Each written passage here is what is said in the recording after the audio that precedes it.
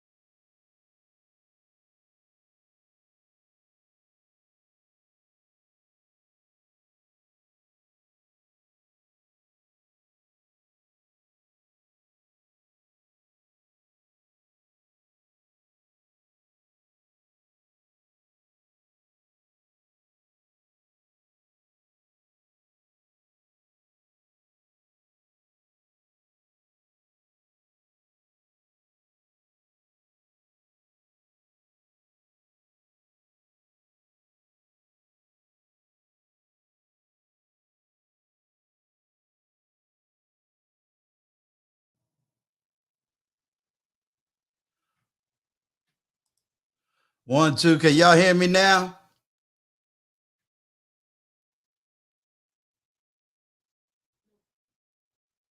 Sir Hale, I know you're in the back. Are you able to hear me? You can hear me? Okay. All right. Let me try this one more time with these little technical difficulties. You know, salute, salute, salute, salute. I just want y'all to know tonight we're going to have an awesome time, you know, because I'm working with one of the hardest working men on these YouTube streets. But before we go there, I got to go all the way to the top. Ladies and gentlemen, we're going to be having a whole lot of great interviews coming up. We're also going to be having a whole lot of original content, and I think y'all going to love some of the topics that's going to be coming out. First of all, let me just give warm greetings to the man that created the Woman's Sphere, which is a YouTube show. He is the Woman's Sphere. Believe it or not, this is a male, y'all. This is not a woman. And he will be coming to Uncle Stu's neighborhood to do an interview. So we're going to learn all about this young man, who he is, and why he started the Woman's Sphere. And we're going to hear his side and his views, and we're going to have a great conversation. To my hardest working moderator, Vaughn Bryant, is in the house. And to Ina Kenya is in the house. To Wally gave an awesome interview with the Intentional Millionaire. Awesome interview. Very proud of him. Just want y'all to know he works on my staff and he's part of my network. Love this young man. If y'all ever get a chance, go check out that interview that Wally did with the Intentional Millionaire. Then you got Vanita 16 in the house. Brown Eyes in the house. And then you have my man, Trash Can Waves in the house. Trash Can Waves, bruh, I wonder how everybody on the left is doing tonight, because their outcomes ain't looking too good. But, you know, we'll talk on these YouTube streets about that one. And then you got Talk with Tori. We're going to also be trying to redo another stream that we all did together, Talk with Tori, my special guest. We're going to add 2 other people onto that panel, y'all. We did a major panel discussion. I love Jesus, but I can't stand church. But we getting ready to do a part 2 to that. So I got these two pastors, three of them, they got their own platforms, and they're the hardest working three pastors y'all gonna find.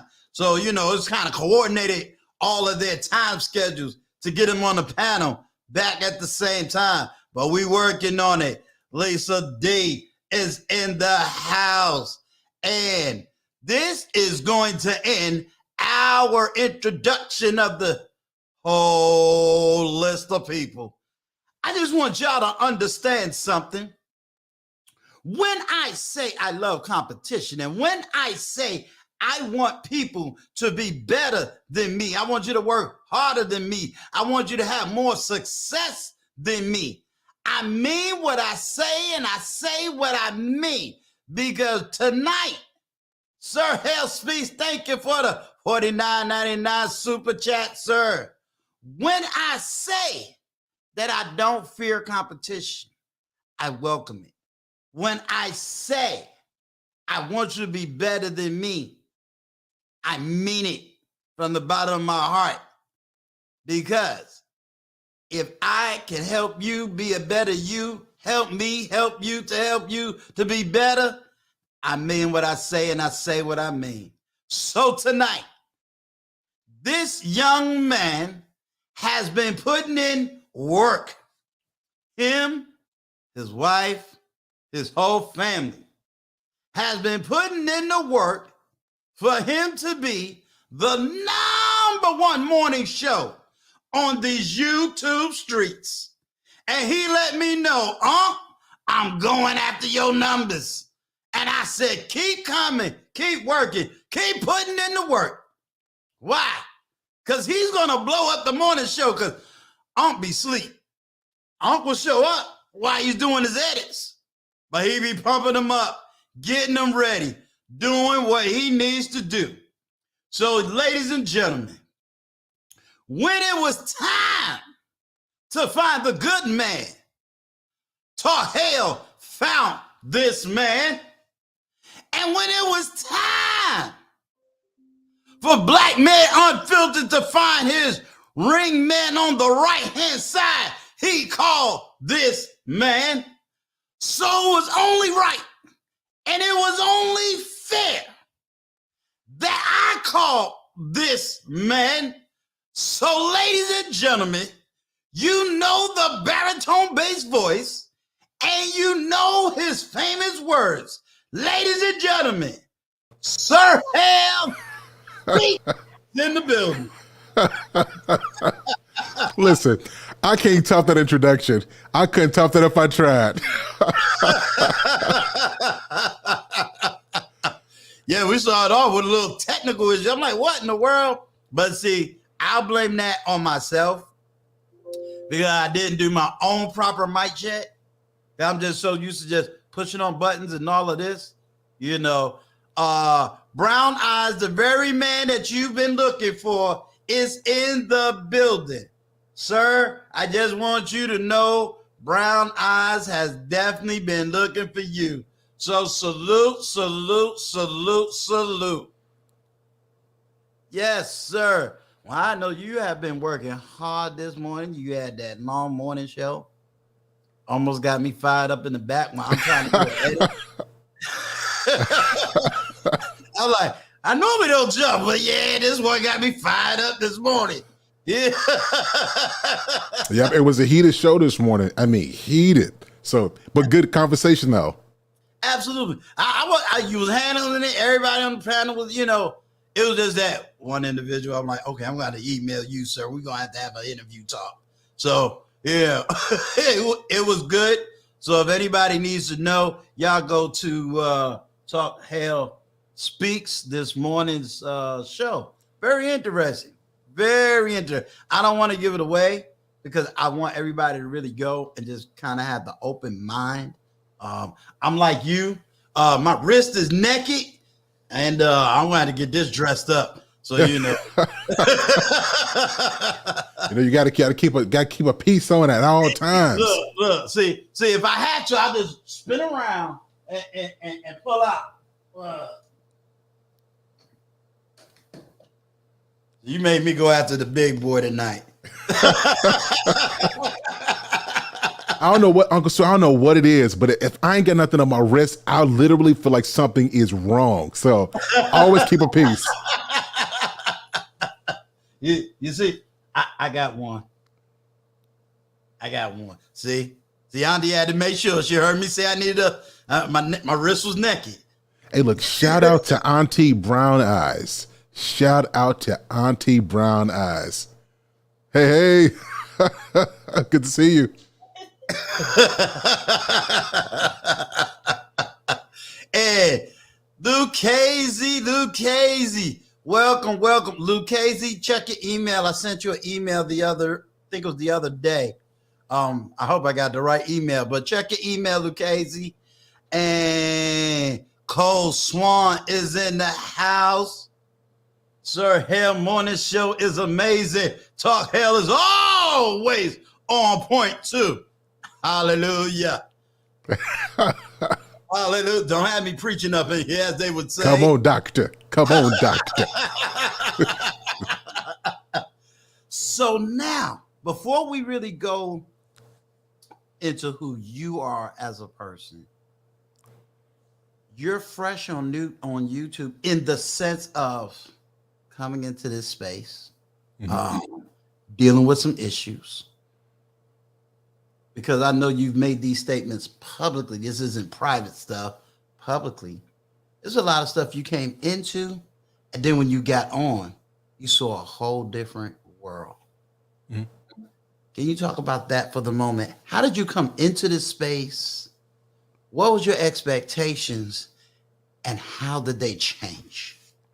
Well, a couple of things. Number one, YouTube is crazy. Let's just start there. YouTube is off the chain. So I've been speaking for a long time. So I tell people my story that about the way that I was cultured, the way I grew up. So very quiet kid. I'm very shy, very, very soft-spoken, and sometimes quiet when I need to speak. But at 7 years old, I knew that I wanted to talk about relationships. I knew that I wanted to empower people. Had no question about that. And so we grew up, and I had always been talking about this. So, speaking at churches, events, conferences, you name it. And I always looked at YouTube because I'm like, I look at people like comics, like Jamie Foxx, Dave Chappelle, Eddie Murphy, like Chris Rock, people who could command a stage, Bill Burr, people who could command a stage. And I wanted to blend comedy with some entertainment, with some empowerment. So now I'm listening to my Jordan Petersons, my Les Browns, right? My Jim Rohn, these kind of people. And I'm like, how can I take this and then, add a level of detail and precision and make it about news as well? And so having these conversations in real life, I'm like, what would happen if we found a way to bring this to YouTube, and let's see what happens. And Guess how I started? So I made a mistake. Came on YouTube, and the first person I looked and I saw was the Lapeef Network, Anton Daniels. I'm like, okay, that's cool. From hearing that, I heard Kevin Samuels. This is when Kevin Samuels just, he was at like 66,000 before he blew up. And then I started listening. And I'm like, Coach Greg Adams, I started listening to MTR. And I'm like, this is a great sector, but I don't hear a lot of married men on here adding their perspective. So I spent an entire year studying, like, how can I intersect this? How can I integrate into this? And then for a year, I practiced, like, what am I going to say or what am I going to do? And then I said, last year, we're going to start live streaming. And so we started live streaming December of last year after spending time determining, like, how we're going to approach this. And it's been a wrap ever since then.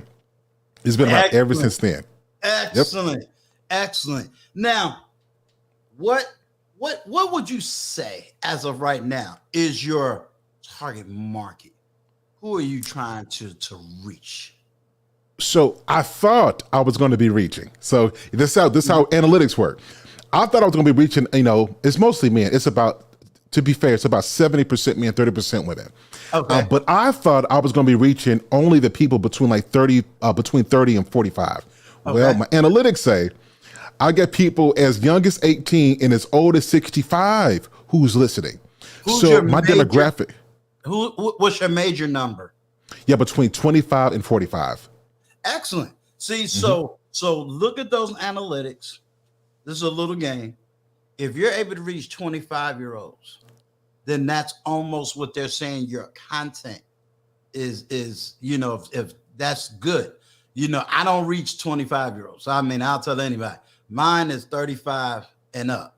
Yeah, see, that's my biggest one. So 35 up, that's like my heaviest one. The number 2 is like the 25 up to 30. And that's good. That's good if you're able to do that. So we working hard, me, Tension to me, and we kind of working hard trying to go further down, and whatnot, because it's that group that really needs our help, really needs our attention.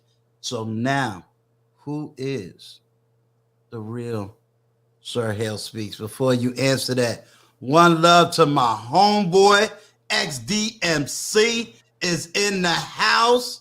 I just want you to know, as an inside joke, bro, I got my checkbook ready, and I got my papers ready. So when I want that, $5,000 production for 15 minutes of your time, I got you, bro. I got you. That's an inside joke. But my question again goes back to the original thought. Who is Talk Hale? Can you tell me about how you grew up and how? Well, Talk Hale's Lady Hale. Sir Hale. Sir Hale. Sir Hale. Well, so that's a loaded question, Uncle Stu. That's a loaded question. So at the core of Sir Hale, I'm a guy that genuinely loves people and wants to see people live their fullest potential. If I could summarize myself, that is who Sir Hale is. I love it. I love it. And what do you do? Do you just do YouTube? Oh, no. So my day job is I'm a cloud engineer. So I work with the major cloud platforms to do great work for the company that I work for. So great stuff there. Outside of that, I'm a speaker. I motivate. I play the keys a little bit. I got a video coming out for y'all, so I'm gonna give y'all a little taste of me on the keys. You know what I mean? When I get a chance to, I play the keyboard. I love music. That's what's I'm a husband of one wife, been married going on 15 years, got 4 beautiful children. So, yeah. I love it. I love it. I love it. If you had to have a vision, write the vision, make it plain, so they that read it would understand. Where do you see yourself 5 years from now? Okay, so so Sir Hale Speaks, that website, I'm rebranding it from eghale.org to sirhalespeaks.com. Should be rebranded tonight. My goal is to take my speeches, my talks to the globe. I want to inspire people who don't know what they're capable of, who deal with low self-esteem, who deal with misdirection and a lack of guidance. I want to help those individuals to discover who they are, to live at the peak of their potential, and to walk with power. And I want to hit the education sphere and the entertainment sphere. So that's a major goal of mine. To help accomplish that, I've already written 1 book. I'm working on my 2nd book, and I plan on using those things to further that goal. Where do you see when it comes to people, now that you've been online, do you find that the same issues that's online is also offline, or is it strictly an online situation? Very much so real. So at first I thought it was just YouTube as well. I'm like, this is crazy, until I started going to the barbershops and then the beauty salons and having conversations with people. And the difference between YouTube and the real world is, when you go on YouTube, it's easy to see who's dealing with what, because you can just go to different groups and channels. Right. And the real world is so mixed up and people are so busy, you really don't get a chance to see that. But the issues that exist on YouTube, in a lot of cases, do exist in the real world. That's why they have such an impact when you come to YouTube. When you, Vaughn, if you don't mind, let's get Sir Hale. He needs about 180. Think about 180 subs. So let's get him there to his 1,000. I already know he got the watch hours, so let's get him his subscribers. Just drop his link in. Appreciate that, Uncle Stu. What do you see as being, let's say, 2 of the major problems when it comes to relationships? Uncle Stu, are we going here tonight? Okay. Baby, give me some coffee. Let's go. Let's go. Make sure you let 7 Mile Dre know where to find your book at. Yep, I got you right now. So eghale.org. I'm gonna put that in the chat right now. All right. Yeah, let's take care of business real quick. Bam. Just put in the Uncle Stu. I'm not sure if it'll go through, but I did just put it in the chat. Okay. All right. If it shows up between Vaughn and Brown Eyes, they're gonna definitely handle that. If not, 7 Mile just also hit his YouTube link, and I'm quite sure it's on his page as well. So if you don't see it pop up here, go to his website. Absolutely. Okay. So like I said, the two things that you see, and what are the biggest ones? Whoo, Uncle Stu. So let's take the conversation from this morning, and this has to do with men not being masculine men. That's one of the things. And then as that bubbles over, women being hypergamous, wanting men to be at the top of their game, based and them getting those kind of men based off of their looks without having to do real work to be able to be with those kind of men. Those are real things that I see happening in real life. I just had a conversation with my 23-year-old. We talked about a good hour. And one of the conversations I asked him, I said, here's some subjects that's on YouTube that's in that area. Talk to me. And he told me that he's not on YouTube. He doesn't do YouTube stuff other than listen to music. And then he'll check on his podcast whenever I finish recording it. One of the biggest issues he told me, he's 23, is that all the women, it's not even high value. Jay just want a man with a whole lot of money. And some is even charging just to date them. You and I have a big age gap. Is that what you're seeing as well? Uncle Stu, yes. So here's what it is. I don't think how can I say this? I don't think a lot of ladies who want men understands what it costs to live, because a lot of them either had parents that took care of them, government to help take care of them, while men know that when you get grown, it is on you. And so we're specific about how much things cost, about what we can do and what we can't do. Now, this is not for every woman, of course. I don't think I need to say this, but for the sake of the conversation. Right. I think a lot of these ladies have no idea what it costs just to live. Like just basic stuff, paying rent every month, paying lights, gas, phone bill, insurance. I don't think a lot of them understand the work and the consistency it takes. And because of that, they want all of this money and don't know even how much money it takes to actually survive. They have no clue. And I think this is one of the issues that a lot of young men are experiencing, where they just want to live this lavish lifestyle just to be able to say it, and then so they can have good Instagram pictures. So it's a very real thing that your 23-year-old was talking about. Wow. You being in your 30s, how was you able to navigate? Well, I got married at 19. I got married at 19. Yeah, so things were a little different. Yeah, well, for people that really don't realize that, because if you tell a 19-year-old, let's get married, and if I try to tell my 23-year-old is going to probably put a ring on it because he's about to make us a grandparent, but he also comes from a good background. And he's not leaving the woman he's with. And here's the thing. Ain't even about love. It's the fact that there's no one out there. Somebody that understands what it means to be a woman, knows that she has a man, and knows how to live, work, and they're going to be successful together. I don't see the stuff in her that I see in others. But he also says that's a rare breed. And that's sad to hear. That's a rare breed. Is that what you're hearing as well? Yes. And there's a couple reasons for this. So I spent a lot of time digging into this, and Uncle Stu there. Now listen, this is up what you talk about.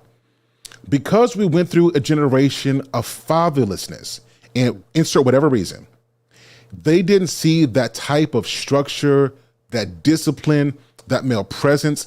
And the only idea about what a man is came from women. And most of those women who describe a man describe the kind of man that they want, not the kind of man that they've worked for, not the kind of man that they've positioned themselves to receive. Is the ideal man. And what is that ideal man? Money, status, protection. It's all about what he can do, not about who he is and what he needs. And I think that's part of the issue, is that a lot of the kids who have grown up at that age, who are now 25 and 30, didn't ever see a real man. And the only man that they saw was the man that mama selected, who may not have been a great example to them. So this goes real deep as far as what this is. You take this over to the guys as well. They didn't get a chance to see what a real man is. And so you got guys who define their whole masculinity by how much they earn.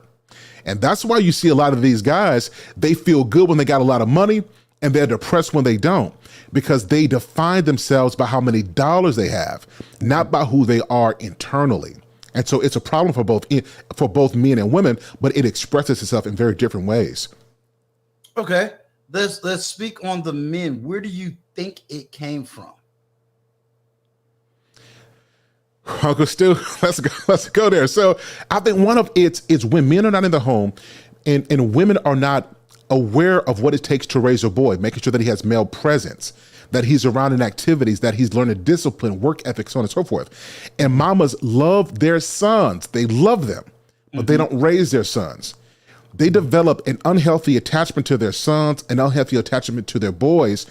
And boys contort themselves to make mom happy, to make mom smile. And they never understand what it's like to have real boundaries, to be able to say no, right? To understand manipulation and how to gauge that when they're being used, because a lot of them are conditioned from mom.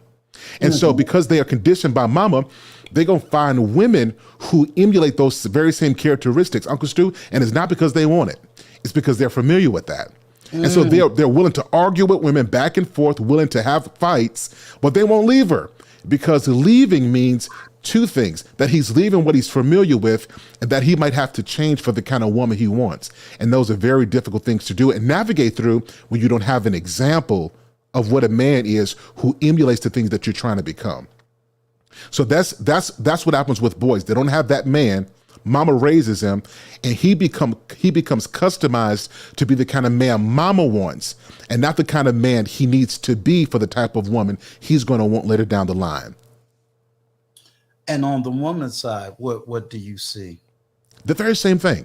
So just like mothers have an impact on sons, the absence of fathers have an equally as important effect on women as well, because they start creating this idea of what a man is supposed to be. They don't know that men get frustrated, or they get angry, or when they can't provide or do what they want to do, the frustration. And when he snaps, they think that he has an anger problem, and they don't realize the complexities of masculinity and manhood, particularly when you're trying to provide and be a good man who takes care of his wife and children and be upstanding and not be a cheater. They don't understand what a man goes through. And so they know a man is supposed to provide monetarily, but they don't understand the other things that men provide as well. Yes. Let's break that down. We got the kosher conditioners in the house. Salute, salute. And we got Country Mama in the house. Salute, salute. And Zoe in the house. I'm surprised he's up. That brother's up.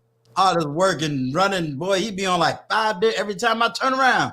He's from one YouTube channel to another, dropping dollars. I was like, boy, I can't keep up with Zoe. Zoe's a real deal, Zoe. What's up, Zoe? He is. Yes, he is. My question now becomes, let's deal with that. Where do you think, for you and your observation and the people you've interacted with, where's that gap coming from? Is that gap coming from? Can you hear me? Yeah, can you repeat that question one more time for me? Yeah. I wanna take the deep dive. And the deep dive, I ain't gonna lie. If you know anything about me and Trash Can Waves, we are deep in politics. We deep in it. We understand policy and how policy affects people. Other people take other routes. What route do you take for where this gap that you say comes from? I want to make sure I understand your question. Sure. So are you asking in terms of this, the stuff we see here, do politics influence what we're seeing in culture today? Absolutely. Yes. I think yes. I think yes. The definitive answer to that is yes. But politics don't represent the people, right? Well, no. The people don't represent the politics. The politics represent the people. So in other words, what's in place is because that's the temperature of the people. So I think until we go back and deal with foundational stuff, now this is why I'm on YouTube. It's because it's the core stuff. It's who you are. It's what you're exposed to. You're going to vote in those interests, things that emulate that. And I think that in our culture, in our society, we've got to get back to family, to structure and order. And once we get back to that, we put people in office who represent our interests. So that's why I say yes to what you say. No, it's but good. I think policies, they reflect people. Okay. So how do we do that? How do we do that as a group? How do we do that? If we have all these images, the people must reflect, must push their ideals for policies. How do we do that? How do we begin that? It's the reason why that question is so interesting is because I don't think that it's going to start with policies. I think with people, how are we going to do that so that we can change the policies? Oh, gotcha. Yeah. Uncle Stu, I'm not sure. I had a conversation, and I said in the conversation, we're in the age now where we have talking point fatigue. And what that means is we've heard points long enough where we're tired of hearing them. So if Uncle Stu says, how do I bridge the gap between the elders and the youth? Well, I'm tired of talking about. We've been talking about this for years, and part of the reason I bring this up is because with talking point fatigue, we no longer start to look at whether or not we still need to talk about the issue. And if we can't talk about the issue and agree that the things that are on the table are issues, we'll never be able to come to a solution because we don't agree on the issue. And so here's to answer your question. I think that when we put something on the table, we got to come with good faith and understand that even if something doesn't personally affect me, if it affects enough of us, then it is legitimately an issue. Once we agree to that, that's how we move forward. So I guess you could take that deeper and say, we got to be better listeners. Because on YouTube, you start to realize there are people who just want to talk, and then there are people who want to have a conversation. And people who want to have a conversation are people who are really trying to promote that change. Give me an example. Yeah, well, we get, because outside of, I got Candy and she's always talking about having the candy conversations, trying to have, open dialogue, trying to communicate. And then it's like she's struggling to get that message, even for her platform, out. So I'm always taking the question and the deep dive, trying to look for the answers. Yeah. If you don't mind, can I respond to Luke Casely 20? Shout out to Luke Casely. What's going on with you? She poses a really great question. She says, what she time? says, 6:37. 6:37? Yes, my time. Yeah. Okay, that'll be 7:37 mine then. Yeah, she poses a really great question. Hold on, I'm trying to find it, Luke Casey. Okay, this was right here. Yeah, she says so. But how do you start creating structure when it has not been in place for the past 40 years or so? Culture is the heart.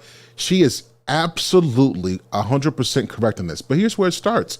It starts with each of us. There's a couple things. In our community, we got to stop just having children without marriage first. That if we're going to really get into this is where it starts at. When we create a dynamic and a solid family structure, we can help to overcome a lot of this. This is where it fundamentally starts.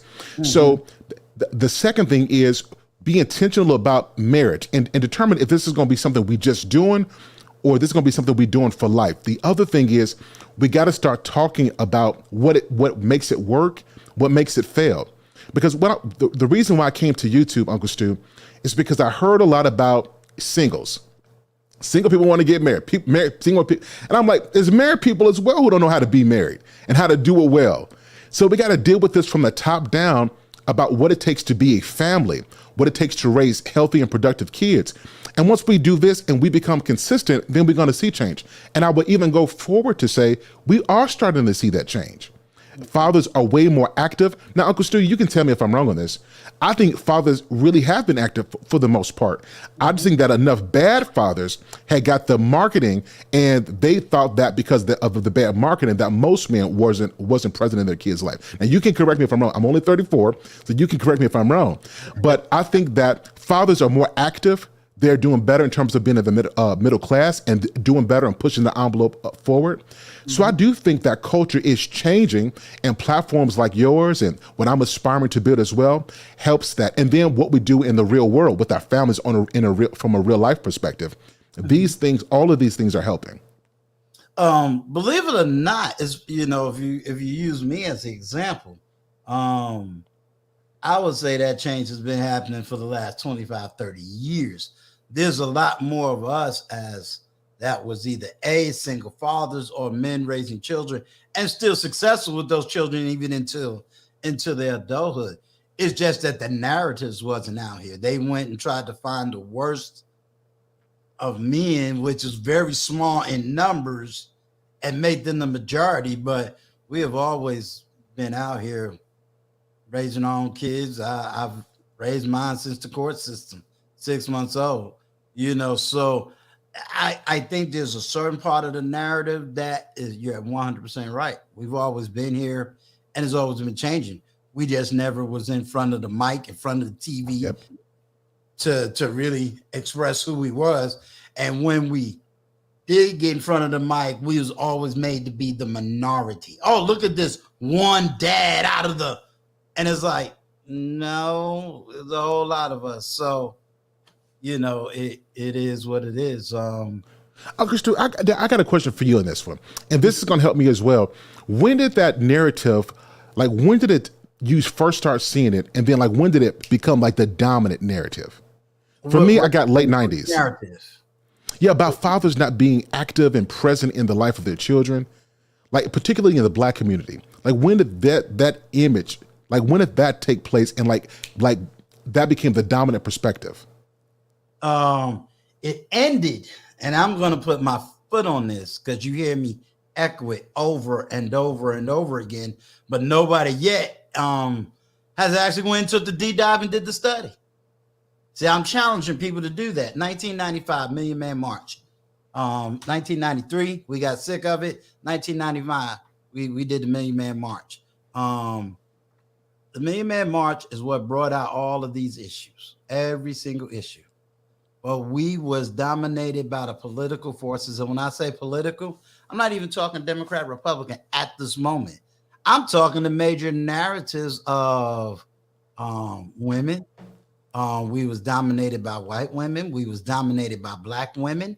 We was dominated by the philosophy of we don't need you. We was dominated by the Oprah Winfrey's of the world. We cannot neglect her out of this. The only time she ever wanted to show Black men on TV was the worst of the Black men. Bill Cosby attempted to change that image, but it didn't work because we see where he is today. But when you look at the 90s, it's a very major changes that took place. And no matter what Black men did, we kept on getting it back on us harder and harder. OG Patrice, she's definitely was in the era. We had the crack era. So there is a part where the crack era did separate fathers out of the home, destroyed neighborhoods, destroyed communities. I would argue that after that, you had a major push to send Black men to prison. I was under a particular administration that everybody loved. which was the Bill Clinton era, the same president we got now era, sent a whole lot of black men to prison off of this whole drug situation. So a lot of black men went to prison. The ones that didn't fought hard in 1995, saying, hey, we're going to go back to the community, we're going to deal with family, we're going to deal with this, we're going to deal with that, we're going to deal with this. And the narrative never changed. 1997, they had a Million Women's March. They was fighting for their rights. They wasn't fighting for family. Absolutely. And I make that abundantly clear. We was fighting for community and family. They was fighting for themselves. So after 1995, a lot of black men did what they say they was going to do. We just never got any of the credit for it. And then the more power that continued, women was getting that power, and the narrative never stopped. In the 1990s, we had one of the biggest cases that you could ever see internationally, and that was the Supreme Court case of Clarence Thomas. And I believe if people go back and really study that case and really understood what happened during that case, I believe that's why Clarence Thomas hardly ever speaks today. You don't have to like his politics, but he still was treated dirty. See, so that was a humongous issue. So you had that, you had the Oprah, and then later on within that same history, you got a lot of black, then you had the Rodney King era, where we saw the vicious violence done to this black man. Vicious. And again, he wasn't valued. So when you look at the Watts riots, what you don't value, you destroy. And black men was being devalued, and black men began to destroy. And today, black women don't value the black men, so now they're destroying the black man. 35 and up still wants the black man. 35 and under don't care. No, let me tell you, I'm sorry. 35 and up black men, they still trying to fight for the black woman. 35 and under don't care nothing about her. How do you know? When you look at the 35 and under, they're the ones that's actually physically hitting the woman back. They say, you put your hand on me like a man, I'm going to hit you like a man. Do I advocate that? No, but guess what? When you no longer see my value as a human being and as a man, and you think you're a man, all that sweet, candy, sweet, nice, it's off the table. I'm going to treat you exactly and equally as you treat me. And yeah, I agree with we ain't signing. A lot of this stuff. And again, I can take the deep dive and really go in it. So you have that. And I don't know if I seen this on an Instagram post. I know who said it. Ike, I want to pronounce his last name. Ike Omawale. No, not Omawale. Ike. Oh man, I can't think of his last name at the moment. But he's a big moderator for he's a Nigerian big moderator for Kevin Samuels. He put up the post, even when you show the truth, it still doesn't matter.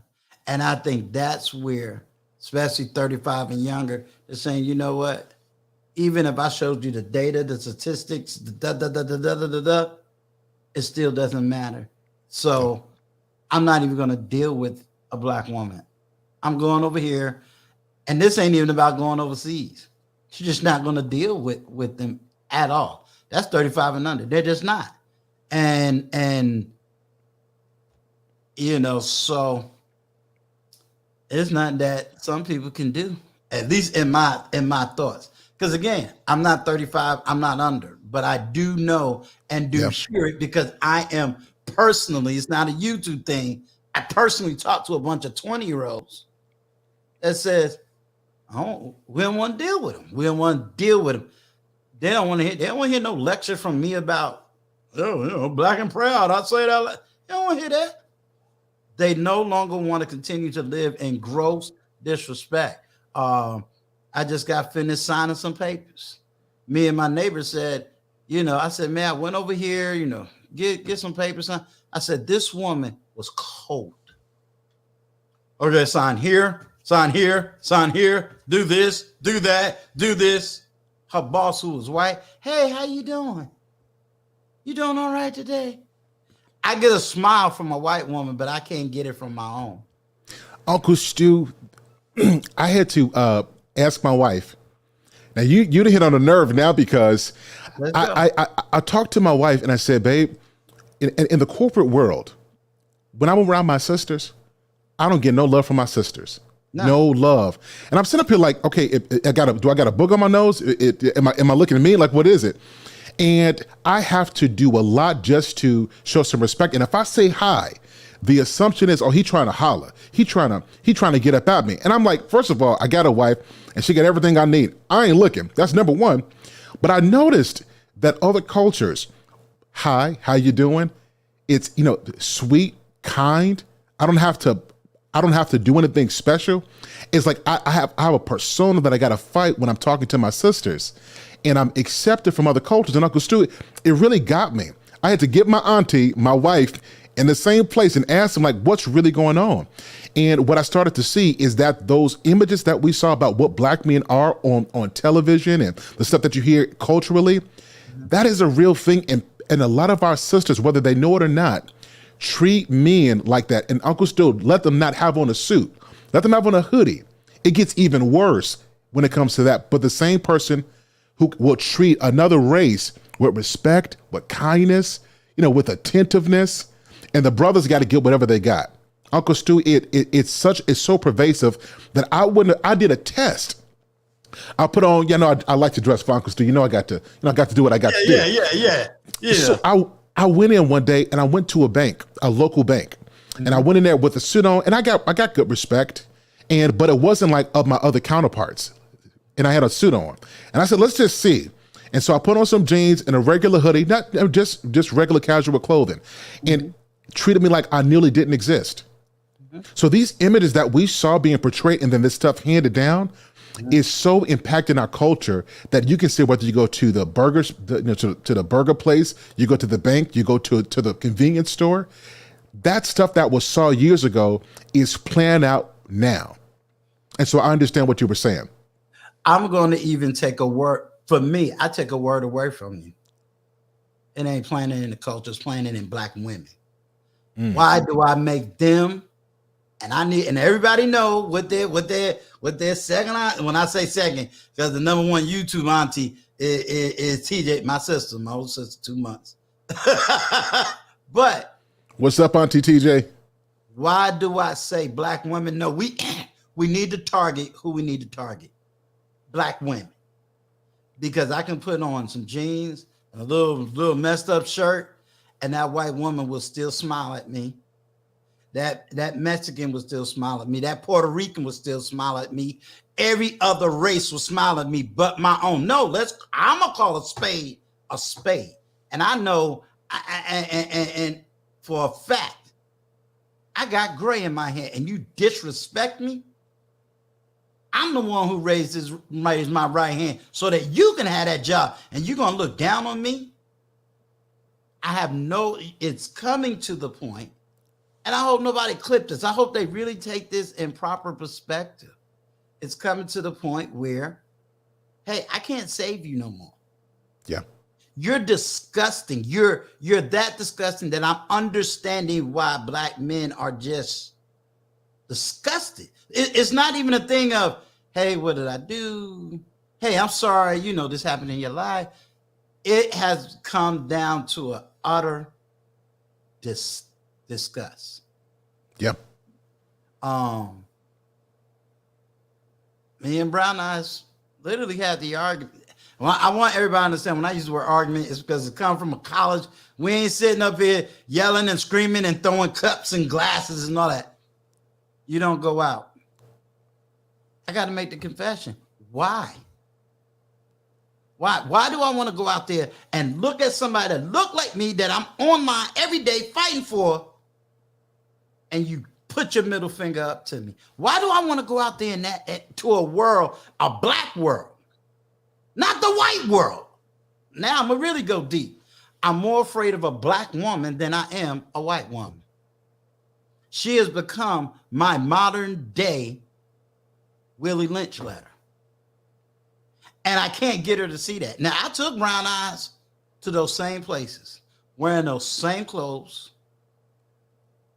And she's watched old white women. Oh, yes, thank you. Da, da, da.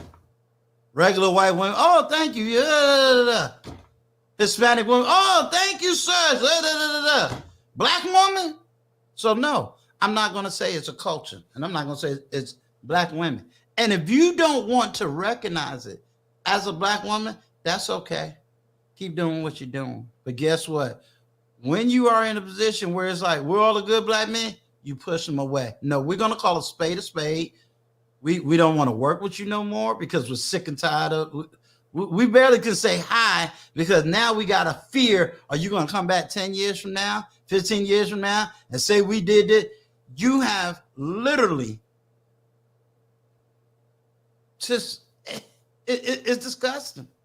Yeah. It's outright disgusting. It's no longer this over that. It has become an outright, utter disgust. You know, salute the Millennial Mark TV. How do I introduce him to a black woman when they don't even respect him and don't even realize who that man is? You know something? I want to take this even deeper. Sure, let's go. One of the dangerous things that I see in our community. Now, y'all, if you got kids, your kids probably don't want to hear this. It's about to get there. So one of the things that I hear a lot of our sisters think that men are just good for sex and good for financial provision. Those are the two things that men are reduced to, particularly the black men are reduced to, what he's packing and what he can purchase. Packing and purchases. Anything beyond that, anything but there's no discovery of who he is as a man, no discovery of Uncle Stu. I'm about to say a word that might get me blackballed. Is he got emotions, right? If he expresses any emotions, then he's a bitch. He need to man up. You know, he need to be tougher. He need to. You know, he ain't got no thug in him. Until later on in life, when you want a man who knows about business, who knows how to talk and have a discussion, who knows how to represent in business, who knows how to have a conversation, it's like we abuse men early on. Mm-hmm. We disrespect them, and then when you go through life and realize that it's not working, then we want to just snap our finger like Thanos, turn back the hands of time, and pretend like it didn't happen. Mm-hmm. And Uncle Stu, a lot of men today, we're not forgetting that. You treated me this way in my 20s and 30s, I'm gonna remember that in the 40s. Mm-hmm. That's just what it is. And I'm not going to feel sympathy. A lot of our mothers would say, you know what? Love your black woman, love them. And we do genuinely love. But men are saying, I'm not going to be abused because I love you. You're not going to walk over me because I love you. You're not going to mistreat me or give me less than I deserve because I love you. And I think that's what men are waking up to. And a lot of our sisters don't understand that because they too were miseducated within who they are as women, and certainly as it pertains to what black men and who they are. I'm going to add to that. I'm not going to challenge that. I don't even say the black men under 35. Now, I want you, let's put it in proper perspective. I'm 54 and I grew up in the culture of black love, black pride. Okay. The black love, black pride basically meant, hey, you love your own. We're gonna succeed together. Yada, yada, yada, yada, yada. I don't think there's anybody that wouldn't say 75 and 85 in the theoretical sense of black love wasn't there. I grew up in the 70s. I was a kid in the 70s. And then, of course, my heart and soul is in 85. We had the love. It was there. But if I had to teach a 35 and under, I'm not gonna tell him go find a good black woman. I'm not. And if people want to hate me, unsubscribe, I'm not. I'm not gonna put that life pressure. Love who you love, be with who you want to be with.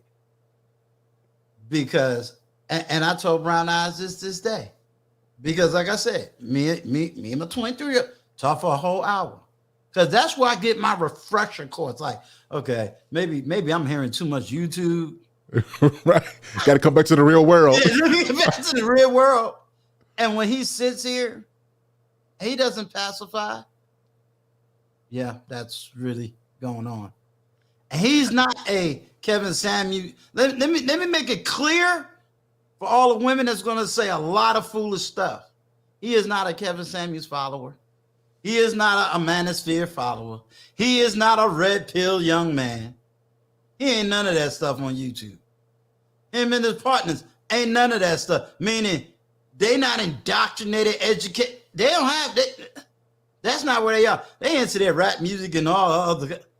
But they're productive black men. They're not on the corner. They ain't with some sect. They ain't with some clique. They ain't with no gang over here and gang over there. Just black men who go to work and come home and they just love life. And like I said, me and him, we laughing today because I'm about to be a grandfather soon. You know what I'm saying? But, I gotta love him. I gotta love him.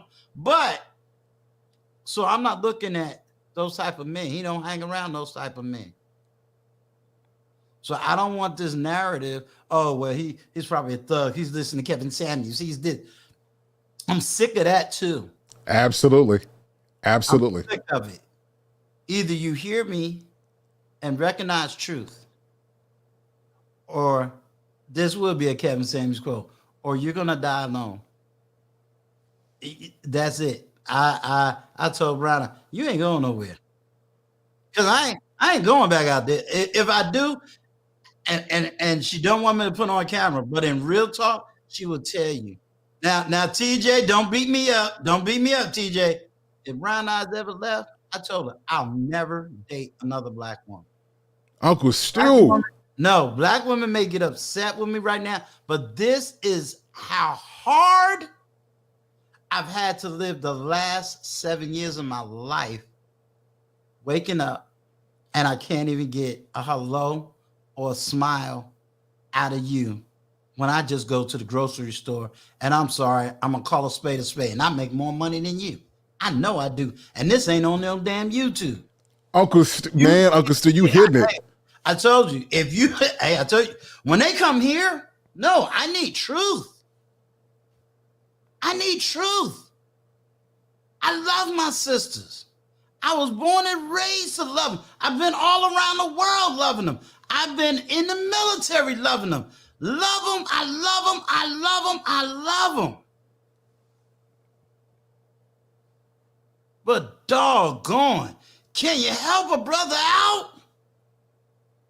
I was raised in customer service to say hello and smile at everybody.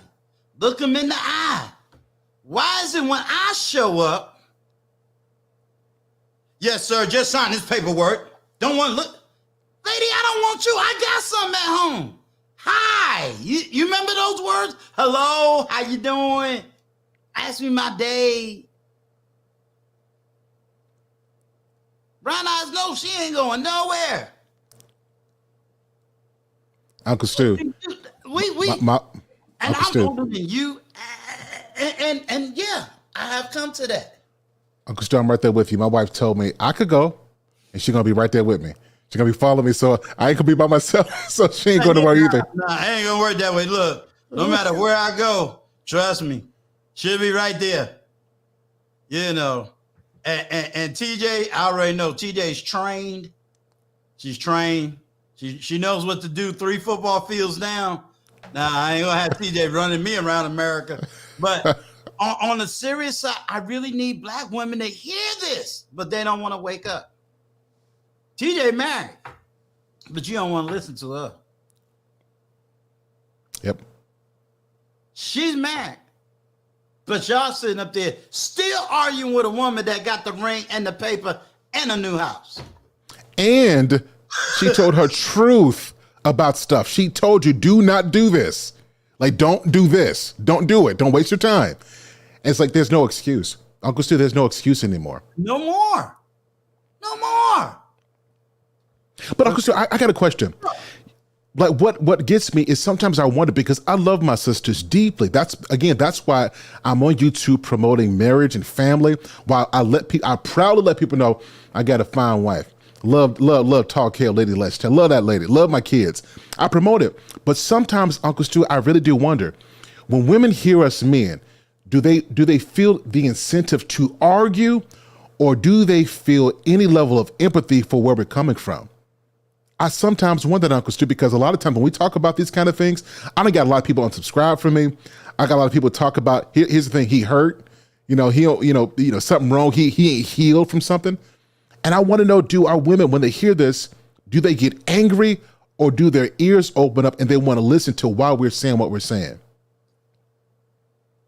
I have to ask a woman, because I have to move a particular date up. I got the man who wants to come on this platform, and he runs a podcast called The Woman Sphere. I'm waiting to take the deep dive question to ask him, why are we running a woman sphere? I know some men that's been on it. I know TJ's been on it. So I want to give him the opportunity to kind of answer that question, because it baffles me. I don't know. I have to ask the women what they're hearing. I don't know. I'm not there. I don't know what I'm going to use the word delusion. I don't know what that is. By the grace of God, I have two women who are raising sons, and they're reaching out to me, and I'm trying to help them the best way I can, but they're trying to raise sons. They're saying, hey, we need some men in our neighborhood that can, raise them. And I'm like, salute, yes, I'm happy, yeah. I don't know. I don't know where it's coming from. And again, that's why I said, no, Talk Hale, let's stop. I keep saying Talk Hale. SIR Hale Speaks. Let's stop using the word culture. Let's tell it like it TI is. It's the race. Let's stop with, well, it could be the white, because I don't fear a white woman. She smiles. She says hello. Her redneck white husband says hello. Yeah. Same dude that'll storm the White House says hello to me. I got the proof. Same dude's wearing the Confederate flag shirts says hello to me. I can't get my own to say hello. I might get unsubscribed, but I can't let my truth be the very reason why I keep subscribers. I'm not a pacifist. Absolutely. And I'm not going to be. I told you, everybody talks about me and Trash Can Waves, and it happens here in this house. And I keep saying, the reason you are getting those policies is because we vote against our own self-interest. The people that sent us to prison in the 90s was the Democratic Party. More African-American males were demolished, gone. Statistical facts, more under Barack Obama than it was any other Republican president. My son asked me, he asked me jokingly, but I am putting together a video that I'm gonna have to ask CLA, do I throw this on Patreon or do I throw this on YouTube? So I'm gonna see how my chat reacts. Right now I'm doing a deep dive study, and the deep dive study is called You Don't Have a Man Problem, You Got an Alphabet Problem. I'm gonna say that again. You don't have a man problem, you got an alphabet problem. What is the no man problem, the alphabet problem?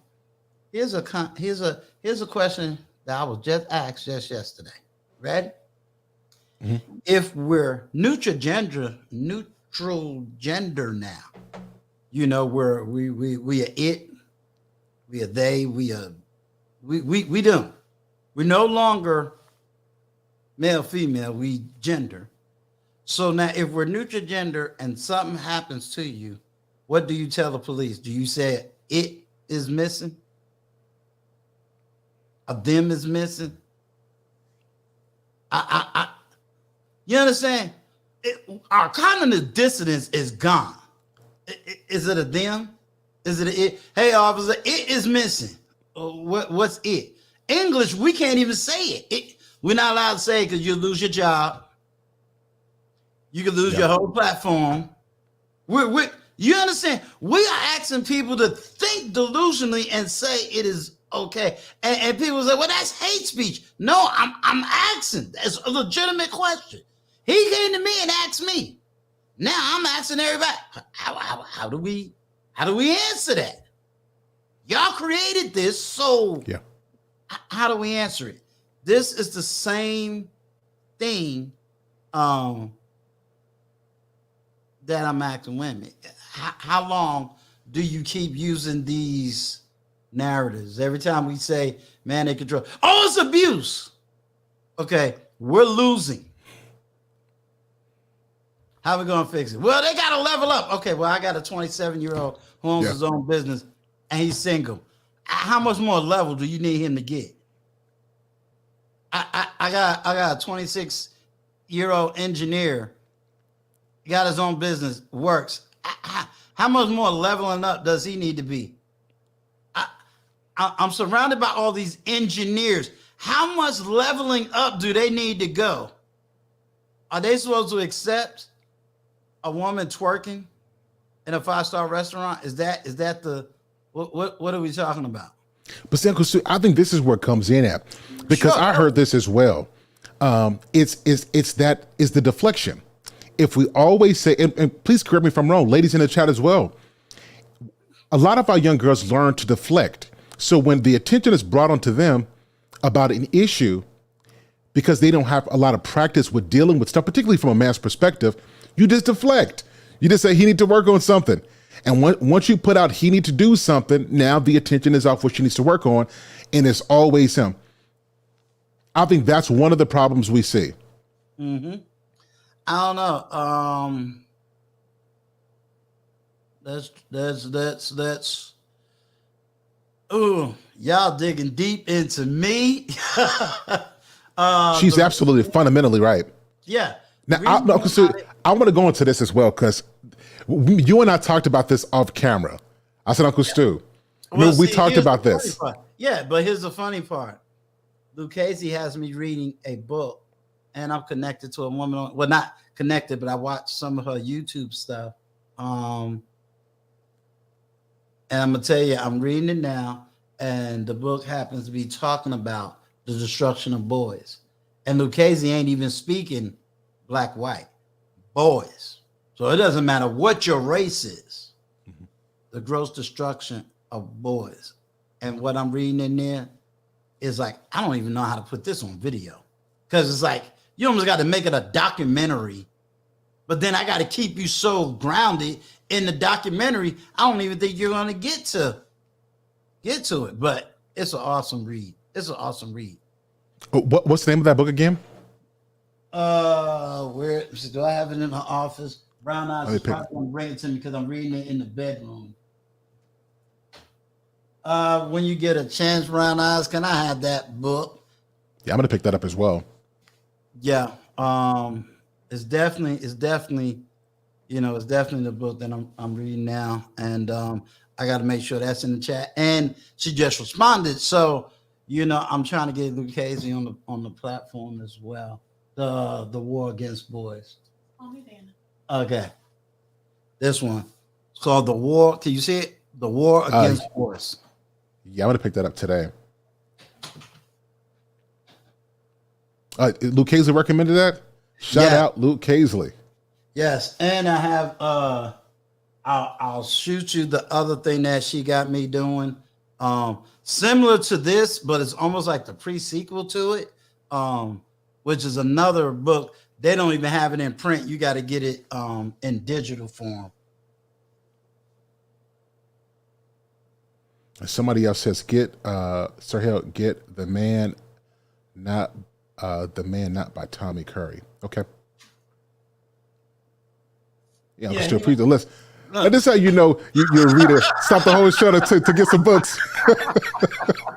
Yeah, he wanted you to get the man not. Yep. Yep, just picking up both of these like right now. Okay. Oh yeah, when I tell people I read, I research, I study, I live. Yep. And like I said, will I get more subscribers? Probably not. Will I lose subscribers? I probably will. I can't do the white knight stuff. I can't Uncle save you. I'm sorry. Uncle Stu, I didn't tell anybody, but when I started talking my truth, like on lives, telling the truth, I lost almost 100 subscribers. I believe like just a lot. They just gone, and it taught me that if you're going to be on YouTube, whether you agree on something or not, you got to believe in what you stand for. You got to stand on that, because if you don't, your audience is going to be mixed, and you won't even be able to develop a base because people don't know what you stand for. And that taught me really quickly about that. Lost almost 100 within like the last 90 days. I believe you. Yep. I believe you. I mean, I have an intellectual platform. I need everybody to know I will have men on this platform. I will have women on this platform. I'm going to have both. I'm not going to be just stuck all men. I'm not going to be stuck all women. And I'm allowed, and I want people to be able to come and to speak your truth. Don't speak somebody else's narrative. You talked about talking points. I tell men, I don't even allow men to talk talking points. I need your truth. I need you to speak your narrative. Absolutely. You know, shout out to my sister, to my older sister, by 2 months. She'll be on the platform, and you're going to hear from, guess what? Her husband. So we're going to have a good time. Mr. Randolph is the man. Absolutely. But hey, if you got to lose it to be authentic, I can't. Peace. You can right, go. Right. You got work to do. And I'm saying that because I'm sitting up here going, I'm sorry. Okay, you did say we're 20 years apart. So let's go to 54. Yeah. My generation bond romance was the thing. And hey, buying you flowers, candy, music. That's the thing. That's how we grew up. And women loved it.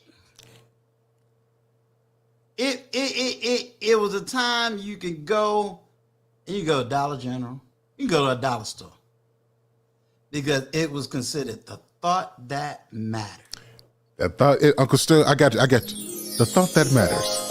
Yeah. It was the thought that mattered. Brown Eye's gonna love this because this is her favorite rapper, actor. Me and her son, we just shake our head every time he shows up on TV. LL Cool J wrote a rap song. This is hard to say. I want to make sure I go about this in the right way. Right. Because lately I've been busy a lot. I know you don't feel appreciated and what. I won't get into LL Cool J, because I won't do it to you. I won't do it to you. Don't do it to me. Don't do it. I might have to go in the bedroom, and now I got to have them on all over again on TV. But he wrote "Around the Way Girl." And of course, that takes me back to my time. And I'm quite sure TJ can relate to this. The "Around the Way Girl" was not no slut. Right. She was that feminine, with just a little, when we say masculine, she could put on them jeans and you were just happy to walk next to her. You would just have to go to high school and be like, hey, I'm going to be late for my class because I'm walking you to your class. And if you got what we would call the 7 digits, we didn't have cell phone, you had to remember that, them 7 digits. Yeah, see, Chicago really had to come in and throw some bars down. When I'm alone in my room, sometimes I stare at the wall. Yeah. You understand? This was when you walked you went late to class to walk her to class. You see, if we got 7 digits, we was the man. We ain't need to lay down with you. We was the man. You see, I challenge every woman today, go watch Cooley High. That's about as close as we gonna get to what it was similar even in the 80s. So, Stu, I got a question for you. Sure. So I asked this on one of my talks as well, and I said, what happened first? Did the culture change, and then the music, or did the music change, and then the culture? I want to ask you that. What happened first? It's simultaneous. You got to remember, rap music is the internet. It started in New York. It was our internet. It was the way we told stories to each other from borough to borough to borough. And then as we began to learn with when it started to get on records and started to take the music side, a little bit more professionally, we started to learn what in New York, coming out of New York, it was more called social conscious rap. So it was more of, hey, this was going on. We had a lot of our rappers came from, the top high schools in New York City. They came from, some of them started to go to college. So you had a lot of what was known as social conscious rap coming out of New York City. And so they was really just speaking their social conscious, started to speak their stories. It was the stories in the 80s. It became social conscious in the early 90s. So it was what was going on in the time. What began to happen was you had music coming out of California that was speaking their kind of social conscious truth. And that's where the conflict, because we didn't have Crips and Bloods in New York. We wasn't trying to F the police. We didn't understand what that was coming out of California. So you had 2 different major cities who were sociologically going through 2 different things. Now, when crack cocaine fell, which was in that later 80s, it was hitting major cities, and it was hitting it so fast and so furious that you had 2 different dynamics happen, at 3 different dynamics, at least in my observation, that happened at the same time. You had the city fall, because you had the Reagan administration that pulled a lot of money out of the city. So you had the Reagan administration. Now, this is where I will say there was a lot of this stuff going on. You had a lot of money that got pulled out of the inner city. You had crack cocaine that came into the inner city. So your weed boys, the ones that would normally just sell weed, was now starting to sell crack cocaine. And I think it went bonfire because most weed drug sellers wasn't making no $1,000 in an hour. Right. Now all of a sudden they was making this money quick, fast, and hurry, and they was making it faster than you could ever imagine. So you had this family dynamic where you now had people who was getting hooked to this drug, had college degrees, etc. You know what I'm saying? So you had that. Then it did an irony, because you'll see that in that early 90s, you'll start to see what's called the remigration of North to South. Remember, there was a great migration from South to North. During this time, it was a remigration from North to South. So it wasn't until the mid 90s that you started hearing all of the rap music coming out of Florida. And that had a whole different spin, the whole Luke situation. That was more sexually explicit. But again, I say it wasn't the music that changed the culture. It happened at the same time. Why do I argue that? Because I can only talk about what's in my environment. I can't talk about Yeah. what's not in my environment. So when you see I call the last great album of the New York, which is Self-Destruction. They're talking their environment. They're talking their experience. They're talking what they're actually living. You see what I'm saying? And if you look at the music of that time, and if you look at the so-called videos, you don't see the video vixens in there. The Queen Latifah. No. That's the point that I'm making exactly. Because I'm gonna tell you a mistake that happened. So I did a show with Lauren Melissa, and we were talking, and she said she liked music. I'm like, what kind of music? And I'm thinking she about to listen to some trap, something like that. Uncle Stu, she told me this name that I didn't know. She said Will Downing.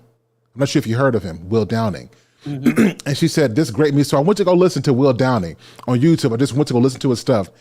When I listened to Will Downing, I'm like, it's real smooth. He got, he talking about the lyrics were real good. After Will Downing played, when you do YouTube, there's got like some recommendations. I ended up hitting Anita Baker. And Anita Baker, I listened to one of her songs, and Anita Baker, she was Uncle Stu, I kid you not. She was singing about a dude, and she said words, Uncle Stu, like, if you be on these YouTube streets, you'd be like, it was never a time where women loved. She said this, you're so beautiful. You're so wonderful in her song. And I'm like, how do we go from, we were singing about our love and the awesomeness of being together to now this great divide? That's what made me ask that question. Like, when did this happen? Was it the culture first and then it was the music? Was it the music first? But now that you're saying simultaneously, it actually does make sense. And then corporate interest to help push an agenda, of course, they have a heavy influence, and I can see what happens now. Because that old school R&B Uncle Stu, 70s and 80s, oh my God. Well, that's make you fall in love. Yeah, you have black women teaching forgiveness. You TJ, you're gonna have to help me with this one. You had black women talking about, hold up, clean up woman. Oh no. Yep. Listen, Uncle Stu, some real stuff. Hold up, baby. That right there, that's my man. Them clothes he wear, I bought that. That car he drive, I pay. You understand? Do right. I think the song was like "Do Right, Woman." If you want to do right, woman, you got to be a do right man. I'm like, this is some real stuff. Yeah, but see, you know, not only did, and I agree with Chicago Real, I agree with you. You know, I even agree with TJ when she talks about up here, when she talks about the video vixen. I don't want people out of California mad at me. You had this term, and again, I'm gonna go back to LL Cool J for the moment. Gangsta rap did a whole lot. Gangsta rap and what was coming out of Florida, it really, in my opinion, it destroyed that whole flow. You know, a couple of people tried to bring it back, but it got totally destroyed. So if you ask what came first, chicken or the egg, no, they were speaking at that time. They were speaking what was going on in their environment and their circle. Mm-hmm. Corporate interest, yes, got involved. Yes, absolutely. Yeah, he's right. See, right there, Luke and NWA. Yeah, we gotta put it. We gotta put it where it is. Not only that, but wait a minute. Chicago says I'm off on that one. Chicago, you know that means we gotta have a platform, sir. So now I know what platform to put you on. But I would say, that every city is represents their own individual culture. Uncle Stu, you see what Auntie TJ said about a song that Anita Baker did? That's foreign in today's time. Oh yeah, Foreign. Lord, no. Nita Baker be kicked off the I stage. apologize. Apologize. You know what? You know, so that's so interesting because that's one of the things that a lot of our guys are saying is that women today don't apologize. That's what I'm like. For me, this is why I love talking to you and to people who know more, because it gives me perspective on how things was. I've got an auntie who's almost 60, and she can sing, and we talk about this kind of stuff. How different music was back then. Like Uncle Stu, she told me that you could be mad at the person you with. You could be mad at, done. You put on the right record and still don't y'all make up. I'm going to tell you something. I'm laughing right now. Tack really trying to get into my age. Yes, Tack. When you start talking about Dapper Don, yes, Tack. I was that 18-year-old that hung out late at 1. Dapper Don is actually a fashion designer. Dapper Don was known for taking Louis Vuitton and all these European fashion designers. He would actually take their logos and flip it, create the stuff, and then sell it back to people. That's the real Dapper Don. And he was the only one that had a clothing store that opened up all night during the hip hop era. I can still come with them facts. So I got one more question on this, because this, like, when we talk music, I light up, and maybe the people in the chat can weigh in too. Uncle Stu, do you think that we can go back to that level? Maybe the music doesn't change. Let's just say it doesn't, but can we go back to that love where we saw the good in each other and we wanted to be together, we wanted to love each other? Can we go back there, or are we too far gone? When you say we, who is? Let's just say my dear black people. Can we go back? Can we recapture that? I'm gonna say Chicago Gorilla, right? Used to make them tapes, put the cassettes in there, hit that record button. Absolutely. I'm gonna say no, because we are now socially, internationally integrated. Where back then we wasn't integrated. We was all we had. So for me to say, let's go back, I think in many different areas, especially my super young, they don't want to hear that from me. They don't want to hear nothing about no pro-black nationalism. Let's do it the black. They don't want to hear none of that. None of it. And I can't, I can't, I can't argue with that. They don't want to hear none of it. You want to shut my platform down? Let me start speaking about it. Come on, y'all. They don't want to hear none of it. Now, if I got 35 and up, I might can talk to them, honestly. But 35 and younger, oh no, they don't want to hear me talk about that.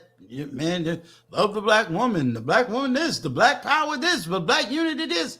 Go out there. It's all right. One day she gonna smile when you go to the grocery store. One day she gonna. So I'm gonna tell them live a miserable life for 20 years. Yeah. Waiting on the one day. Nah. Love who you love. Be who you want to be with. For my generation, I'm in my mid-50s. I say there's hope for my little generation. If that makes sense. 40s, I might can do some twitching and some 35 and under. I give up. Right. I give up.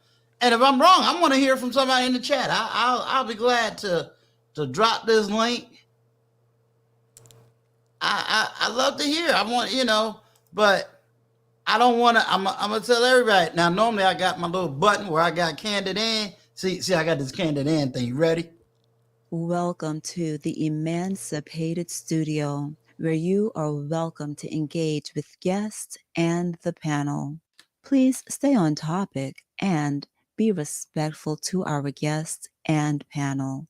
Be sure to have your camera on while in the back of the studio so that you may be verified by Uncle Stu, and then you may turn your camera off while participating on the panel. You have given up all rights to any footage and clips which can be used by Uncle Stu and his staff. Now please hit the link again and welcome to Uncle Stu's Emancipated Studio. See, this is why I'm gonna mess with Chicago Real. Chicago Real, you don't know nothing about that vinyl. You don't know nothing about that vinyl, man. Stop acting like you know about that vinyl.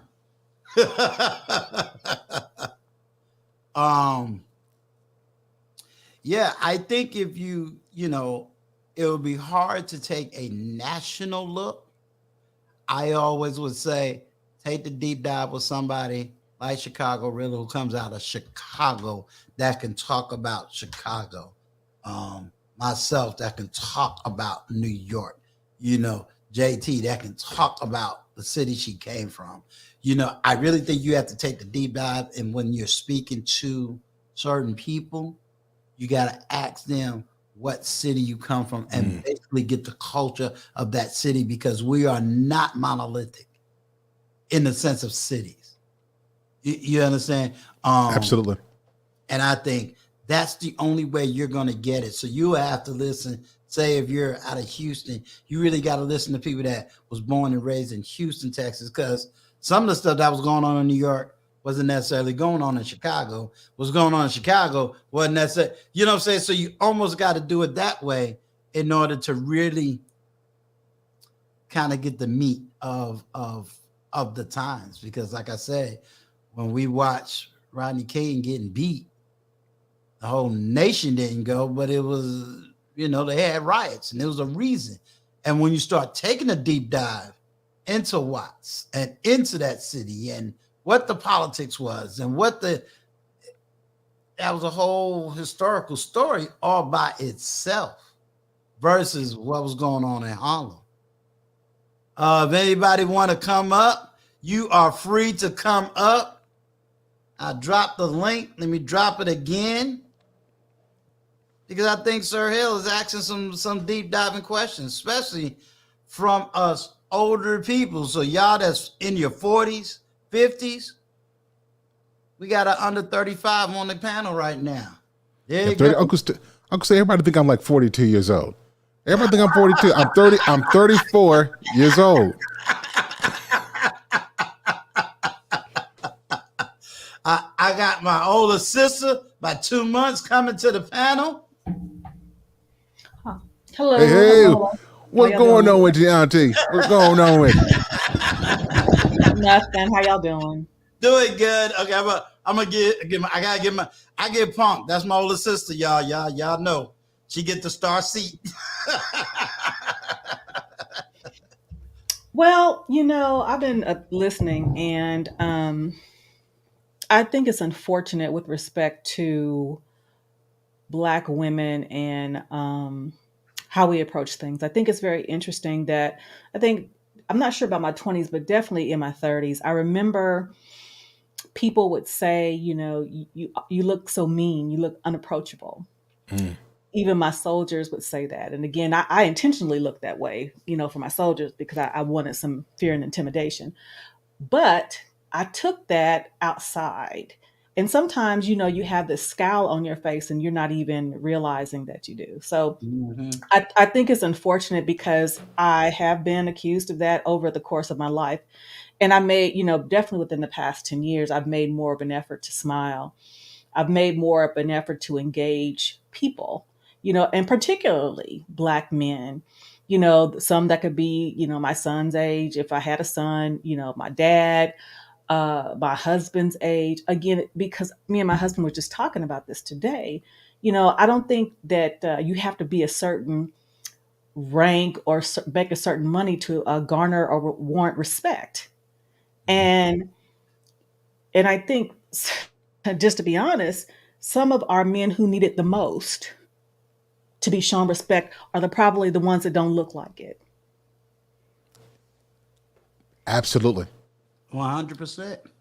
And because that hello, that thank you, because again, it's astonishing to me, because, when you talk about the women that you all encounter, I am that. Thank you for holding that door for me. I joke and I laugh with them, and it's so funny that many of them look at me in surprise Hmm. because I am engaging. And I think it's something to be said about that. Women, for our women who may be listening, um, it costs nothing to speak. It Hmm. costs nothing to smile. I know some will argue that, well, I don't want them to take my smile as, I'm interested. Well, there's a way to say that also. You can say, Mhm. because I'm not, it's funny. I get approached still, believe it or not, but I still get approached, and but I'm gracious. I said, thank you so much. I really appreciate. I'm very flattered, but I'm married. I said, but the woman is out there for you. It's how you do it, you Absolutely. know. But they remember the engagement. They remember the exchange because I'm not talking crazy. Um, So I think we can relearn. The question was asked, can I think Sir Hale, you asked, can this be turned around? I don't think in totality, no. Um, but in part, yes. And one of the things I love it, love it, love it. Listen up, people my age and even below, music. Come on. I'm Yes. grateful that my mother gave me the gift of music. And that is the same gift I gave to my daughter. The same gift, because sometimes, kind of like rap, when you couldn't quite find the words, there was a song that did. Yep. And the music is still there, but youngins, y'all got to do some research. Ask Uncle Stu, because I'm gonna tell you, Mr. Randolph will tell you, I'll send him a song in a minute. I think there was one time he was kind of miffed at me and he was on the road. I said, what kind of song? And I sent a song to my baby. It yeah, they don't have, there was time that they would call it love making music. Y'all know nothing about that. Not having sex music, not having sex music, love Someone was making, born on that. baby making music. Y'all know nothing about that. Auntie, I got a question for you though. So you Yes, sir. said that there was a time, and I can't imagine it because we all grown to know and love the beautiful Auntie TJ that you are now. So you said that there was a time where you didn't smile.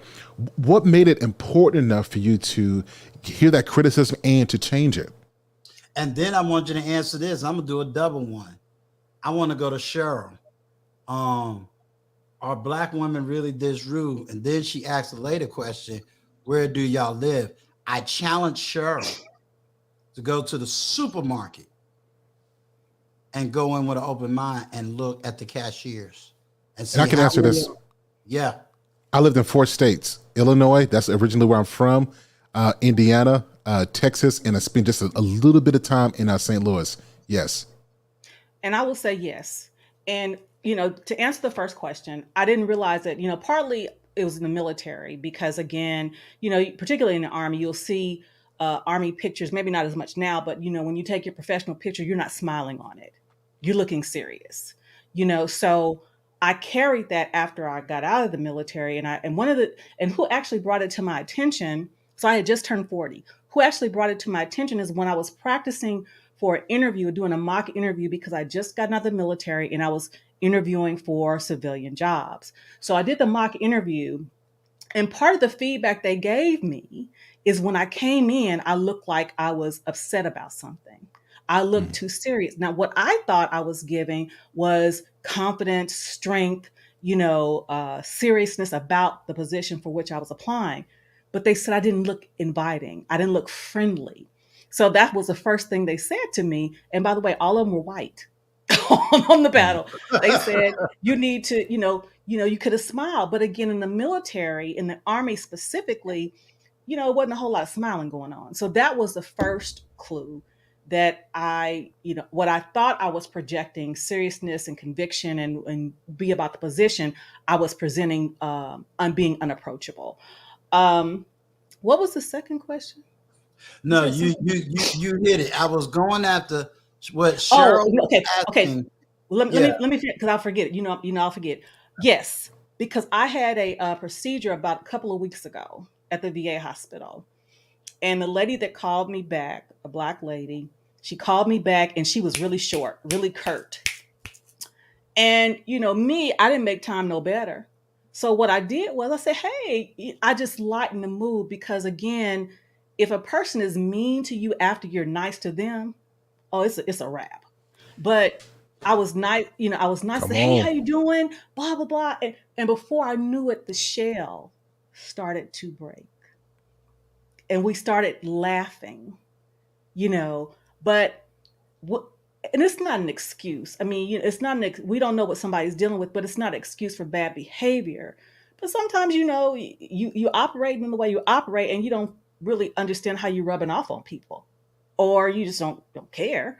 But I realized that I didn't meet the same energy with her, and because I didn't, the conversation changed. And before I knew it, when I left, and I said, yeah, I gotta go do so and so. Oh, I'll show you where that is. The whole countenance, the whole exchange changed.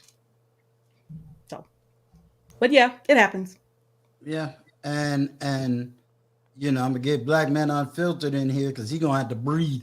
He been on this Black history stuff. I'm like, bruh, do I need to get you some water? You need to calm down. Be like, bro, you about to start a Malcolm X riot up in here. Right. I got his back though. I got him. What's going on? What's going on, sir? Oh man, nothing much, man. Yes, sir. Man, I've been trying to get as much as I can out in February as I can. They gave us the shortest month, so I might as well deal with it. Hold on. Let me correct the Black historical narrative. They didn't do it. The man that started Black History Month, Black History Week. Yeah, it was a week. It was a week. Yeah. But guess what? I'm American, so you're allowed to talk about it all year long. So don't subject yourself to February. Oh yeah, no problem. All yeah, right. yeah. And to answer this question about the rude women, my lord, I think especially when it comes to customer service, your waitress or the woman that's standing at the register at Walmart or Subway, anything like that that's service. Oh, absolutely. I've dealt with that a bunch of times, and I'm just I try to make it funny. Ma'am, are you okay? You hungry? I'll ask. I'll ask them, are you okay? You hungry? You want something? I'll buy you something to eat, girl. You hungry? Nah, I'm not hungry. So is everything okay at home? Like, that's too personal. Well, ma'am, you brought it to work with you. I just wanted to ask. And so I try to make a joke out of it, but I try to tell my daughter the same thing.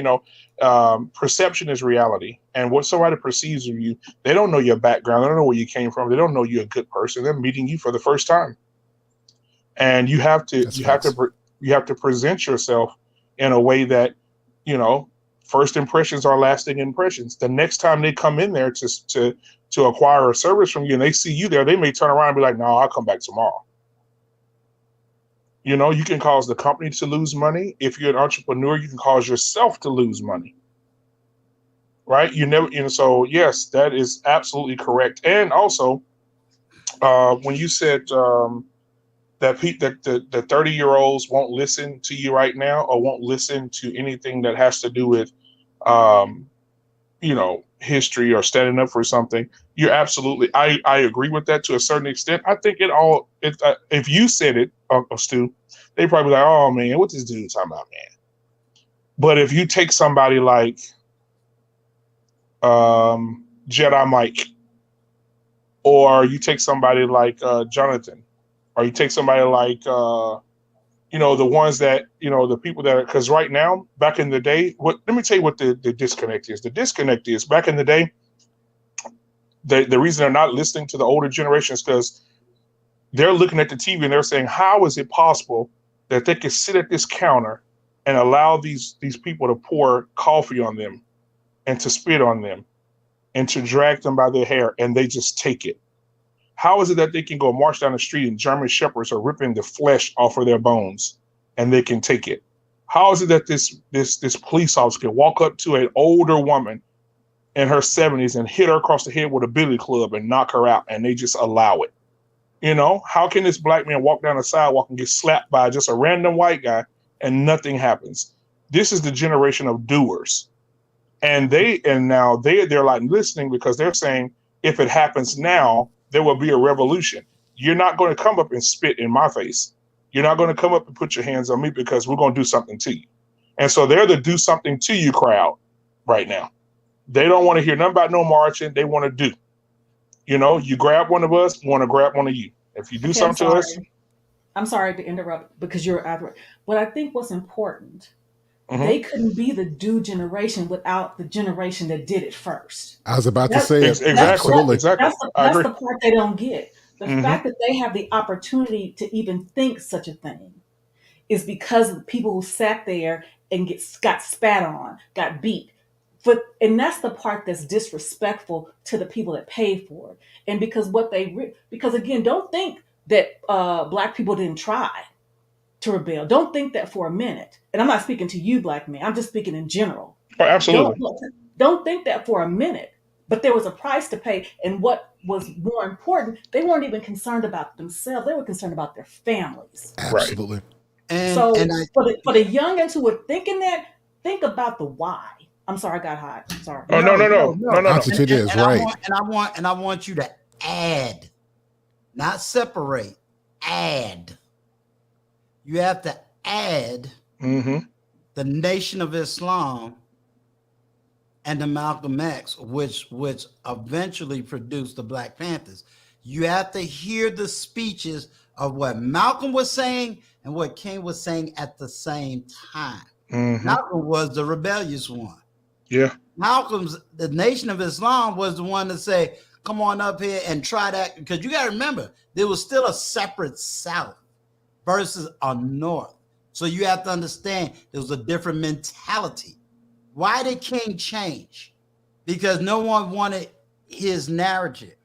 And what did Dr. King do? He came to Chicago and he learned about racism on a whole different level. Mm-hmm. And when he came back to the South, he began speaking economics. That's dangerous. And that's when he got deleted. Exactly. So we have to understand that there were Black people. If you go to the movie The Butler, that I love that movie, and I say that is one of the best transitional movies ever made. Mm-hmm. That father-son relationship and their two histories. Right. If you see it, they did an awesome job on that movie. And I want to say this as well. Auntie TJ, you are absolutely 100% correct, and that's why it is so good to educate ourselves on the history of what it took to get the freedoms that we have today. And so a few days ago, I did one on the summer of the 5,000 children, and I was thinking to myself, the kids were between the ages of 9 and 14, the average ages. 5,000 children got together. Mm-hmm. Over the entire state, came together while their parents were at work and rebelled against laws that was against them. Children that did this. Can you imagine 10-year-olds now? Their heads are in their cell phones. They're watching. They're just so entitled now. Some of them are, not all, but can you imagine 8, 9-year-olds coming together, congregating together, and fighting for something that they believed in, that their moms and dads, man, it's amazing. So yes, you're absolutely correct. If it was not for the blood shed by them, then we wouldn't be here today. But these kids, they're not listening. They're not listening. And so it has to be a way that that we can get them to listen. Because I want you to answer this, because this is 100% true.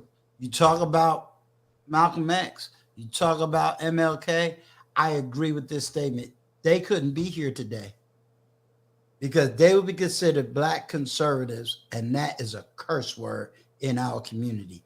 They see what everybody don't realize. Everybody think of Malcolm as going after white America. Malcolm had more fighting for accountability with our people than he had going after other people. The whole reason why he left the Nation of Islam was not over the controversy he said about Kennedy. he was holding the Honorable Elijah Muhammad down for what he did. Go ahead, TJ. Not to get too far off topic, but since we're talking about male and female dynamics, I think I had a conversation with my mother yesterday. And for you all that don't know, my mom is 72, and right now she's finishing up her bachelor's degree from a historically Black college in Fayetteville, North Carolina. But what was interesting, we were talking about Black history, and we were talking about the dynamic of uh, younger people not listening, because at one, I was considered younger to her. And she said the difference is, and it was interesting to hear her perspective. She said, young people don't want to listen to old people because they don't have time and they don't consider what we have to say valuable. They don't consider what you have to say valuable. She said, I live in a neighborhood that's all Black. And she said, I have several young men and young women who see me struggling to get my groceries out the car, to get my wife.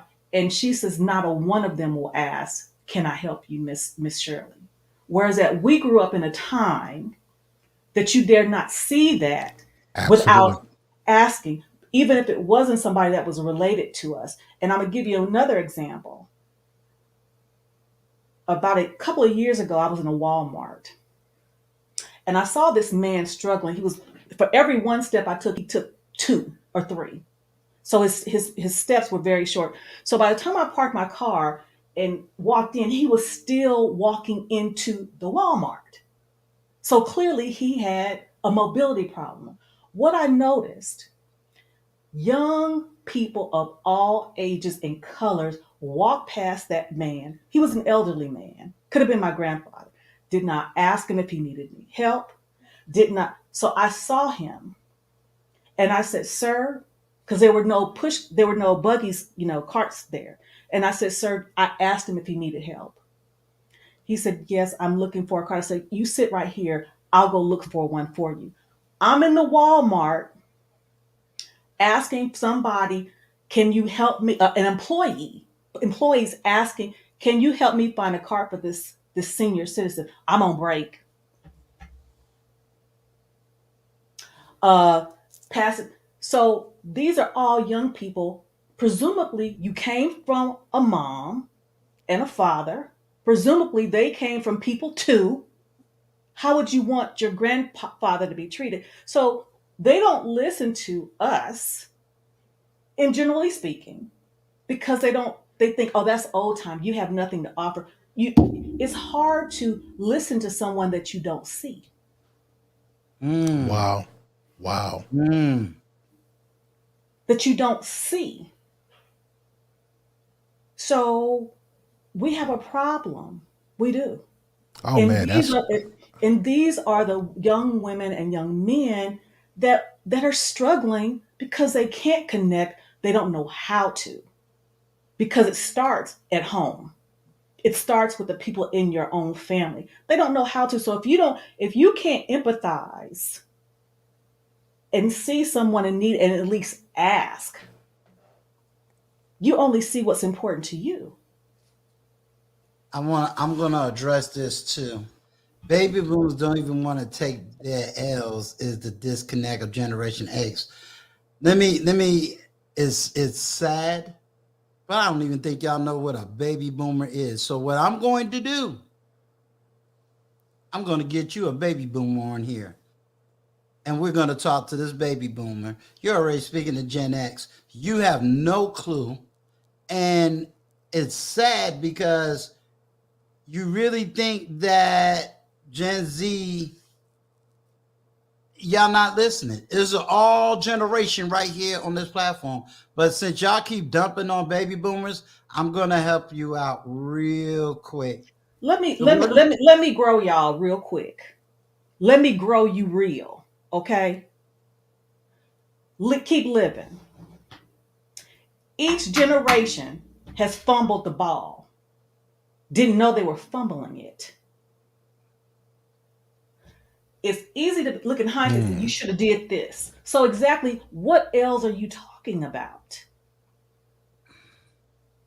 And let's see, maybe each generation fumbled the ball because we've already talked about how the traditionalists, the silent generation, should have did this. And then the next generation should have did this. Keep living. I When your think kids get grown and the next generation says, well, mom, your generation should have did this. Well, my question to you is this. What do you propose we do now?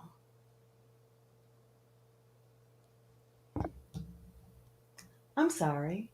Continue. no, I say this. You now have the internet because it originally started with that baby boomers. You now have the iPhone, the iPad, because it was the Generation X that created this great technology. It was the Generation X that created the cell phone. It was those baby boomers that end up going into space.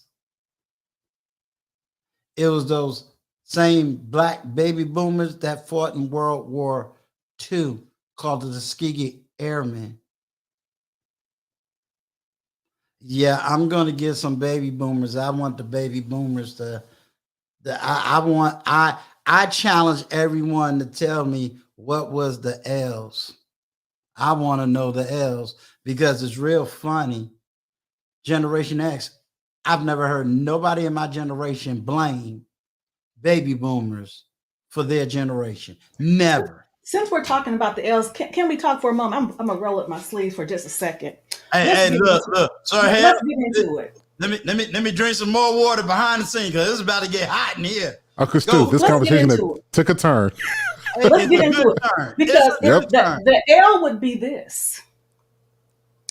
The millennials, we did create y'all, and that's the ball that we dropped as Generation X. Why is that?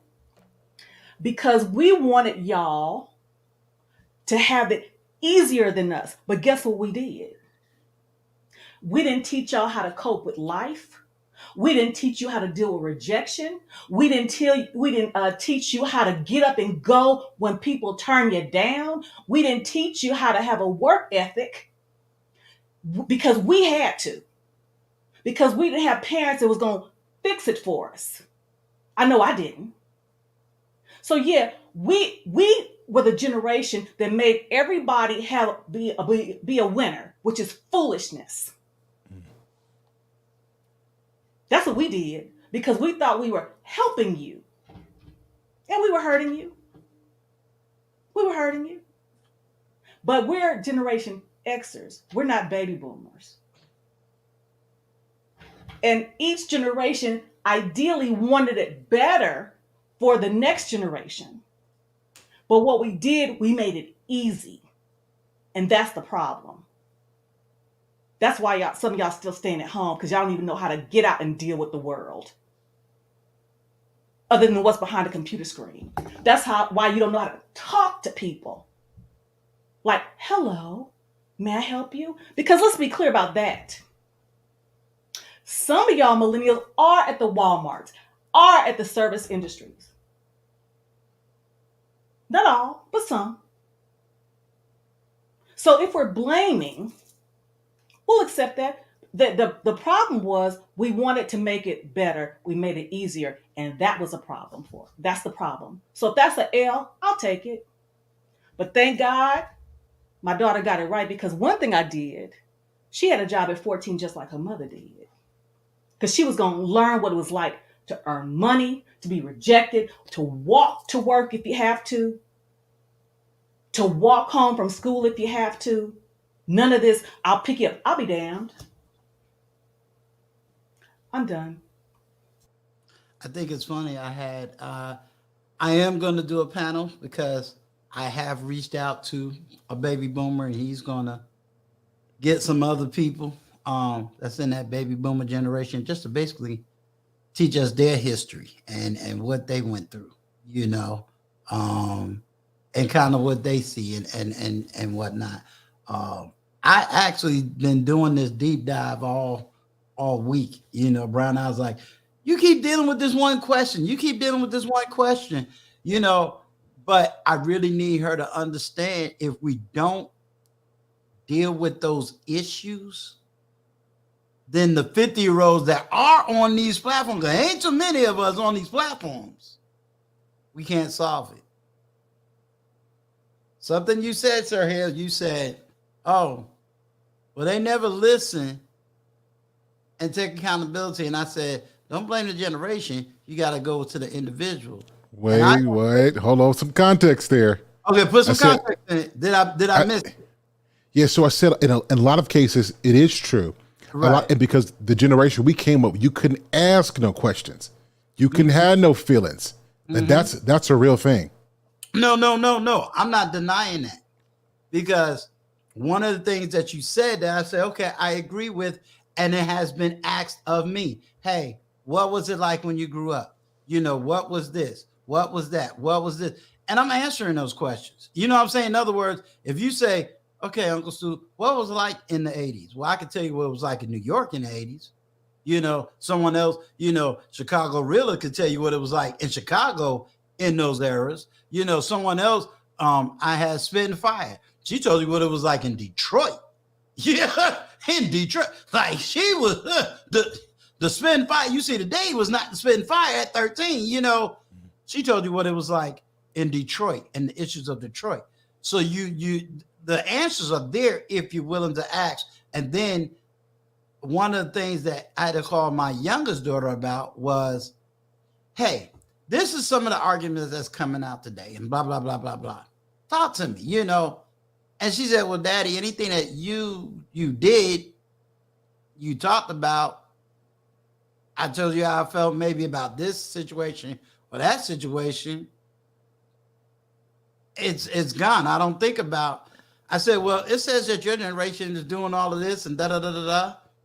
She said the same thing Spitting Fire said, which was, Daddy, a lot of mine just makes excuses not to want to be successful. 35-year-old, same thing. You know, anything that went on in her life was between her and I. Had nothing to do with a generation of people. So she was able to get that apology from me, but it was more of not really blaming a generation. It was saying, hey, when this was going on, this is how I felt. This is, you know, but then she also makes it clear, whether she got the apology or not, she still had to live. She still had to eat. She still had to, you know what I'm saying? There was other things that there's parts of my life that I would say, Dad, I wish you was there during this time. I wish you would have gave me more money this time. I wish you would. It's a bunch of wishes. But then looking back, it was like, whew, I'm kind of glad I didn't get that because of where I am. But I don't know if I can be bold enough to take a pen and pad and go, all right, Dad, I know you in the hospital right now, but let me give you this list of everything you owe me an apology for.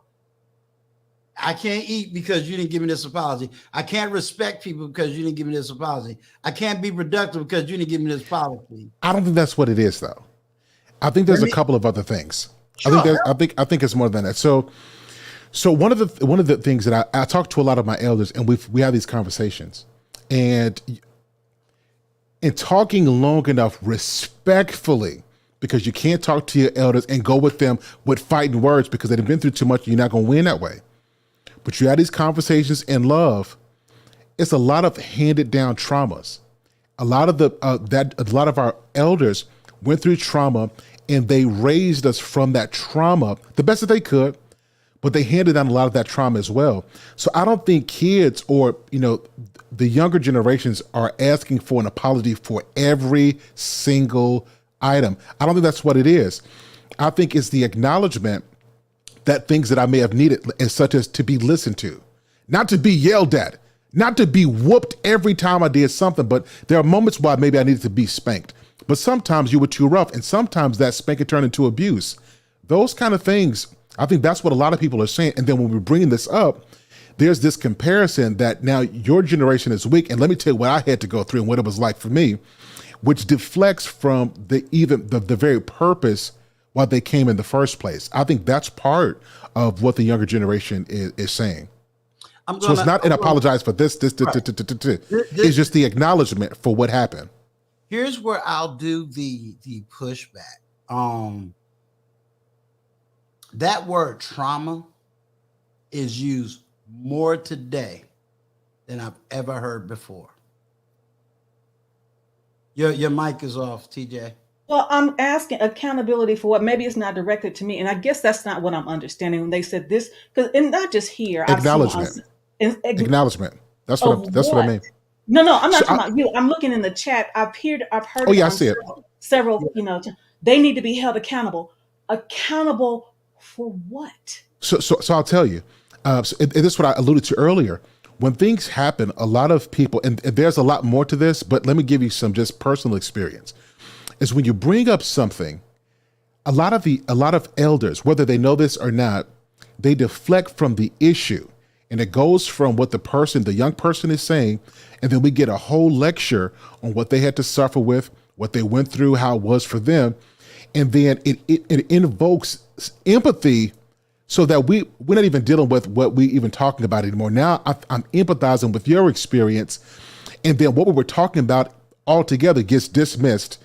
And if we bring it back up again, it's I went through this and you ain't strong because we went through this, and we don't deal with the issue. So I don't think it's I'm sorry that we're looking for. It's can you acknowledge what I'm saying to you and not make me feel guilty for explaining my truth that I lived with. I think that's part of it. I'll receive that, and I'll receive on a personal note, because I think I've had to do that with my daughter, and I'm just speaking for and I've done that with my mother. And I guess what catches me is that when I hear people speak in general terms as it relates to the generation, the boomers, the Xers need to take accountability.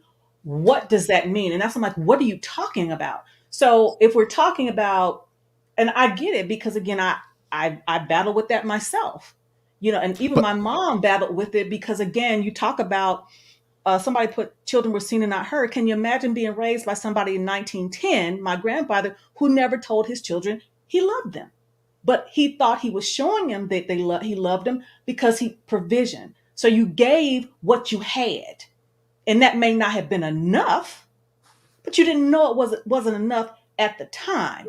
So my question again is, what are you talking about? And that may not have been enough. Yeah. Yeah, so I'll let to this other piece, and this is why I love these conversations, because this is all in love, and even people in the chat who may be coming off, heated, I think it comes from a place of love. The only reason a generation could be mad at anybody is because there's a love and there's a need, because you don't waste energy being angry at something that doesn't matter.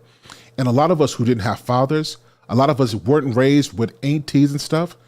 We were looking for something in a world that changed on us once the internet hit, once life changed, once the world as we know it has changed. Fathers aren't in the home. We're dealing with the effects of the crack epidemic, all that stuff. We're trying to figure this out as well.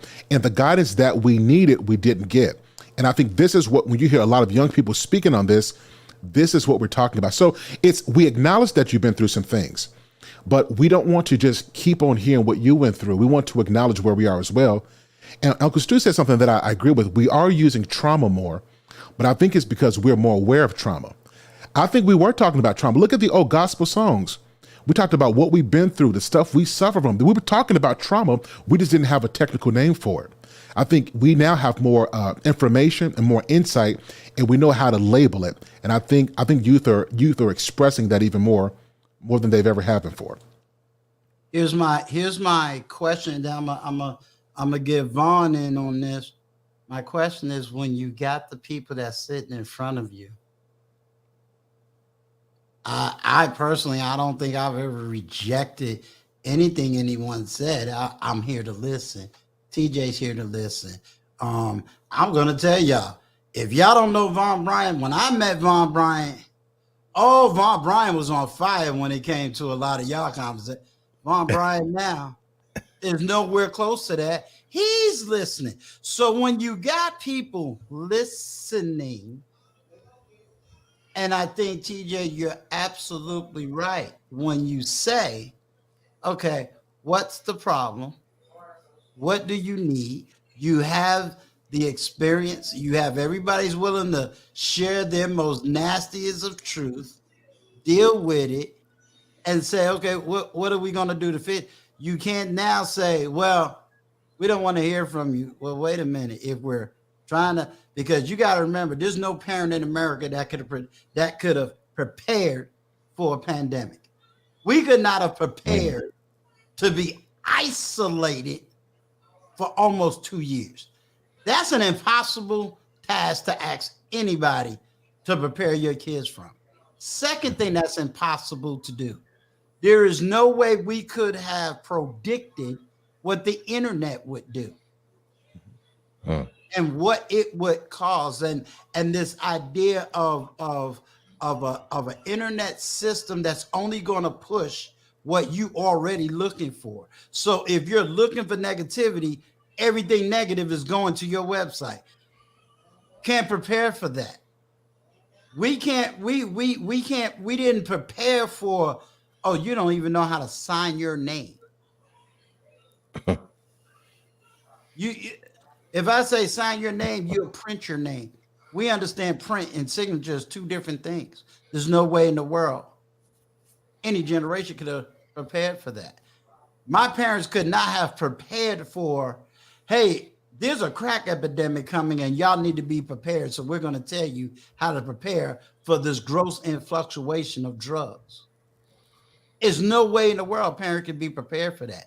There's no way in the world my parents could have been prepared for what happened in the 90s. There is certain preparation. There's no way in the world people can be prepared for that. Now, do we say, I think TJ and Vaughn, we can all agree, mental health treatment was not something spoken of. We got it. We can relate to that. We'll say, thank God for that. You know, again, speaking of my sister's keeper, you know what she said? That was a little profound for me. She said, our generation have the privilege to feel. She says, I understand that your generation did not. She said, we have the privilege. She used the word privilege. And this is not to say this. I'm gonna tell Cheryl, I don't think y'all can really clean this up, because when I'm looking on these YouTube platforms, y'all asked for it. Here come all these Generation X's. Sir Hale, I'm keeping you in the middle, sir. Well, if y'all clean it up, y'all keep cleaning it up. That's all I got. Yeah. So I think there are certain things. There's no way. There's no way in the world there are certain things that could be fixed. The question is always going to be, where are you now? What do you need help with? Because I'm going to tell you, there are certain things that we're not trying to give you our life. You heard all of us, with the exception of OG and Mr. Vaughn, you heard TJ and I say it. I said it. Chicago Rilla said it. You know, we all in that upper generation X. We said, hey, certain things we're not going to sit up there and say, do this, do that, do this, do that. We're not going to say that. Why? We understand some ships has already sailed. We understand that we're in a whole different ballgame. You don't have too many 50-year-olds. Let's be honest. The average 50-year-old don't want to get online for a 20-year-old to get mad at them, and then all of a sudden you going and doxing them and trying to destroy their life. But Uncle Stu, so I'm hearing you, Yeah. but so this is what I said earlier. Where are the youth? They're not heard. And when I say heard, I don't just mean speaking one time. I mean developing that trust where I understand that not only am I hearing your words, but you're valuable. Like that's been lost, which makes conversations hard, because now it seems like when we bring up an issue, it turns into an argument. And of course, Uncle Stu, we mean this from an intellectual perspective. Right. And the real issue does not get heard. That's what a lot of young people are saying. Can I just interject here for a second? Yes, please do. Okay, so yeah, even today, I don't know, I'm struggle streaming. Can you hear me? Yeah, I can hear you clear. Oh, okay, great. Even today, I had an issue with my 16-year-old, and I'm like 60. So there's definitely a gap there. You know what I'm saying? But I think the thing that we could all do to bridge this gap is listen to what these young people have to say.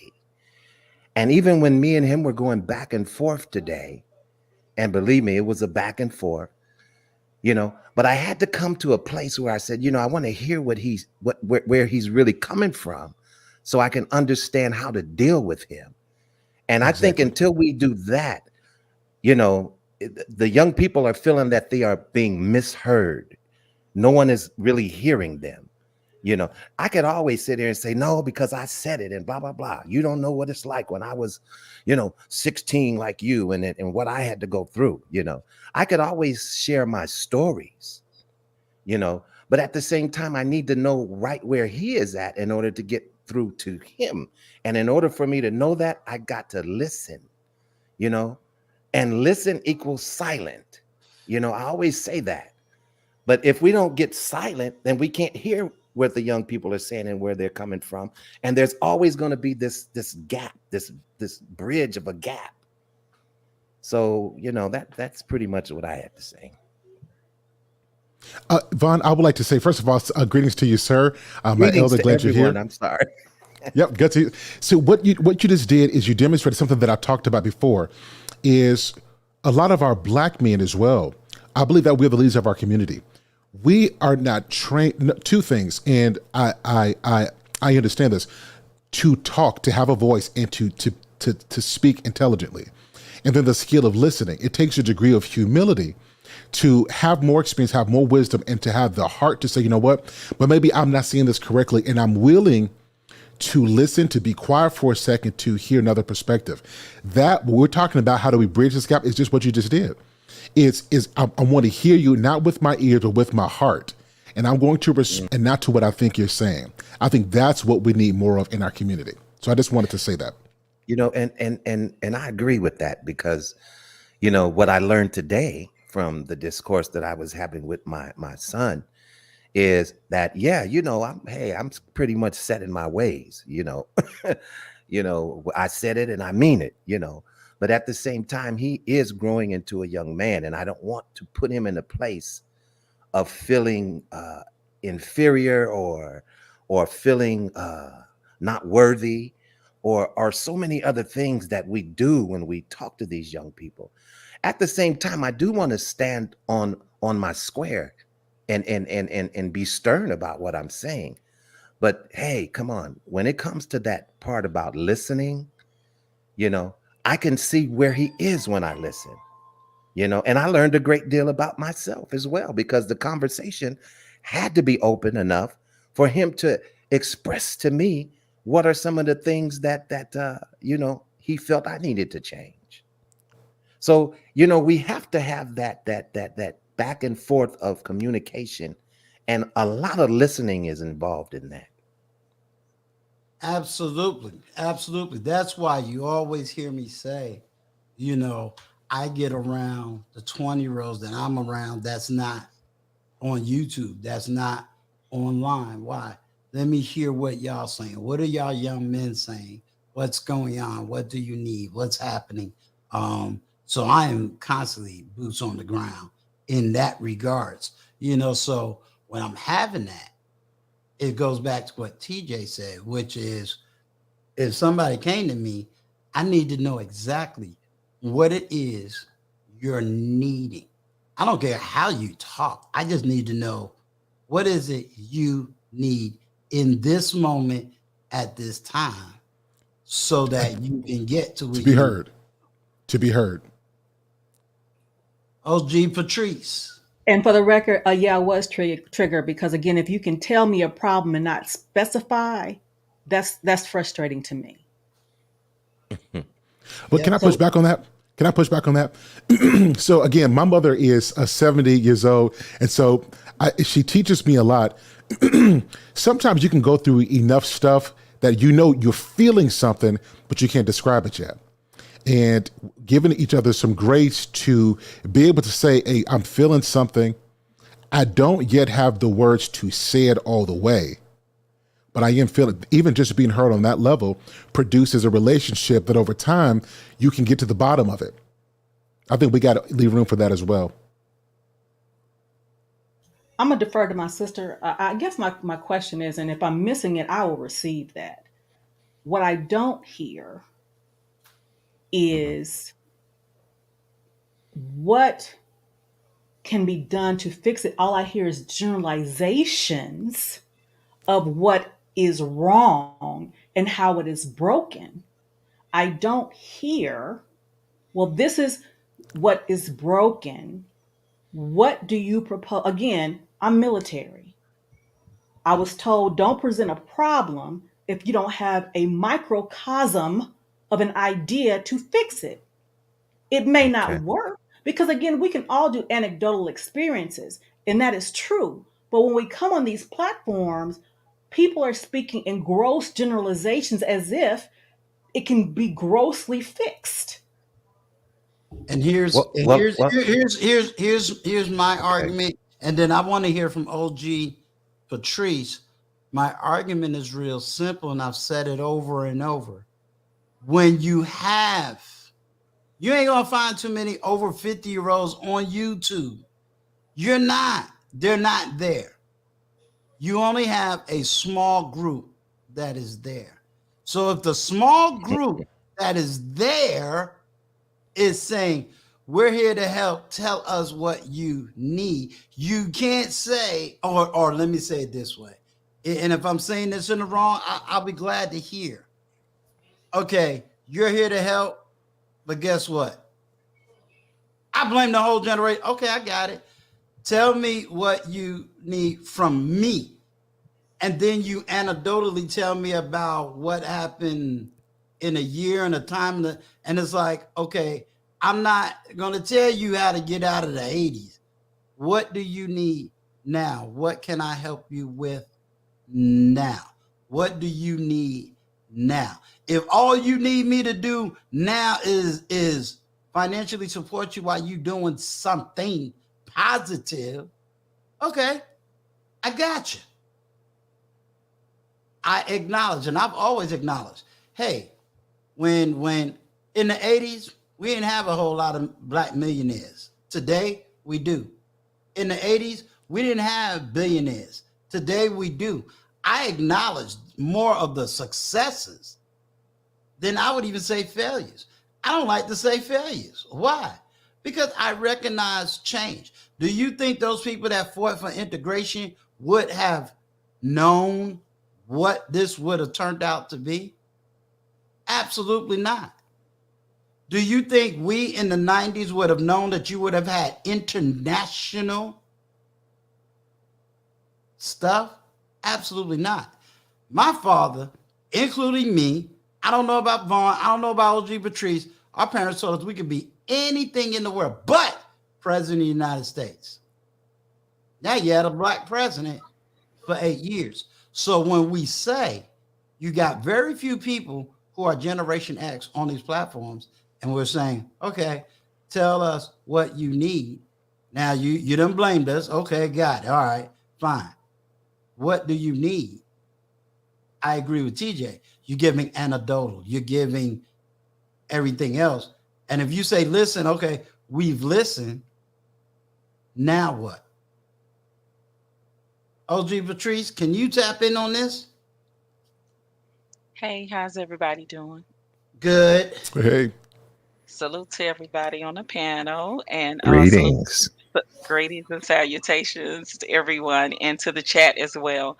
Y'all know I am a baby boomer, right? So I'm right on the cuffs of a baby boomer. And I think everybody on this panel know I'm in these YouTube streets.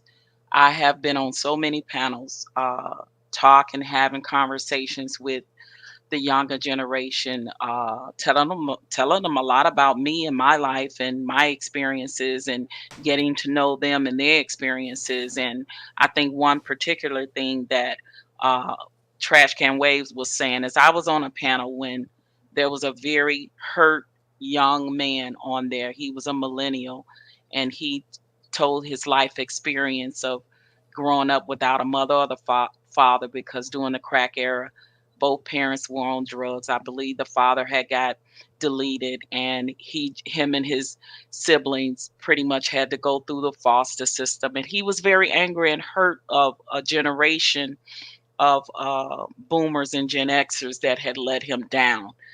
Now, I felt, the need, seeing that Uh-oh. I believe that no one had ever apologized to this young man. So I did it on behalf of my generation. I felt the need to do it because sometimes that is what people need to hear. They just need to hear somebody tell them they're sorry, and that's okay. That is perfectly okay.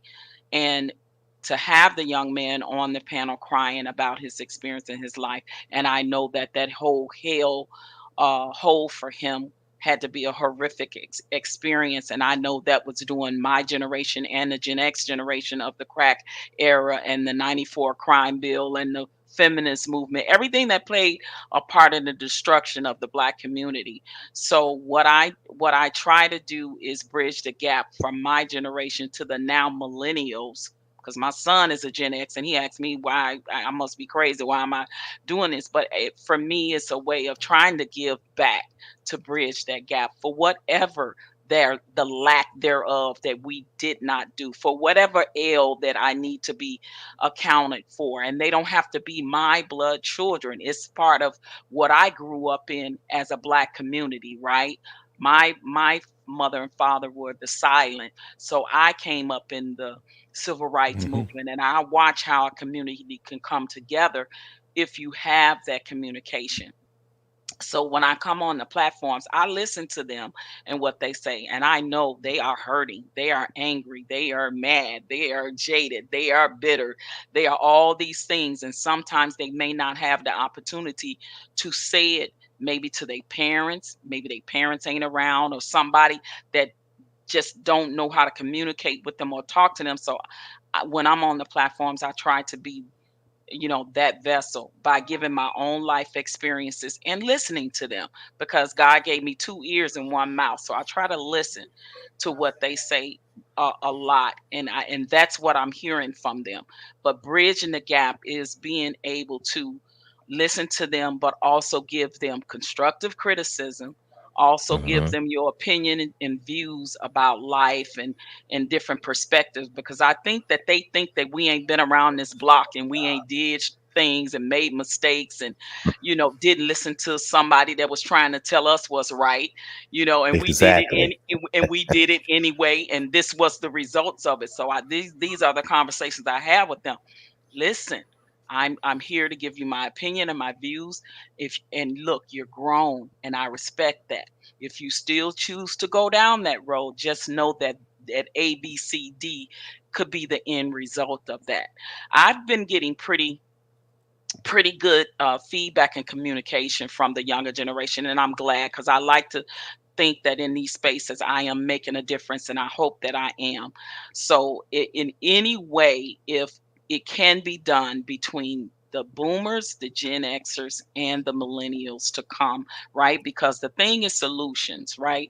And it has to start with the communication gap. And it can't be just some cycle that goes over and over again of conversation that goes nowhere without coming with the solutions. So I tell them, I try to give them talking points of solutions and things to do when they come to me and say, well, OG Patrice, this is what's happening in my life or what I'm going through. And I give my opinion and views, and I try to give solutions to things as well. So I think that for us, we definitely not not yell at them, not um give them, and it's okay to give them your righteous indignation when need be, because it's been a little bit of disrespect as well. Yeah, because But sometimes you got to it's raise been that some voice a little disrespect. bit Trust, now. trust has been some, but Yep. having the effective pushback and knowing that I'm on here to make a difference. Because it was many times it's like, you know what, I ain't even got to be in this space because it's not like you my blood, but you my people, and that's what I look at. You my people, Yes. at the end of the day, you my people, and when y'all doing good, I'm doing good. Whether it affects me directly or indirectly, we are a culture of Black people in America living this life. So at the end of the day, if y'all come up, I come up, and if something I said or done has influenced that, then my job was not in vain, and that's what I'm here for, to make the difference. All right.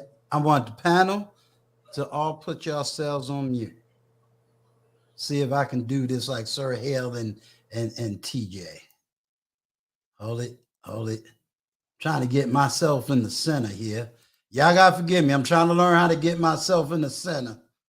All right, how do y'all do this now? Yeah, click on your icon, the three little dots of the up the right hand corner of your deal, and then solo.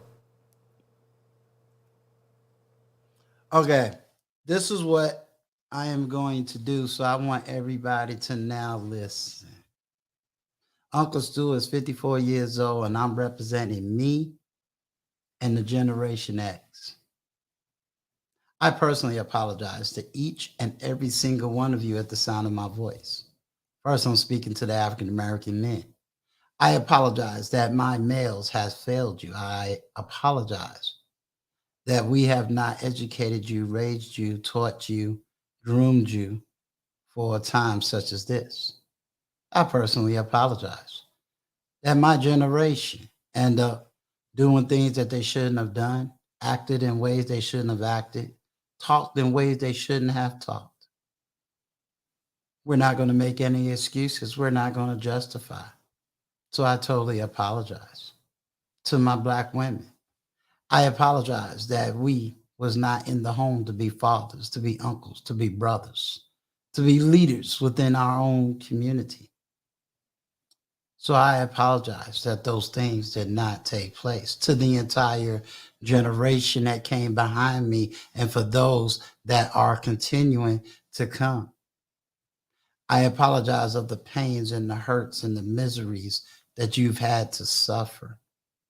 I apologize that if your father wasn't home or your mother wasn't home, that there wasn't enough of us as community to be there to pick up the weight, to pick up the gap, to be the social safety nets that you needed and that you desired and that you are now presently asked for.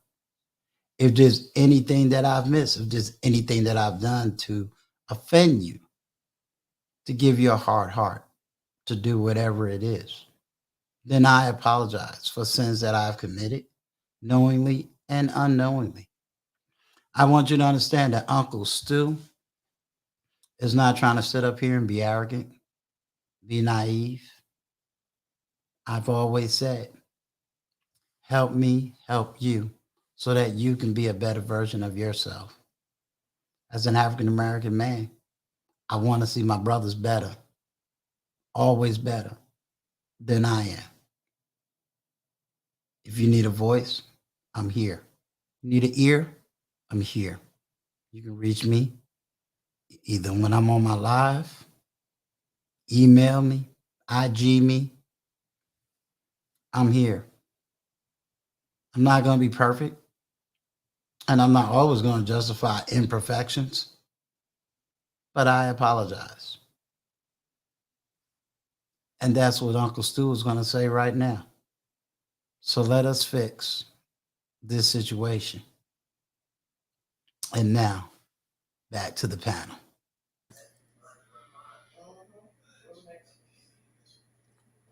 Well, that was awesome. You know, that right there, that just showed a lot of a great deal of humility, you know. And I think that's how we have to approach some of these young people.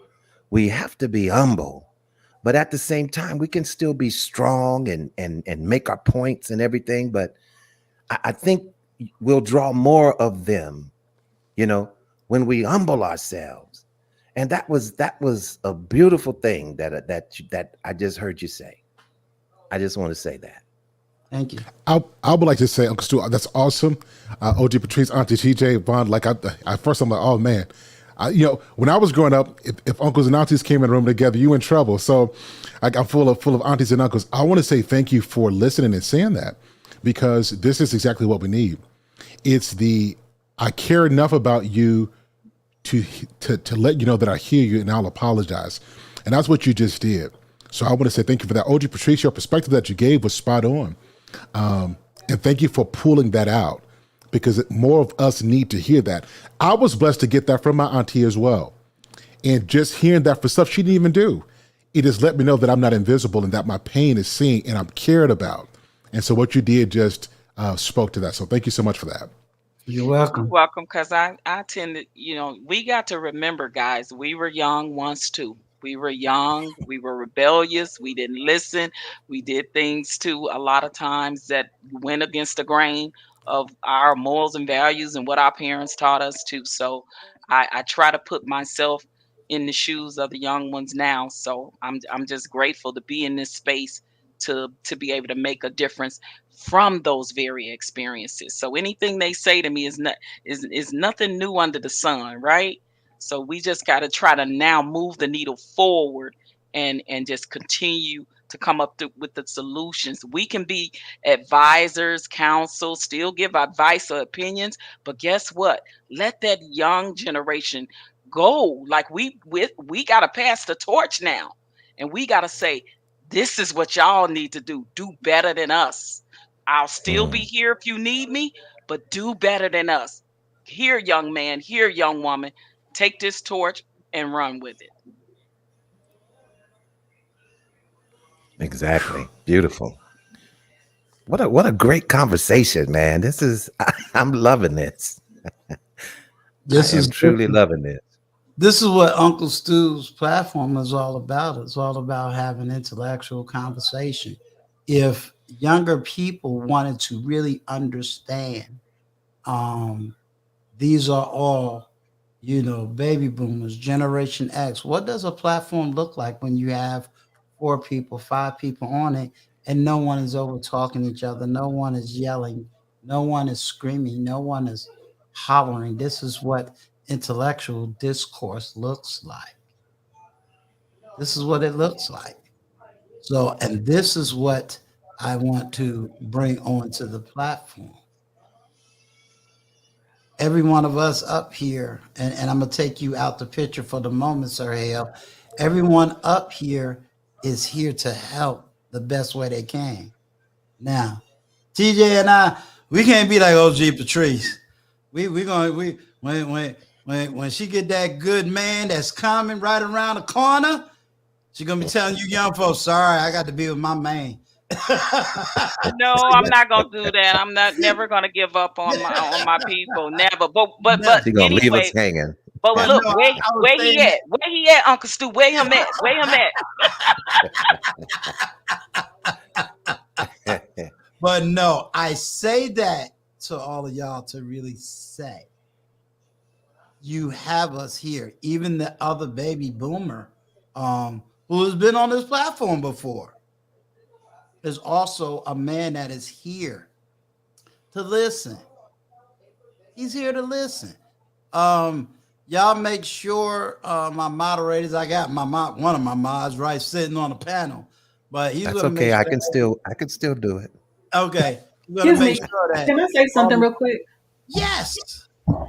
I think KP from KC stated that soldiers talk different, and there's some truth to that. There's some truth to that. Um, that even after being retired from the military since 2007, I was in the military for 20 years, so some of it still comes out.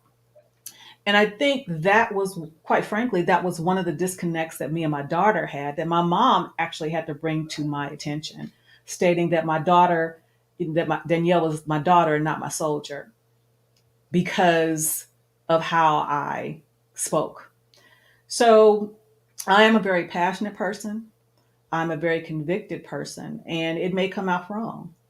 Uh, my intentions are always pure, but I receive that my approach may not always be the best. So I'll receive that I'm not as eloquent as OG Patrice, but I concur with her words.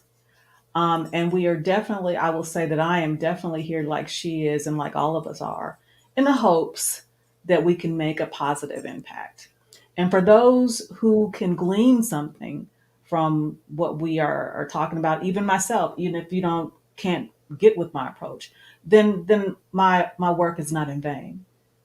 But again, I receive it. And one thing about me, I am never too big or too proud to say, okay, I'm wrong, or to apologize. Yeah. So I apologize if that's it. I didn't mean to be dismissive, and I know that is definitely an area that me and some of my other counterparts in generation X, we are perceived as dismissive, and that is never the intent. Can I say something to this part? This is why we encourage having conversations and not getting tired. Because in conversations like this, if we would have just got tired and say, you know what, you're wrong, I'm wrong, and had a fight, sometimes conversations that are meaningful take some time to get to the result. And so I'm encouraging everybody. Some conversations aren't going to be a quick, you say this point, I'm going to say this point, you get we got to have a conversation as long as it needs to be had so that we can start making small progresses. Now, this one conversation ain't going to fix everything, but this is certainly a great starter. And I encourage you to take this kind of conversation on YouTube and then go do the same thing in your own household. Now, if you guys don't know, I'm going to do, once I get 1,000 subscribers, you guys are going to see my family come on, my mama come on, my aunties and them come on. And you're going to hear some of the stories, because these are the kind of conversations that change everything. So I'm 34, for people who are my age and younger, let's try having that conversation with our families as well, and have some empathy and understanding as well. We give each other grace, you get grace. So let me give a big shout out to Getty Radio Show. Great conversation. Salute to the host and the panel. This is an inside joke. All right, I'm going to leave North Carolina alone for about 1 week. Thank you. I have asked TJ I guess he's getting set up, Tough Love, to come on the panel. He's also retired military, retired Army, and he's of the elder generation. I'm going to try to catch him up on the conversation and whatnot. And that's only because his platform is also about having the tough conversations, really learning how to communicate. A lot of stuff that he's been dealing with lately has been how we're treating each other in this space called Black YouTube. And I said earlier that if I don't value you, I'm gonna destroy what I don't value. right. I'm like you, TJ. Brown eyes don't want me on these platforms from the time the sun come up to the time the sun go down.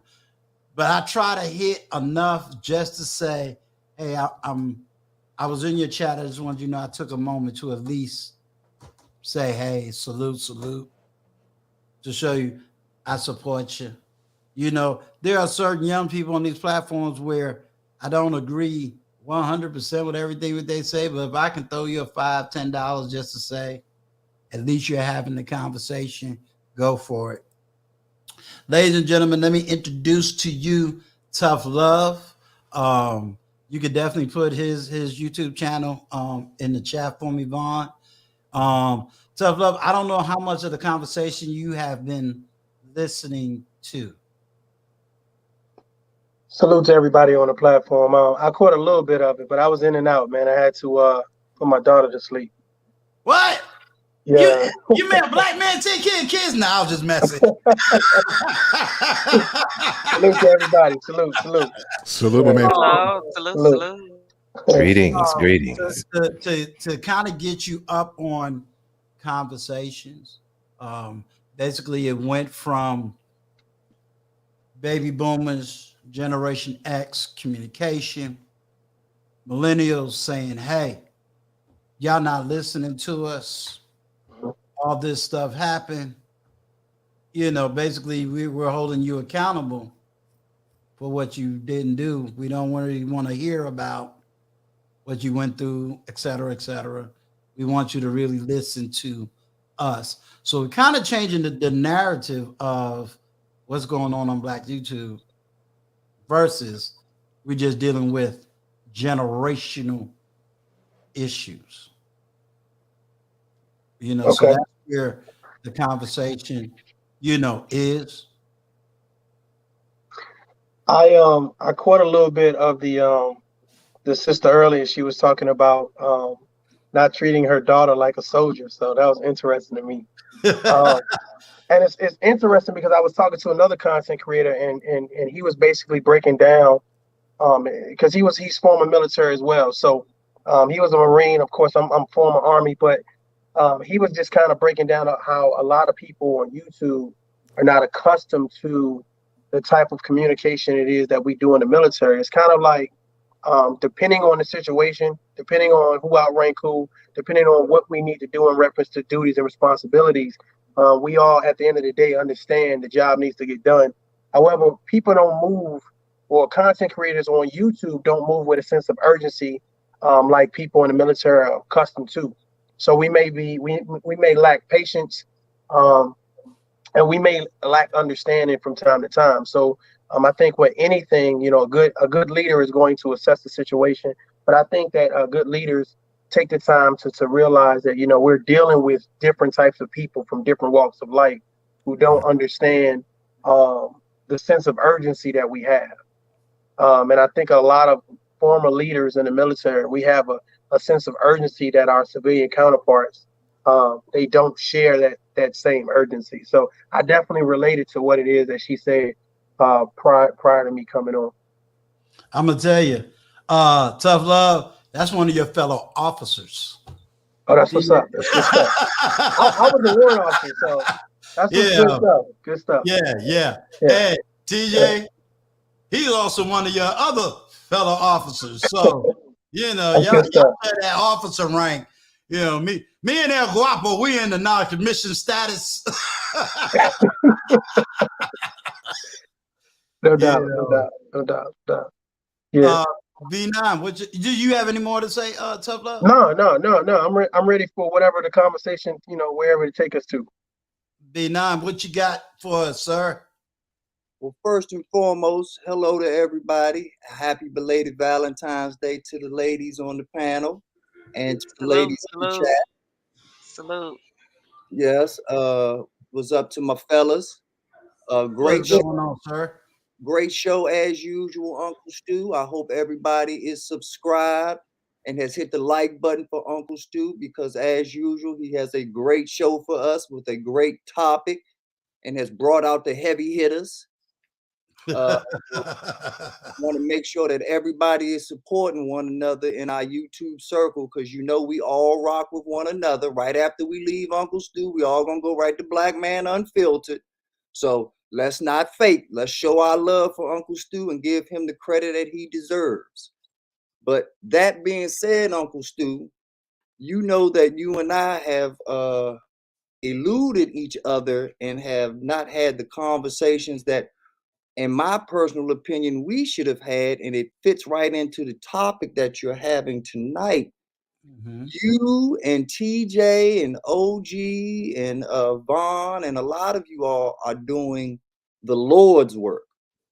Point blank, period. There's no question about it. And your intents are pure. However, the results come with the congregation. The results come with the masses. I am a former school teacher, and I have taught with educators that have Harvard degrees, Princeton, so forth and so on. And at the end of the day, their degree didn't matter. All that mattered was the results of those 30 children in their classroom. And that's the approach that we have to have here on YouTube when we're trying to address the youth. It's all about the youth. It does not matter if the youth understands what a sit-in is. It doesn't matter if the youth doesn't understand what a picket sign was meant for and what marching was meant for.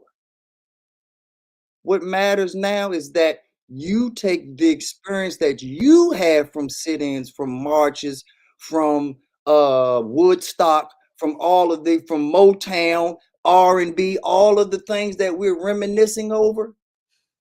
It's our job to translate that to hip hop.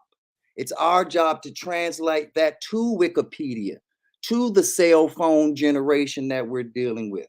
We have to be able, because we're the smarter of the two. TJ pointed that out earlier. And being the smarter of the two means that we have a greater responsibility of the two. It is our job to meet them in the middle.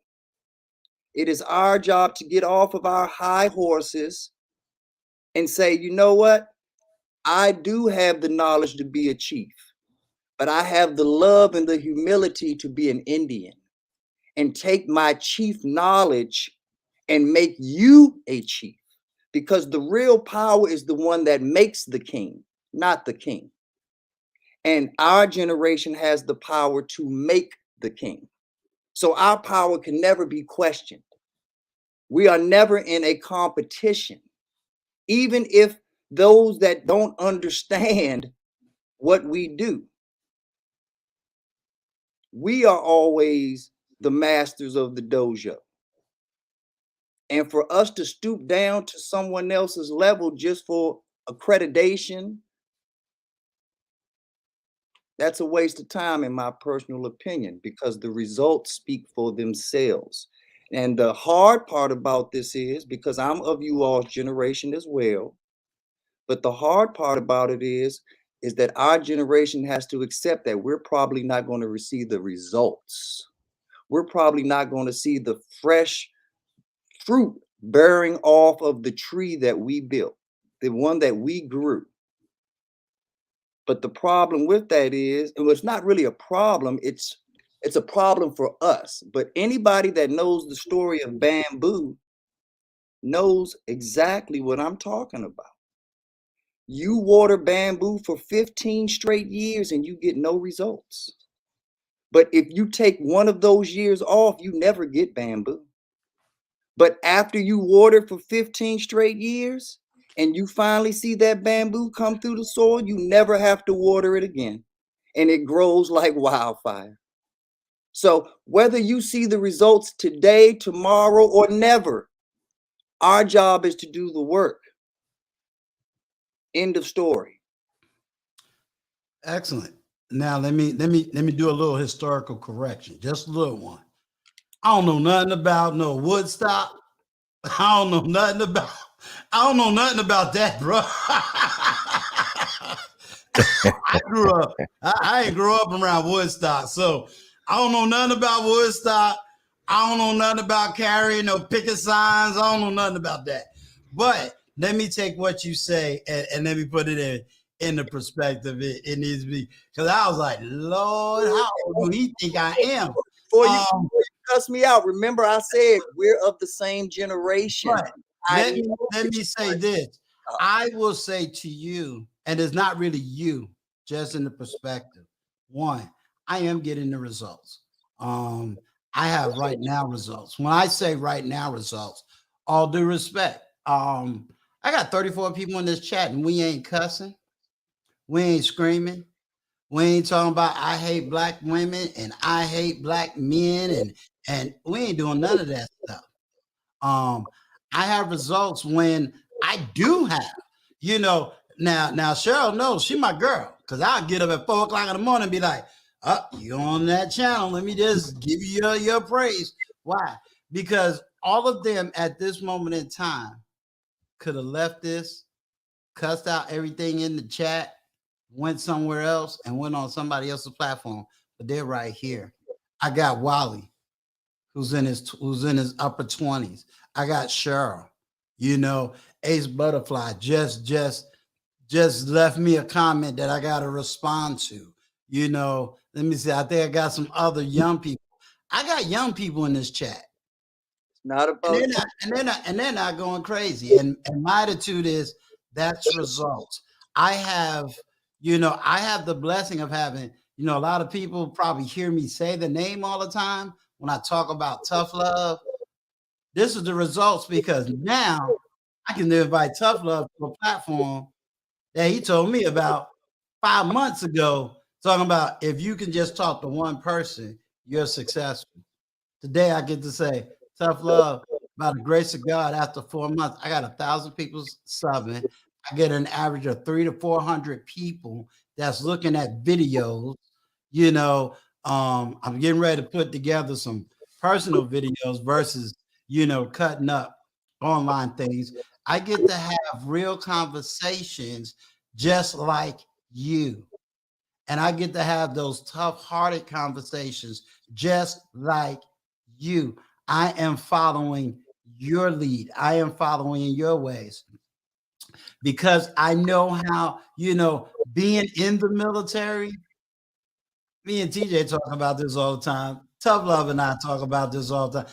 There's ways they can talk to me and they know I'm not going to go up in the corner and cry because they're military.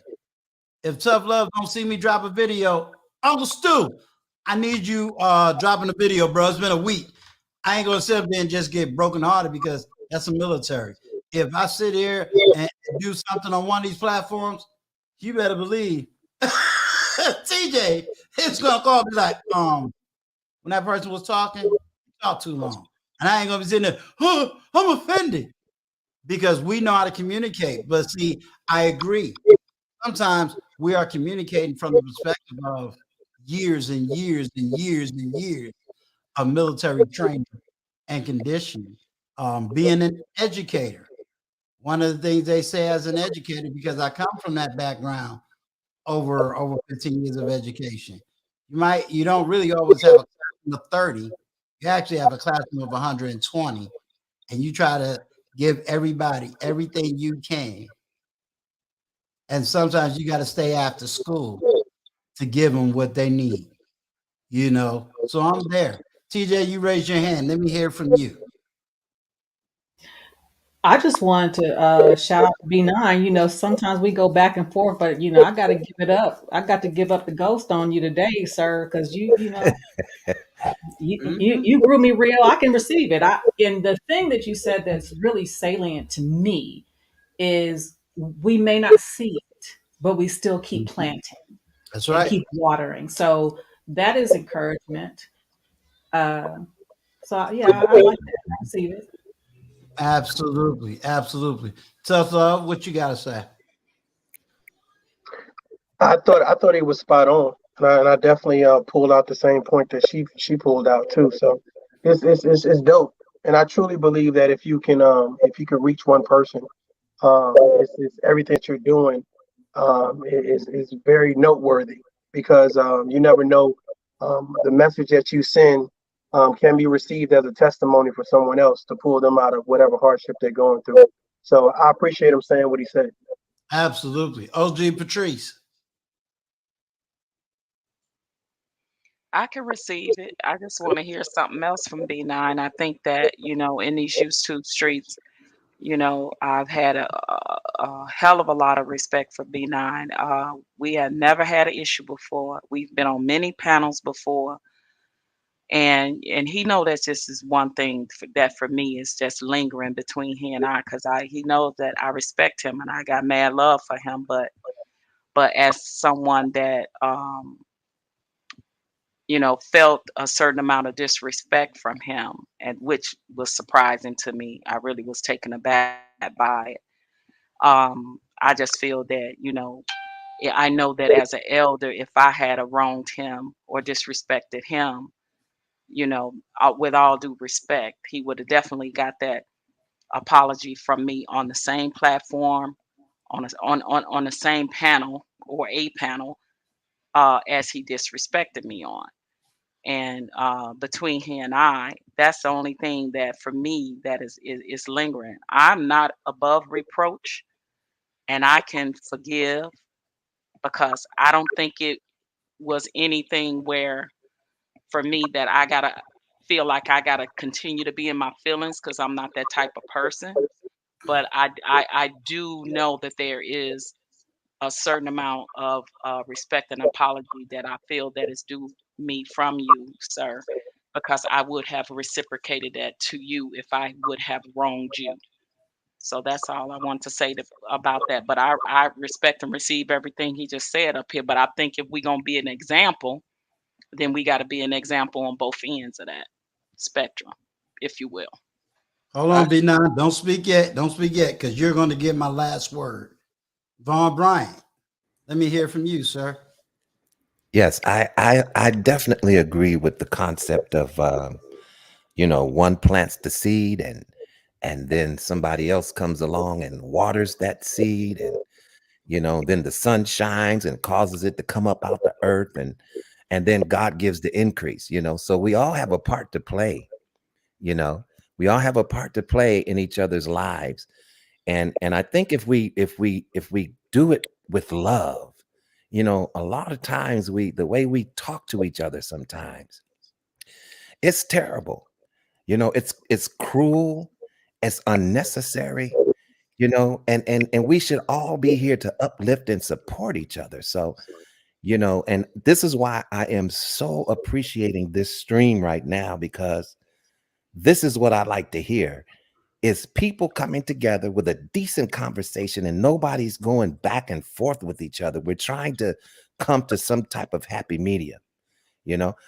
My experience with B9 is this brother, he's got a good spirit. I believe that he's a good person, you know, and sometimes maybe he's misunderstood, and none of us are perfect. None of us are perfect, but just the fact that we could all get on this platform and discuss differences and then agree, to come together. That means a lot to me in these YouTube streets, and I don't see a lot of it. And so I'm very grateful to be able to see something like that right now. Excellent. Sir Hale, I'm going to let you speak. Let me do this. Wally, the reason I'm going to ask you to come to the platform is because you're my youngest and very open-hearted person. So Wally, I'm gonna drop the chat and I want you to come up if you don't mind. You can uncam in the back and then you can cam back up when you come to the platform, because I like your thoughts and I like your perspective. And as I said to everybody on the panel, he is upper 20s. So yeah, I just want to hear what he has to say. So Wally, I dropped the stream just for you. Sir Hale Speaks. Let me hear from you, sir. All right. First of all, Uncle Sue, thanks for having me on the platform today. This is a great conversation. I do want to say something that my mother told me. She said, son, don't discount your age. Just because you are younger doesn't mean that people won't listen. And so my hope is that we would encourage each of us to use our voice in a way that uplifts, inspires, to make a change. And don't look at how old you are. Because I think sometimes we hide behind our age. Either we think we're too old to say something or we're too young to speak up. And so regardless of age, it's about your heart and about the impact you're trying to have. Don't discount yourself. Don't count yourself out just because you are of a certain age or a certain demographic. If you got a heart to change something, say it. Be yourself and be unapologetic about that, and make the change on the level that you can, and do it from a good heart. Do it from a place of humility with grace, because everybody is in a journey. And I think when we show respect to that, humility, and we give people grace to be human and to get it right, to correct wrongs, I think everything gets better. So that's my piece. I appreciate everybody. Thank you so much. B9, we all waited. And now you have the last word, sir. Les Wally gets up here. All righty. First and foremost, once again, great show. Thank you all for your kind words. I really appreciate it all. You all mean a lot to me too. And well, I'll let Wally speak first since Wally's come up. Continue. There's a reason why I asked Wally to come up, because I want him to be last. Okay, that's fine. Now, in regards to OG Patrice, I did actually apologize to you that evening. And my apology was because you felt disrespected. I would love to talk to you about it privately, only because I find it a little distasteful that you would even bring it up in a channel where they don't understand the context of what our misunderstanding is all about. So I've been on numerous platforms where you've been around, and you've been on numerous platforms where I've been around. And we could have easily had that discussion, and I still welcome us having that discussion. But I feel it's a mute discussion on this platform without the people knowing the context of what our misunderstanding is about. But out of respect to you and out of your OG status, I apologize that day, and I will apologize today, and I will apologize tomorrow, because if I want your respect, I want it constantly. I also, since I'm taking this time to get my apologies out, I also want to apologize to TJ and Uncle Stu. I was on TJ's platform a while back, and I used the word simp in regards to a conversation they were having. In the same breath, I meant what I said to you, OG Patrice. I meant what I said to TJ and Uncle Stu. However, their reaction to it was one of I was disrespectful to them. And that was not my intent. In the same breath that it was not my intent to come off as disrespectful to you. So if I did come off disrespectful to OG, TJ Randolph, Uncle Stu, I apologize, because that was never my intent at all. I come into these YouTube streets on everybody else's platform to drop knowledge, to make this place a better place, for us to network with one another, and to be honest, to put money in your pocket. But so I don't ever come or lead with disrespect. Now, am I fiery? Yes. Am I in your face? Yes. Do I own it? You just heard me say yes. But I always lead with respect, and I will die leading with respect. If anyone has taken anything that I said as disrespectful, it is merely just a misunderstanding, and I welcome us to converse over said misunderstanding so that we can find some clarity and common ground. We are all very intelligent people here. Hopefully, we go even higher in our intellect and reach the level of wise. So there should be no conversation that we can't have respectfully and break bread after having the conversation. God bless. Wally, I'm going to give you the final word, and let me tell you what my question to you is. You are the youngest young man on this panel. You have been a great supporter of me, and yes, everybody don't know that you're part of my inner network. You're part of my mastermind group. A lot of people don't realize how intelligent you really are. Because you are in your 20s, represent your generation, sir, based on what you have heard tonight.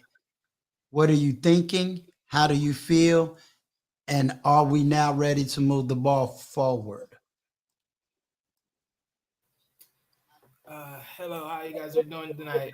Hold on, Wally. We got the lead Hey, attorney Wally. in the building. When he comes, he steals the show. He's coming to punk you out your spot, Wally. Salute to the lead. Salute to the Serious. lead. Did Mr. you know? Bessie. Did you see how that happened? Yeah, Just a total shift. It just shifted. it just shifted. Hey man, you can't stop the lead. But go ahead, Wally. I mean, oh man. To the overall question, I mean, you had to really work me into the question because because we said it so much, and then it's just so much of it. There's so much like information being dropped out in conversation overall. So Well, just I feel like this, just based on what you have heard, what do you think? How does it make you feel? How does it make you think? How did you like the conversation? What would you say may have been missed out the conversation, etc.? well, I mean, if I'm just basing it off, like, I guess at the point of where we was discussing, the difference between generations. I mean, for me, I said it like this. I said in the chat earlier, like, I don't really need no apology or any other things from the old generation. It's more of I feel like when it comes to young, okay, is someone else got echo? Because like, if someone's trying to talk, it's like something else happens. I don't know, but I'll echo. Yeah, I Not think it was B9's everybody's mic. muted. Yeah, no, Yeah. I think it was B9's mic. That's why. Okay. Yeah, because for me, I always say it like this: it's like I never like questioned too much what my parents do, as far as everything else. I already knew growing up there's gonna be a disconnect between me and my parents. Why? Because they're from their homelands, which is Haiti, and I was born in America. So I already know there's a culture difference between both of us.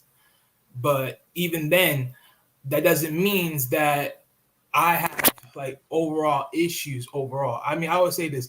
I knew what was going on in the household.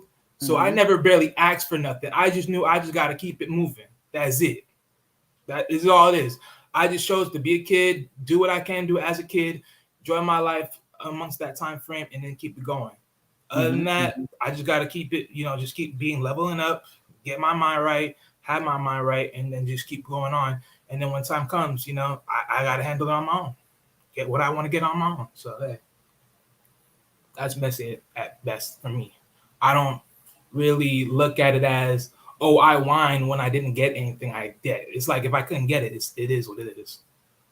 Based on your experience on these YouTube streets and listening to the multiples of conversation, I know what you say to me in the back channel, but for this panel, what can we, my generation, what do you think we can do now to help heal and move the ball forward as far as our contribution to you and your generation? What do you think we need to do? What would you ask us to do? Honestly, we already done it. Like we did this small part right here. Just a conversation. That's it. I mean, honestly. Conversation. I don't think there's much we really ask other than just a conversation of, let's understand, like, try to understand our experience, and then, of course, we'll probably understand yours. Because I mean, we always take it out of pocket if, if we're not there or we're not attentive, like as far as speaking from an adult perspective. If you're not attentive to us, it's like, oh, it's like you don't care. But reality is like, well, you just don't have no time or you're just out of energy. It's just the truth of that. And I understand that just looking at it from your end. So I just feel like overall, it's just the timing of everything. Excellent. I want to say to B9, it's cool. I accept your apology.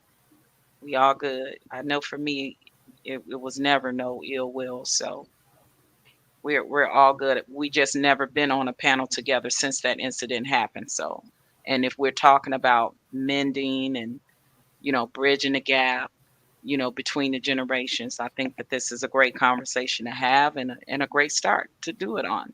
So. Okay, well, well then let's do it then. Because I appreciate that. Where me and OG's issue is, we were on another platform, and Stop right there. Stop right there. The reason I don't need that back channel conversation. No, I wasn't even talking about having a conversation. I just said I accept his apology and that this is the first panel we're on for me to accept his apology. That's all. That's Okay. all I was saying. Yeah, I don't need I don't even need to go back down that road again, because once he apologized and I accept it, yeah, it's over for me. Like, I'm done with it. I'm cool. Right. God bless. There is, hold on. There is Ace Butterfly. This question is right now, because I don't want you to think I'm dismissing your question. It's a great question. What does the panel think about the impact of film and media to the Black community? Black exploitation era to rap. Was this a benefit to BC? I don't know what BC is. Black community. Oh, thank you, sir. BC, this entertainment was created by the community. Ace Butterfly, believe it or not, there's dissertations written about this, and I think that would spin the conversation. Number one, you got OG Patrice, who is probably the one of the people that can really explain this, because she's on the inside of the entertainment industry. And it's a bigger conversation than we could really have for this night. And I think it takes people that's on the inside of that industry to really dig in and answer those questions. Because I see both sides of the argument based on what position we in. But I don't want you ignored, so I had to go back so that you know that you're not ignored, because it was a great question and it is a great conversation. OG Patrice, do you want to speak to that do you feel I'm right that that's too big of a conversation for right now? Yeah, it is, but I'm just gonna give a small scenario of, like, we know that over the years, entertainment, music, media, sports, news, anything that has to do with any one of those platforms has changed, right, over the generation. So that's a whole nother gap of a conversation that it's for a whole nother time, because we can talk about the difference that it made in our culture, how it has harmed our culture, if it has helped our culture, or what. I feel like, my personal opinion, my Mhm. personal view, that Right. is, I've seen it, start to pinnacle from the 70s on down to the 80s, through the crack era, 90s getting worse, and then spiraling to what it is now, because a lot of it has changed. But that is a whole rabbit hole right now that I don't think we prepared to go down right now. But definitely for another time, I think that the conversation need to be had about what those very things have portrayed in the Black community, and the price that it has cost us, and what we're paying and how we're paying. Okay. Ace, I want you to Vaughn, can you put life or death in the chat for me? Ace, I would have you to now Yes, sir. No subscribe problem. to Life and Death. The three top people you see on this panel, Vaughn Bryant, OG Patrice, and myself, we are all in the Emmy award-winning Frank Gooden's stage. And I would like you to make sure you subscribe to Life or Death or Frank Gooden himself. What I will do for you, Ace, I'll get with OG Patrice. I'll get with Frank Gooden, and I think it's about two other people who can probably speak to that. And I'll be glad to have that kind of panel discussion. You probably won't hear me say much because they're on the inside and they know a whole lot more than I do. So yeah, we'll definitely get that addressed, and we'll talk about it and let you hear from people that is on the inside, not just somebody on the outside. So I hope that helps. I want to thank Cheryl. Cheryl been rocking with me the whole time. Cheryl, I love you. Cheryl been rocking with me. Let me give Cheryl her claps. Cheryl rocked with me the whole time. Yeah, if y'all don't know Cheryl, my girl, I love her. You know, she be out here. She be trying to drop knowledge, drop wisdom. Every once in a while, she want to poke the bear and then run back in the cage talking about, I didn't do nothing. But I love him because she rocked with us tonight. And I am so happy because she could have been anywhere else on these YouTube streets, but she hung out with her big uncle. So I love it. I love it. I love it. Ace, I want to thank you. I said I will get back to your statement that you made in the comments. So I will respond to that. And if does anybody have any last minute statements? Yeah, I just really wanted to say if the lead attorney was still in the chat, I really wish he'd have came up here and came up so I could have gave him some of this smoke I got. He could come get the smoke. Come on up here, Lee, because what I'm gonna do is I'm gonna low key shade you, and then I'm gonna shout you out all in the same sentence. So I just want you to cam up and get this smoke if you bad enough to do that. Wow. And I want my last words to be to the lead attorney too, and he doesn't have to cam up to get my smoke. Lead attorney, you are a very, very powerful man on these YouTube streets. And I know, I know you have seen me in the chats advocating for this, and I'm going to advocate for this on Uncle Stu's channel.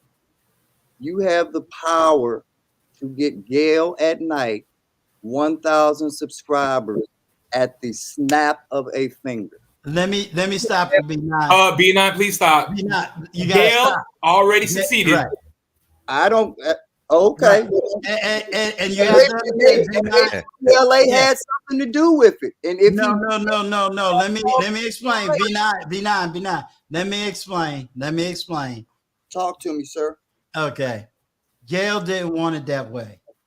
She did not. Trust me. Gail could have had about 4 different people shout her out. She did not want that. She wanted to do the growth her way.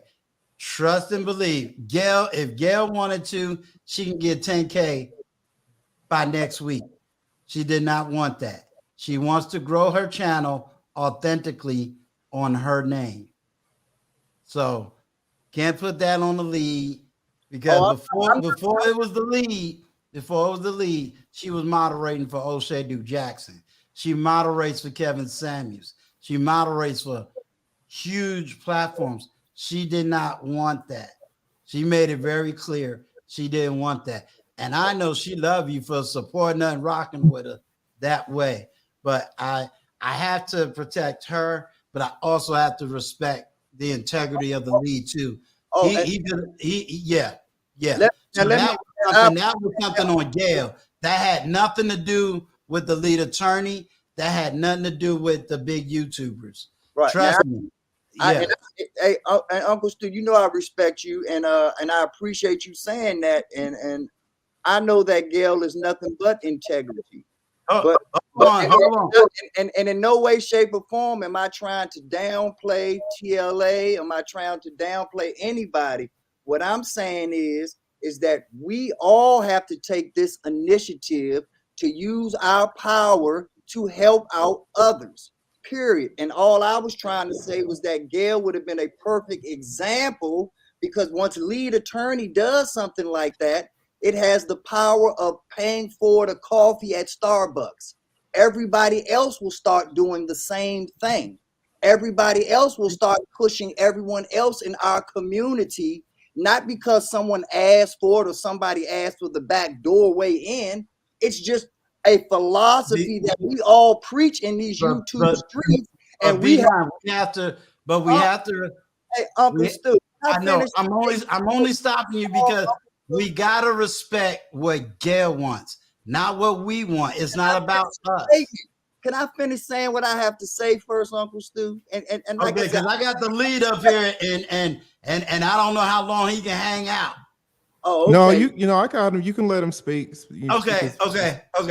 Bullshit, but whatever. I'm the same. Listen, to hear you talk, it's almost like you don't even know who I am. I don't know who you are. All right, then if you don't know who I am, maybe you shouldn't be speaking about what I need to do. No, I speak about the things that I think are right, irregardless if it's lead attorney, Well, if irregardless. you don't know who I am, then you just speaking just to speak. I don't have to know you to say what I think is right. Fine, as long as we know that you are coming from an uninformed place. And that's fine. Cool. All right, then say what you got to say. Okay, I'm more than happy to come from an uninformed place, Lee. My whole point is, like I was saying, we have the power to help out the people that are in our community. We have the power to pull people up and actually be the cream that we talk about and be personifications of that. If you don't feel that you fall into that demographic, then you don't have to be a part of it. As I was saying, I'm not trying to shame you in any way, shape, or form. You've done a lot for a lot of people in your own way. I'm coming with a different way that you can help out people. If you don't rock with it, you don't rock with it. But I've never disrespected you, and you're not going to disrespect me. So no, I'm good. As long as you've already stated that you don't know what you're talking about, then you can speak whatever you want. Now stay silent. Well, you're not doing it, y'all. No, I know you. I thought you were giving me the floor. I give you back the floor, no problem. I'll never interrupt you. No, not once. I said I would love to have a conversation with you, but it's not going to be based on shaming. It's not going to be based on where our levels are or where you think I am on an aptitude level. So if you want to have a conversation with me and you don't agree with my points, God bless you. I don't agree with all of your points either. But that doesn't mean that I still don't think that you're a great man, that you're doing a great service for a lot of people, especially our people. If we don't see eye to eye on one topic, I'm not going to lose no sleep. And I thought you were man enough where you wouldn't lose no sleep over it either. But you coming in all clutching your pearls and shit, I don't think it's that necessary. It's that deep, to be honest with you. Well, can I say something if I can, just for 2 seconds? Sure. You know, we actually we were having a very good conversation, and all the love was being spread around, and everybody was apologizing, and we were coming together, and it was such a good thing. And see, so now a negative spirit enters, and this is what we have all of a sudden again. So we all need to check ourselves when it comes to how we're addressing each other and how we're talking to each other. And what is Because it based off of, Vaughn? The negative spirit is based off of me trying to be of assistance to Gail. Now, is my doing it in a way that no. Well, you're not understanding what I'm saying. You're not understanding what I'm saying. I'm sorry, Vaughn. Go ahead. Yeah, you're not understanding what I'm saying. What I'm saying is that there's a time and a place for everything. Right. And because of the way that this stream has gone, and it had such a beautiful beginning and a beautiful middle, and it shouldn't have to end on this type of note. So that's basically what I'm saying. You know, the conversation can be had, but it can be had at another time in another space. Let this situation here ride out the way that it was intended to. You know, we don't have to insult each other. We don't have to come at each other's manhood and all of that. It's just, and these are the conversations that we get into in these YouTube places. You know, as much positive as you want to share, it always ends up with some type of negativity.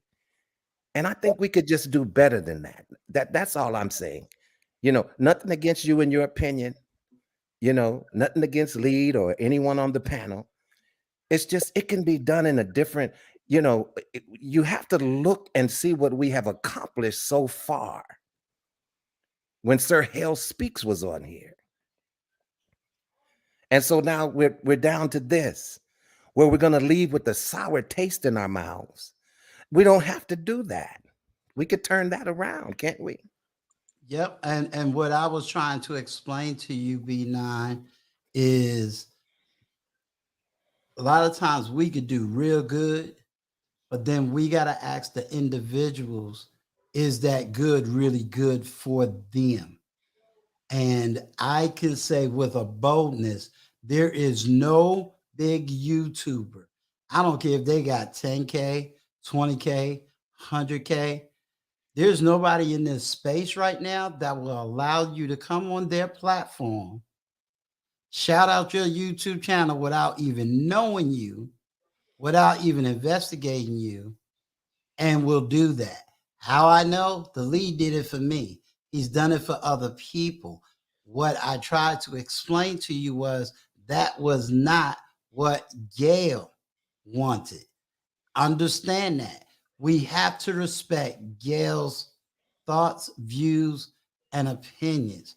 Long before the lead even had a platform, this woman was moderating for a man that got 1 million subscribers. If anybody can get Gail to numbers that can rock, it would have been him. And his words is even more powerful than the lead attorney's words. So what I'm saying to you is, you can't say, you know, hey, the lead attorney, you need to do, and that's what I'm trying to stop. And so that's where I'm saying, hey, I get your heart, but you're putting it on the wrong person.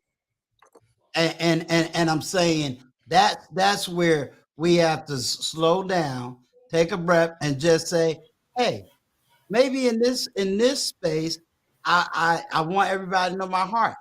I think the lead would have accepted your heart, but he's also hearing the other side.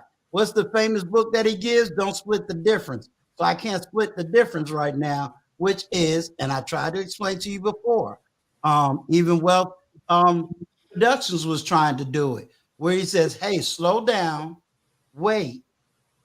You have you spoke to Gail?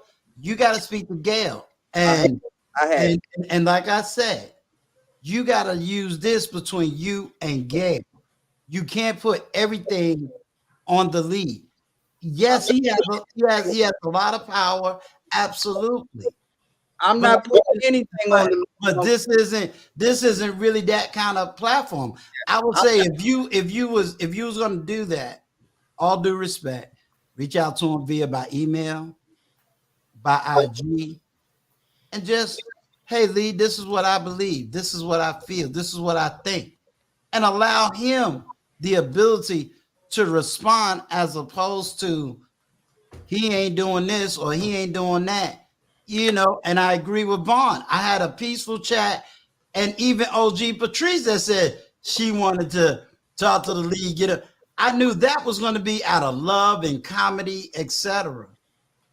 So just let me get to the lead attorney that's taking his time out of his night to talk. Hold on, be not. I got about me, Stu. I have to have this chance to respond, sir. And no.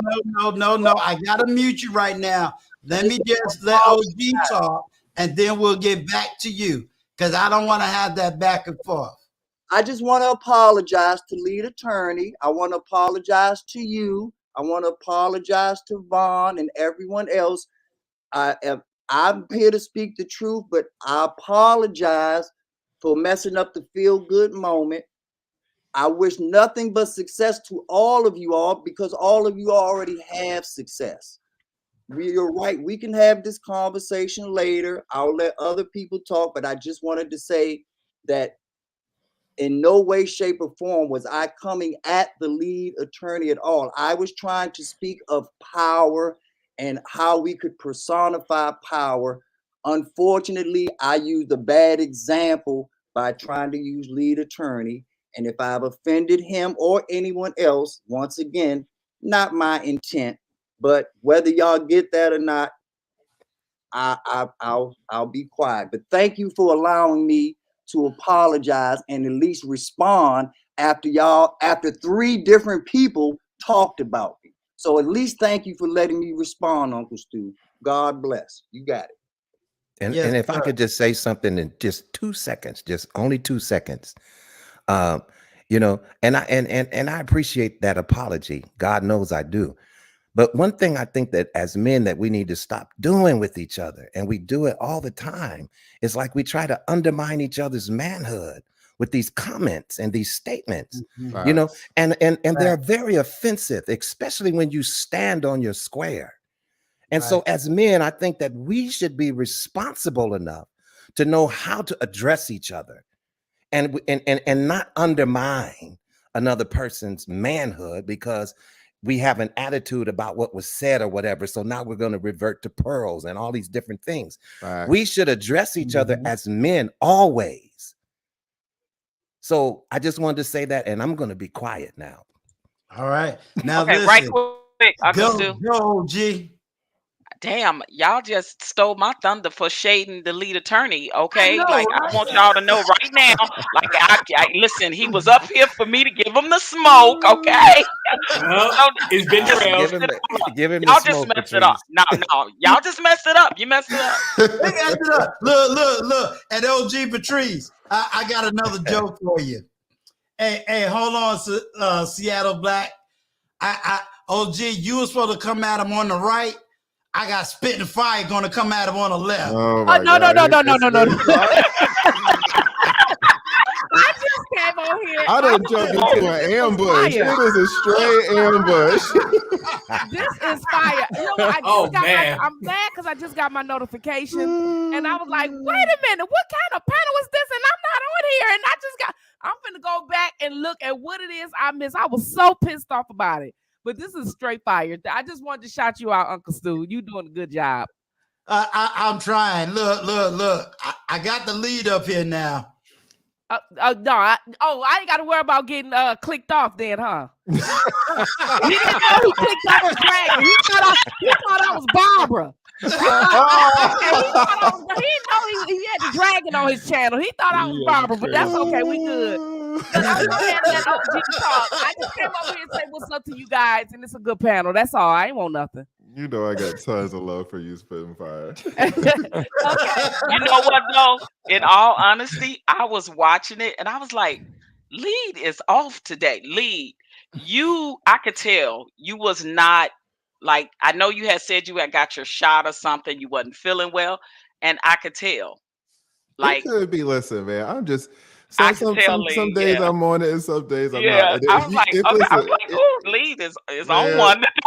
If you come up, you gotta Everybody take was like, the internet, he clicked off spitting fire. He clicked off spitting fire. He going that Nick at Night. Oh, he went out spitting fire, Nick at Night. I was like, oh my God. No, now that Nick at Night thing was different. That Nick at Night thing was different, but it was a little different. But if it wasn't her, it was me. Like it was in the headlines all the same. I was like, oh my gosh. It was funny to me because OG Patrice saw what I saw. It was like, Lee, you kicked off spitting fire. Oh man, he was agitated. Like, Kwame I Brown, saw agitation. Kwame said, "Spitfire, what happened with you on the lead attorney?" I'm like, "Oh my God, oh my God!" But that's okay. That's all right. We all good, you know. I got a ton of love for you, spitting all right, I'll see y'all later. Y'all go ahead on and have a good panel. I'm going back and watch what I missed.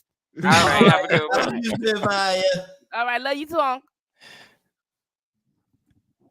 Seattle. Okay, now we done messed up OG's spot. I was waiting for OG to go out. That's okay. It's another time. Another time. I'm good. Now y'all spoiled it. I'm good. I'm really pissed, y'all. Like y'all. Girl, you crazy. Go ahead, Seattle. Hey, I just dropped in to say hello to all you beautiful people. I just got back in and I said, oh man, got Uncle Stu, OG's Patrice, and the lead. My brother, the lead. Everybody's in the house. So hey, greetings. And what's the topic, Uncle Stu? The topic really was about communication between generations. Oh, and that we seem to have a strong generation issue. Yeah.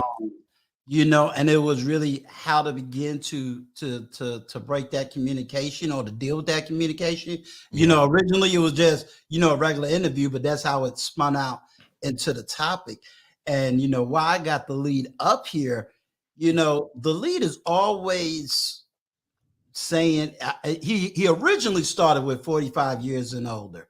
And now he's into, you 40-year-olds. Yep. Y'all need to start a YouTube channel. Y'all need to start a YouTube channel. Yep. And it's just not men. It's y'all, men, women. But he hits a certain age. Yeah. In that demographic. So, yeah. Both you and Lee, because it's like, okay, Lee, you always say this, but we seem to have this situation going on. How do we get through that? I think we got a bittersweet with social media. I think like your channel here, the leads, and OG, you guys got good channels. And so, right now, a lot of our Zens are being raised off of the internet. And we have to understand, I agree with the lead 100%. You can get information from the internet, but you don't get wisdom. Wisdom is like you travel through it and you go through it. You're 40 years old. I'm 58. So, we're going through it. I got my channel up and it's actually just telling veterans what I go through when I'm dealing with the VA, especially my Black veterans and my veterans of color. They get kind of dismayed with the system. So, we got to keep pushing. And channels like yours, Uncle Stu, Lead, NOG, we're gonna push it there, and a lot of kids are gonna see the wisdom come out of it. Because we're getting past the so-called Instagram models. We're trying to get the real. Who you are as a person and understand who you are and respect your talents and try to, we have to have patience with each other, especially in this wide social media today. You get people coming down totally on people. And I try to remain unconfrontational with people. I'm learning through my wisdom is that, these young kids, they're going to make a lot of mistakes. They run into a lot of money and a lot of issues and a lot of situations. So how do we handle that? We got to keep pushing our narrative, for me, I'm kind of a Kevin Samuels, lead attorney. I believe in frames, fragrance, and shoes. I got to have myself together. I believe in treating a woman with respect. And I think a woman should treat a man with respect. So, it's going to be an ongoing thing here. And as we get, I'm almost 62. That's crazy. Right. And, but now I look back, I go, God bless it. A lot of these people are going through situations. These are young kids. They're in their 20s and 30s, and it's going to have the patience and keep pushing our narrative, I think. Yeah. And I definitely want to invite you back on a latter panel. I apologize to that younger generation. But I also think that a lot of them don't have access to you, because you're that baby boomer. They don't have access to you. They don't know what in the world, as far as they're concerned, you dropped the ball. Yeah. And I hear it echo throughout. And maybe we need to hear from you, one day to say, okay, this is where my generation dropped the ball.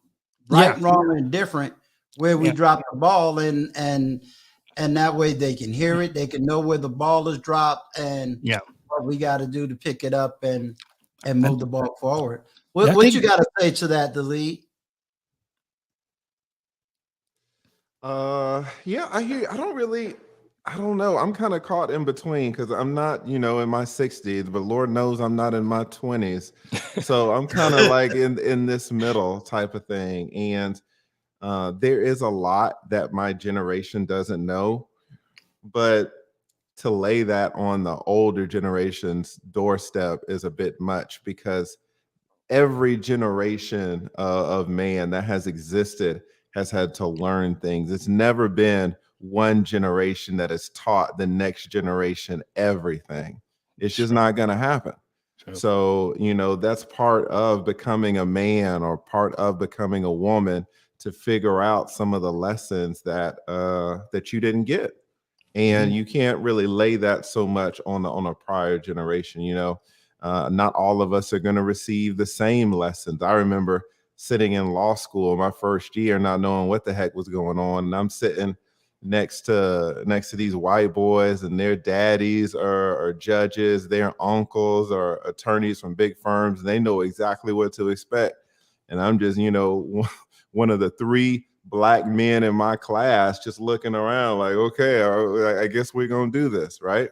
Right. How am I supposed to lay that at the feet of the prior generation? No, you just got to figure it out. So I hear what you're saying. I don't know. There's just a level of personal responsibility and a level of understanding that some stuff is going to be unfair, and you're going to miss some lessons maybe that you thought you should have had, and you're going to have to try to figure them out. Yeah. Can I say this to Uncle Stu? Sure. Okay, so and I agree with Lee too, because we have to understand. I was born in the '60s, and at that time they were pushing the black man out of the house. You know, you really had to have a strong family. We were living coming up through California and Texas. You were pushing the black man out of the house. So I was raised without a father and a single mother, pretty much by myself. So, and like Lee said, you know, you're gonna have to pull up your straps and start learning stuff and catching up. And there's a lot of lessons that we, you know, we're still, it's generations. And our millennials, our young millennials are what do you call them now? Gen X? Gen Zs. Gen Zs, yeah. You know, so we're gonna miss some lessons, you know, and Lead, I love what you're doing. You know, you're telling us, you know, and I agree with you. You're over 40, and I tell people, you know, if you have a car accident and you never had one, you worried about what to do. But if you already had one, you know, to get a hold of your insurance, take pictures, and that because you have the wisdom that you've been through that. So to help talk this young generation through, and that's why I tell them this. I don't try to be like Kwame Brown. I'm not dropping mama's cooking, but I'm putting breadcrumbs out there. So hopefully some people can grab some of those breadcrumbs, and we have to spread that with love. You know, it's patience. And I say we're going to need patience because when you get up into your 60s and your 70s, you're going to wish somebody had patience dealing with you, and you're going to need that love. So, yeah, and I agree with the Lead. We're going to be missing, you know, we're not going to be able to teach every lesson. It's going to be up to the person, like you say, seek and find. And one more thing, hey, Lead, you got to hook me up. I'm still having problems getting back into your class. So I'll send you another email. Yeah, send me another email. I don't know what that's about. Because usually, you know, if someone gets locked out of their account, they just do the whole forgot password type of thing if they forgot their password. So yeah, but just send me an email and we'll try to figure it out.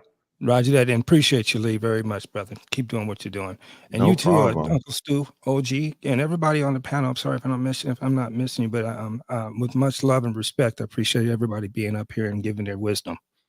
Yeah, Thank and you. I'll probably reaching Thank out you. to you because I'm 100%. So, Yes, sir. you know, I probably have some people that need some help, and so I'll be directing them to you because I do know the struggle of going through that VA system. Roger that, and I'm gonna send them to you because you're giving that real talk and that real love that they need. You know, I like how you say I'm not putting up a monologue. I'm talking to you real, and that's how you do it, Uncle Stu. So much love to you, man. Much props. And Thank you. keep Much love to you too, sir.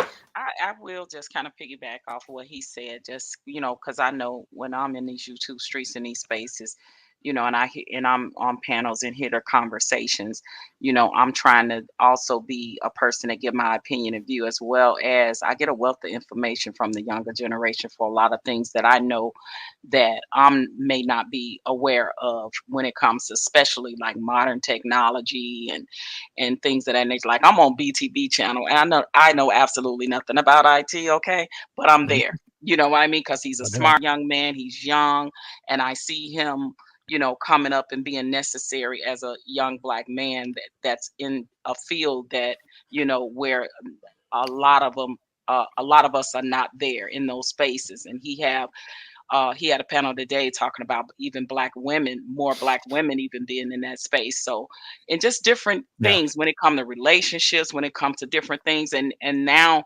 as an OG, they coming and they are asking me questions, and I am giving my opinion and views and answers without judging, because that's the main thing, right? Exactly. Because we got to remember, I have to remember, we all have to remember that we all were young once, right? We all made mistakes. We all sometimes didn't do what our parents told us to do because we wanted to see for ourselves. And I can say to you, well, I did that and I done that and I got the t-shirt and this was the result. But if they still choose to do it, you have to let them do that, Yep. because they have to bump their own head, they have Yep. to make their own bed hard, and they have to lie in it the same way we all did with our mistakes. So without judging. So that's why I try to be in these spaces to give, some good advice as an older person. And I'm very humbled that I'm appreciated in these YouTube streets now. I Amen. talk about my experience as a black woman in the entertainment industry for over 20 years. I talked about my experience as my son going through the child support system and all the woes of that, like all of that. I know what the feminist movement, the crack epidemic, the Yep. 94 crime bill. I know what it done to our community, so I can Mhm. speak on those things, but yes, trying to bridge the gap, right? Trying to bridge the gap because our Black community is on life support. I've said that many times, like Yes, ma'am. we're literally dangling. So we need to come together, bridge the gender wars, stop all the hate, and respect each other more. We need to listen too, because as elders, we don't know everything either. And some of the younger generation are a hell of a lot smarter than I am when it comes to certain things. And I got 2 ears, so Amen. that's when I Amen. use them and I sit back and I listen. But then when it's Mhm. things that I know I'm experienced to talk about, I have those Mhm. conversations. Amen. Amen. I'm gonna address this real quick. Ace Butterfly, just to let you know, Wealth Talk Productions and Before the Billions are part of my 1099. So I do hire 20-year-olds. So they do work on my backroom staff. So yeah, I do hire 20-year-olds, and they are part of my 20-year-old my 20-year-old staff, and they will tell you they do get paid for the work they do. And I make sure that they're paid, according to what they want to get paid. So I don't undercut them. I don't try to cheap them out. Before the Billions is getting ready to do my whole entire website. Right And he's on. going to get paid exactly what he deserves to build that website. Because you think an old man like me going to sit there trying to build a website. No, sorry, Bobby Jr. I feel you. I feel you. I feel you. Look, I'm just trying to get over how to do an edit. I feel you. I got 3 That's so videos I funny. got to do tonight. Hey, but let me say this real quick. Everybody here, I want you to celebrate your life. I was just talking about that, and OG Patrice mentioned this. You know what? We have survived. We have survived the all of us here, the jail system, crack, AIDS, coronavirus. We're still here, right? And that's something I think to celebrate. I told people today, hey, we're still here and we're making it through this. And you know what? You're still dropping positive stuff on the street here. So I believe that beautiful karma is coming back to each and every one of you guys. I think it's going to be lovely. Well, thank you. Awesome. I will also say this, and it's funny you say everything that you just said. A lot of people try to come at me with data, facts, statistics, all this stuff. And I say, if I followed those statistics back in the 80s, I wouldn't be sitting here today. Those statistics said I wasn't supposed to make it to 24, and I'm 54. There we go. Those Amen. statistics said Amen. I was supposed to be 6 feet under, and I'm still here. You understand what I'm saying? So that's why I say you have the question of, do you want to live in the statistics or above the statistics? And what I will say also, because I am part of the manosphere. I do listen to all the things going on in the manosphere.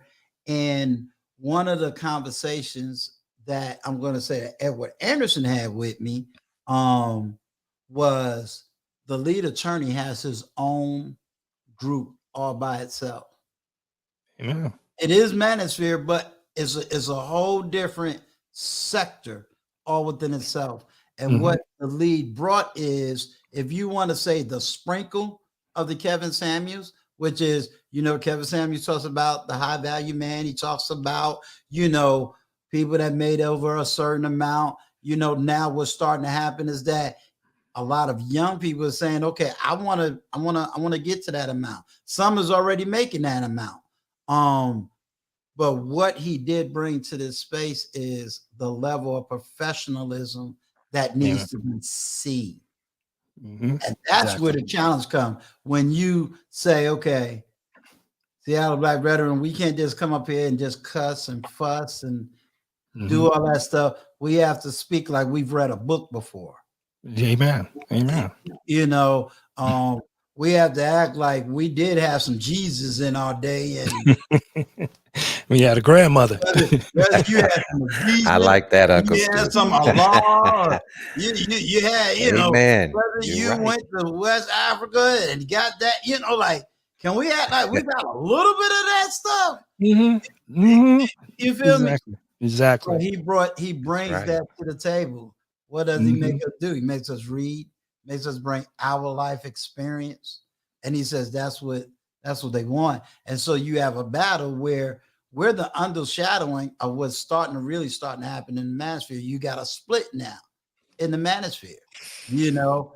Yeah. And I see the split, and I understand the split, and I tell everybody, well, I'm more under the lead attorney. I'm watching his lead. Why? Because he's the one that's out there doing 6, 7, 8 hour live streams. He's the one out there that is promoting. So what do I try to do?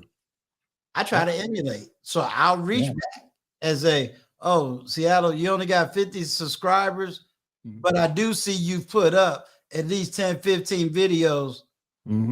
Let's have the intellectual conversation on my platform. I got a little bit more subscribers. Roger that. People hear who you are, get to know you as an individual, get to know your thoughts, feelings, views, and opinions. And then let's drop your YouTube page in the chat to try to get you those subscribers. I appreciate that. I know the struggle, what it took to get 1,000.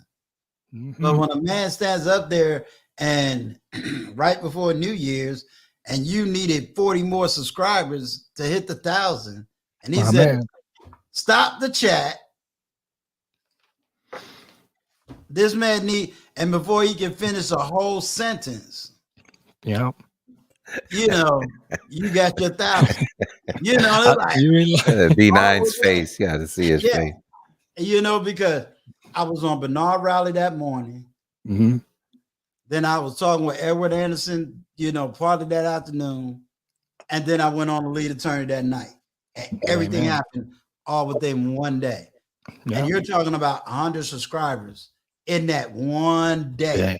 You know what I'm saying? So I owe it to a lot of people, but we're just developing on that. But then a lot of people don't want to, but see, I got to teach people how to put in the work, because it's not about the 1,000 subscribers. Exactly. It's not about the 4,000 watch hours. Exactly. It's about what value are you going to bring into this space? Because I don't want to put just anybody on the platform. What value are you putting? Are you putting some psychological value? Are you putting some economical value? Are you putting social value? So I think it comes to that area of what value are you putting out here? And then for me, I have OG Patrice. I have Vaughn, who doesn't have platforms, but they know, hey, Uncle Stu, if you got a topic and I can contribute, that's just as equal as having a platform, because they know we go on Uncle Stu platform and speak knowledge, wisdom, and understanding and truth. Amen. Hey, thank you. I see you and the lead. The lead, man, brother, I tell you, if it wasn't for you, I probably wouldn't have got this YouTube page started. And with the injection of Uncle Stu, OG Patrice, he has an old school. I appreciate all you guys so very much. And if you hit my channel up, I will return a favor and sub to you. I usually try to do, and please forgive me for saying this, I usually try to do, if I hit your page, I'm trying to at least drop some money on your page, everybody's page a month. I got like a $200 budget. I just go and hit everybody's page up because I want to see everybody coming up. I love to see you guys when you're just getting started and then you blow up like the lead attorney. And I'm like, whoa, that's motivation to keep moving. And I appreciate all of you. Hey, that's all that I was saying, you all. My method might not have been the best. The way that I talked to lead attorney might not have been the best. I apologize for that. Like I said, I take accountability for that. But that was my whole point right there, what y'all were just saying. All lead attorney had to do was say, hey, after my stream is over, we're going to have a raid on Gail's stream. The same thing. Listen. Let me just jump in, because this B9 guy keeps talking and he doesn't. And, this is what I don't understand. How is it that when someone says, yes, I understand that I don't know what I'm talking about. I understand that I'm not informed about this, but yet I'm still going to give opinion about it. What does he say? What did he just say? He says, all lead attorney had to do, he only had to do one thing. All he had to do was say, hey, after my stream, just go over there to Gail's stream, right? What doesn't he know? He doesn't know that I've already done that. He doesn't know that. See, but of course, you know, and that's what I don't understand. Like, how is it that when you say you are uninformed, you keep talking? You know, he doesn't know that I've already done that. He doesn't know what me and Gail talk about behind the scenes. Right. And he doesn't know how I shout Gail out every single live stream for months. And he'll say, oh, yeah, I apologize. You know, when I came up here, he was apologizing for something. Now he's apologizing again, but still expressing himself and not taking a moment to say, hey, let me just think. Let me just process this information, because I don't know what I'm talking about. Right? That's what starts to irritate me. And I've ignored this. I'll be in Gail's chat support and I'll see him messaging me like a troll, even though his grand solution, his number one solution, I've already done it. Right. And so that's why, you know, I'm gonna let you do your thing, and you can say whatever you want, Benon, but when I ignore you, just know that it's coming from a place of love. I don't know what you got going on. I don't know what you got going on in your life. But all I'm trying to tell you is that you are uninformed on the situation. That's all I'm trying to say, brother. And I will say this. I don't think everybody realizes, Lee, that even when you're dropping YouTube channels in the chat, people aren't guaranteed to get 500 subs. That's exactly right. Exactly. Like, some people don't know how YouTube works. You're exactly right. No, that's true. Now and I've seen it. I've watched people come on, and I'll go to their YouTube channel and they might get 10 subs out of 2,000 people watching at one time. It don't happen that way. And then if you go to a YouTube channel, say if Vaughn says, I got a YouTube channel, and I go to that channel, he only got one video. Oh boy. That's exactly right. That's exactly right. People I'll have to just keep working on it, you know. Exactly right. A lot of people don't understand how this thing works. You know, somebody will say, hey, you know, shout out my video. I made a video. Shout out my video on your community tab, right? And you know, I'll shout the video out, and the video will get, you know, 1,000 extra views, right?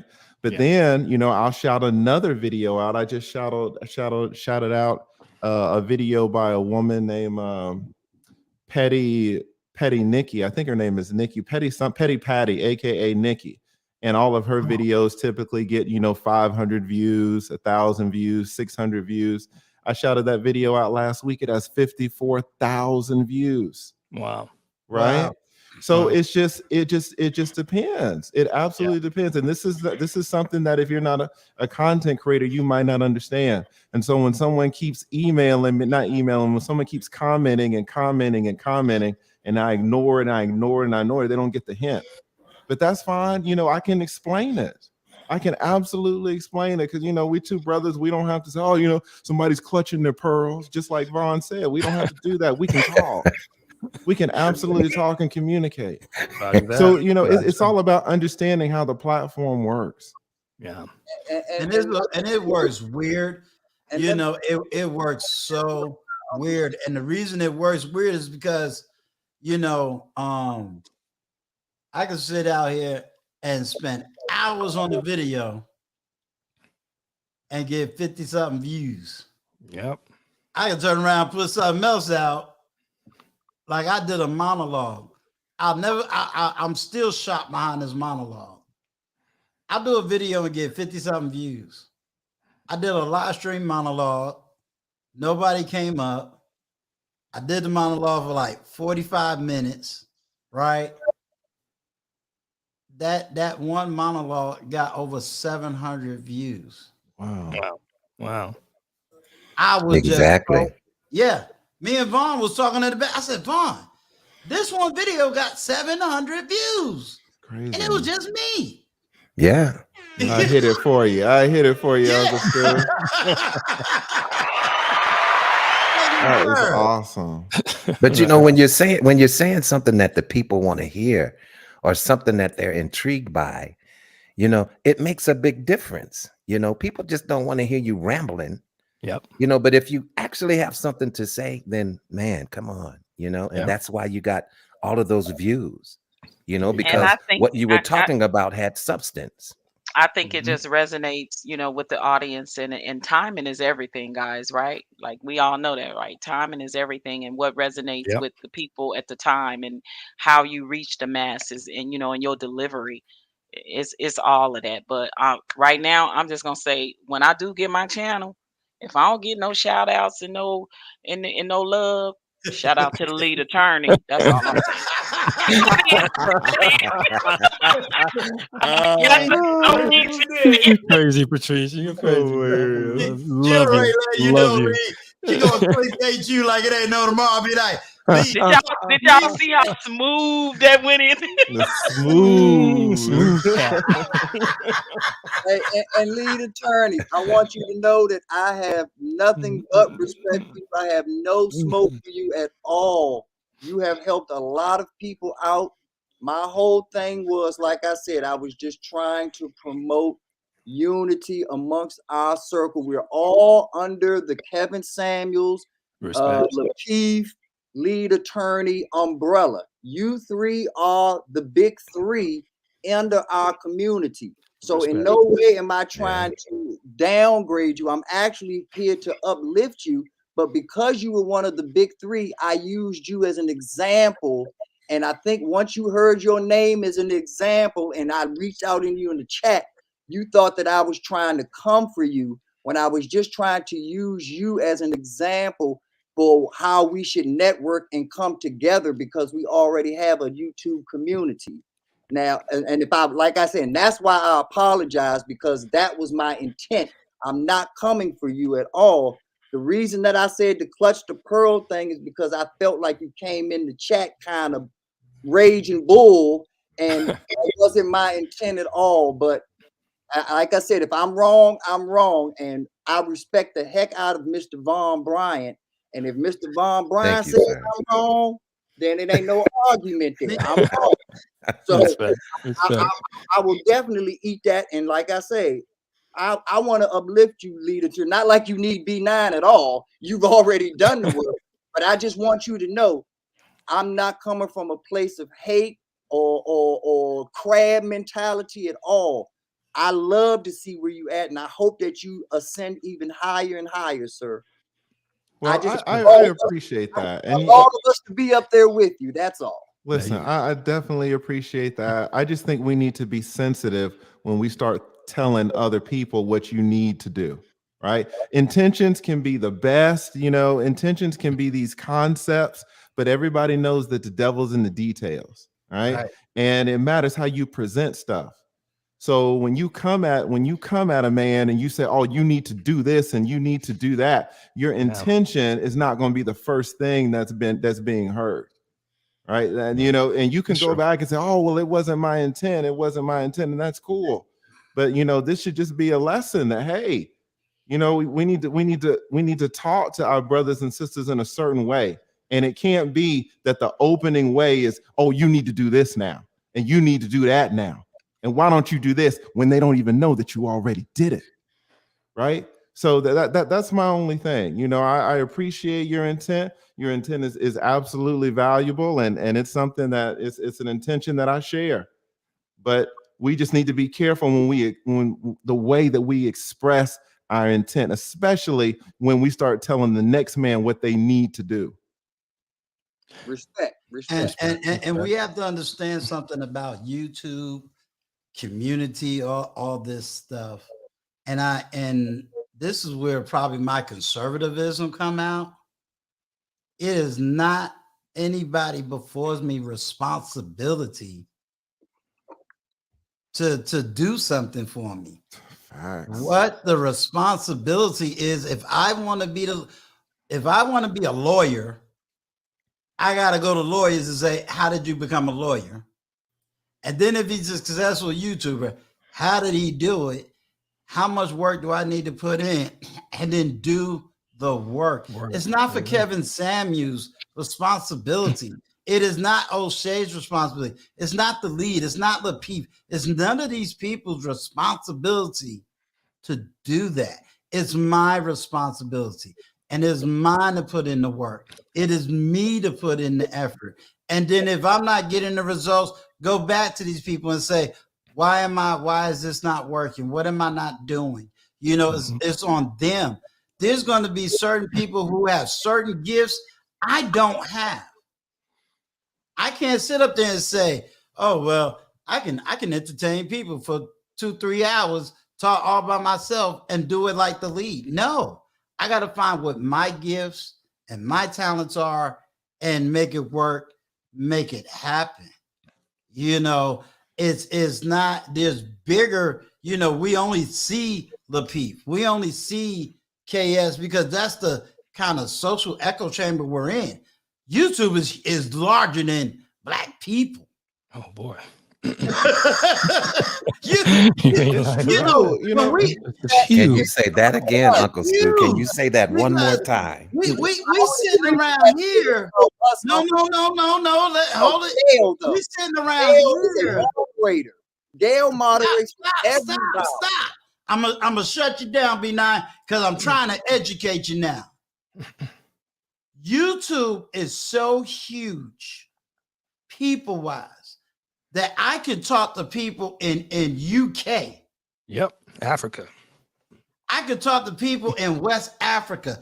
I could talk to people in South Africa.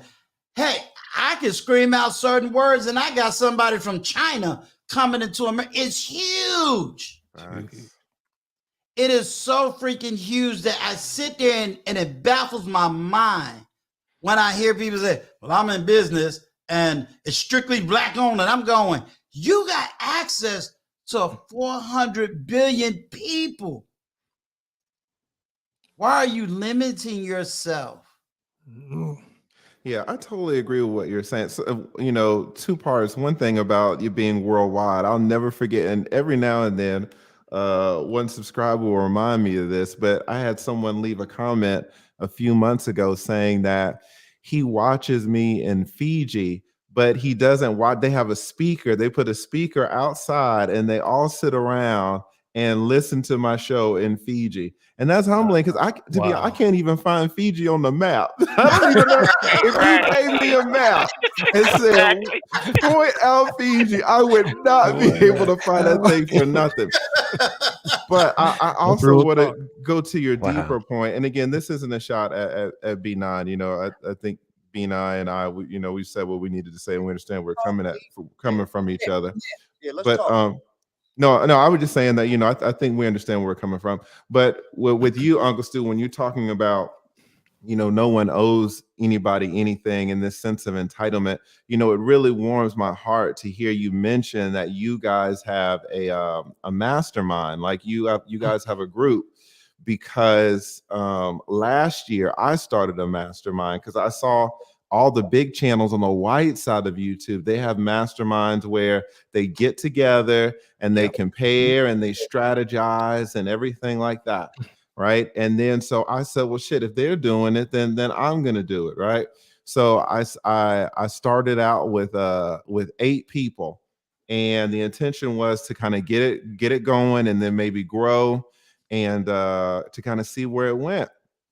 And I started out with 8 people. One person dropped off immediately because they thought I was a colorist. So we were down to 7.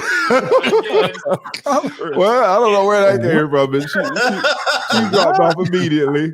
So then we were down to 7. So it was 7 of us, and we were meeting once a week, sometimes twice a week, and it was a beautiful thing. Now, to be honest, you know, I might have had, I don't know, like 70,000 subscribers, and then everybody else had maybe, you know, less than 1,000 or 2,000. So I was the bigger person, right? But it didn't matter to me because they were even telling me stuff, little tips here and there. So we were all learning from each other.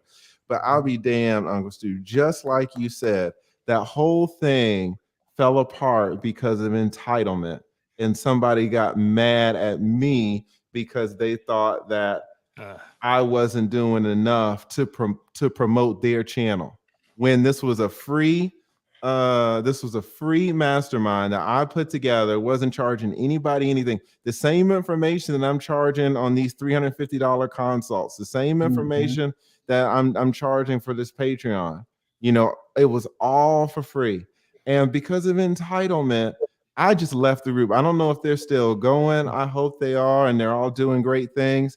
But you know, this sense of entitlement can creep up of what you should be doing for me and what you aren't doing for me and this and that, and looking past all of the good that the group was actually doing. You know, and it's come exactly right, Uncle Stu. So what you were saying. In fact, I was thinking about you and your mastermind just a few hours ago, because I was like, man, that's such a beautiful. It didn't work for me. I don't know. I guess I created this culture or something where that was kind of a thing, which was not what I wanted to do. It's my first time ever starting a mastermind, so I guess I set it up wrong. You know, I'll take the blame for it, but I just love the fact that you guys are doing it. And I don't know who's in your mastermind, but if you ever just want me to drop by and speak or something like that, I would absolutely love to do it. Wow. No problem. I mean, you know, I got your girl. I'm gonna just drop this hint. Lucchese is part of that mastermind group. Oh my goodness, that's all you need right there. I gotta drop in and let her speak. I'm gonna drop in to learn, man. You know, Lucchese be on it, but no, the way I would say it, and it's not a problem. To answer Ace's question, Ace, it's a back and forth as to it being on the Patreon. You know, as far as that's concerned, the mastermind group that I have are content creators, and some are not content creators, but they still help with vision, marketing, understanding, the psychology, the business. You know, just an area where we're trying to vent about situations, but at the same time, be able to give that word of encouragement. Like OG Patrice said, you know, before the billions, there's certain topics hey, you talking about some engineering stuff. It's like, okay, I don't know nothing about it. I at least can drop some money off, or hey, I heard this is going on. Are you okay? So yeah, we're really trying to put that together, because what we want to show is how in the world it gets done. You know, little inside joke. You know, we tried to get XDMC, but ain't none of us dropping like $5,000-$6,000 for 15 minutes of his time. So we got to do it on our own. I think go to community. I'm going to community college. I'm going to community college. You know, he out of our league, you know, so we trying to get it together. I definitely got to catch up with you, Uncle Stu, and you too, Lead. You know, I'm gonna tell you the beautiful thing about all this right here is I get to see you guys as you're growing up and how you go and just do your thing. That to me is like wonderful. I guess I can know you guys when you had 100 subs, and now here you are blowing up. That to me, that's beautiful, and I wish that for everyone who's on this panel and who's listening. Just blow up, do your thing. Oh yeah, one more thing. Oral-B or Sonic Care, which is the best toothbrush? My dentist told me the Sonic Care is expensive, but the Sonic Care beats Oral-B. That's a little information. I had to switch it up a little bit on you. I ain't mad at you. Rebuilding JT with the 199 super chat. Look, I'm gonna do a lead number. Y'all ready? Roger that. I appreciate all of y'all. And I'm going to shout out the small numbers and the big numbers. And I want you to know that $2 mean a whole lot. He is right. You see? Oh, yeah. He is right. It means just as much. The $2 means just as much as $20, just as much as the 100. It's like, y'all don't know how I do. I understand it now. I really do. I just want to say, I want our people to understand, like, right, like we're not always going to agree. Exactly. We're not always going to get along all the time. But I think that the biggest discord and the biggest thing that is our problem is that we don't realize our bottom line as Black people, True that. like the power that we have, like our bottom line should be, whether I agree with you or not, I rock with you or not, or whatever, like our bottom line should be, I wish you well, do your thing, I'm over on the left, you over on the right? Because when it comes to the main bottom line, that when we have to fight the man, like the real man for real, like I could still fight and rock with you and fight that fight with you, and then you can go back left and I can go back right. I think that is the biggest misconception in the Black community that we have, that we don't have to agree and be on one accord with everything or anything. You can rock on the left and I can rock on the right. But if I know that I got a bottom line as people as want to see Black people come up and have, then let's just do that, and everybody stay where they at in their own lane, in their own square, and those that want to help, those that want to help, those that don't, it is what it is. Amen.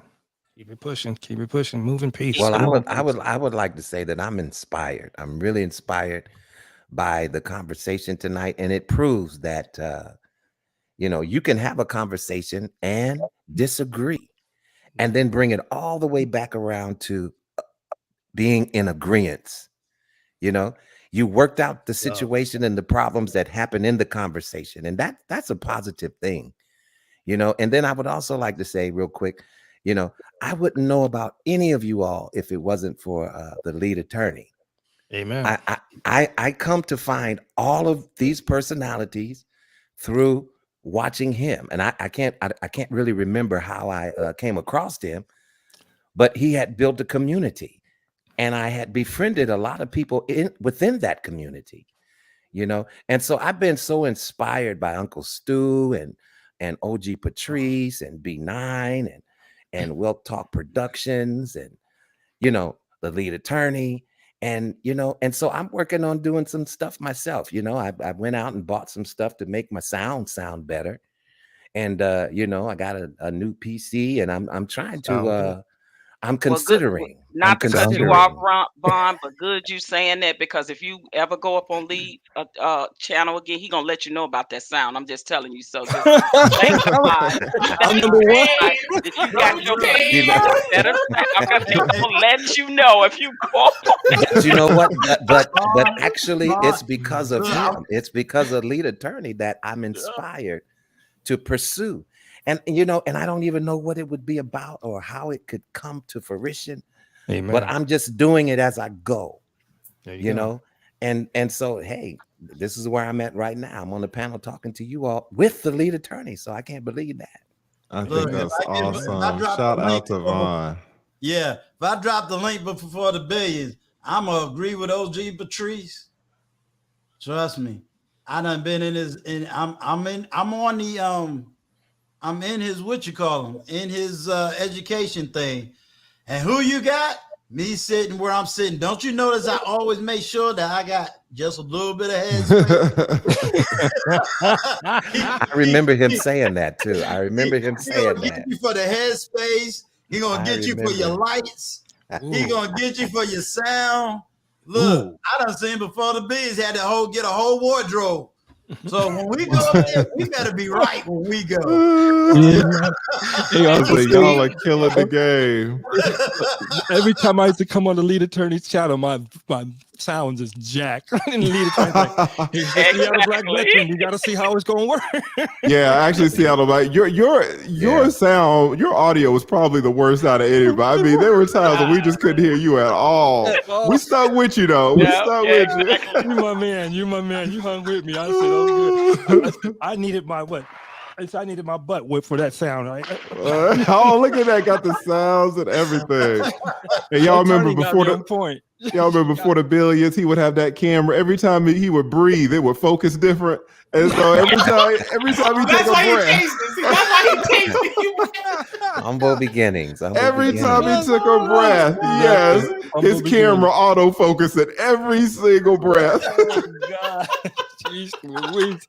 But you gotta admire Before the Billions because he hung in there. Absolutely. And look how for proud we can be of him right now. You know? Listen, and keeps hanging in there. Look, because it's always no matter where you are in the YouTube journey, there always gonna be obstacles. It's just always. Yeah. So shout out to Before the Billions, man. I heard they crashed his party and everything. I was going back looking for the live stream. I'm like, where is that? They told me he had to take it down. Oh, man. Oh, God. That's the man, though. Look, I had to bring him up, Lee. I was like, oh, my God. Somebody maybe send him a cash out without him doing any work for me. Just be like, hey, go get you a sandwich. Hey, and I'm about to drop off, fellas, but I just want to say before I go, I want to reiterate what I said. Thanks, Peter. The lead attorney Oh, and Kevin Samuels are our trifecta. So hold up, you got static in your sound. that's not me. Who's that? That's Before the Billions. Oh, okay. Before the Billions about to get it. Before the Billions struggling. I don't know, All I was trying to say before I drop off, like I said, the lead attorney, the Lafitte Show, and Kevin Samuels are our trifecta for our community. So we have to uplift them and keep them up high at all costs. We got Before the Billions coming up. We got Wealth Productions. We got Courtney Michelle. We got Uncle Stu. So it's a lot of people that are branched off from those three main subdivisions that we have. We have a lot of things branching out because of it. So shout out to lead attorney, shout out to Lafitte, shout out to Kevin Samuels. Y'all have built a whole community, and that's the only reason that I even used your name in the first place, because of your greatness. And I was wrong, but that was the reason why. God bless you all. We will all hopefully come together one day, because I do that financial talk. Hopefully we will all come together and be able to meet and commune together. God bless. Have a wonderful one. Take care. Respect. All right. Good night, God bless. Good night. Salute. Before the Billions, did you get your sound right? Because now Uh-oh. the lead is about to clip you again because you still ain't got it right. Oh, you can hear it now. Thanks, Peter. Gotta tap the mic.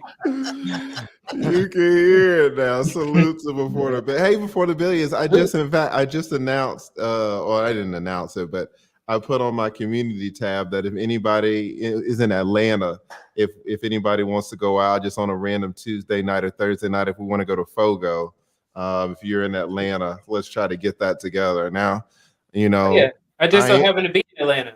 That's what I'm saying. That's why I'm telling you specifically. So hopefully somebody will organize it. I said if somebody organizes it, then I'll shout it out and get all the Atlanta people there.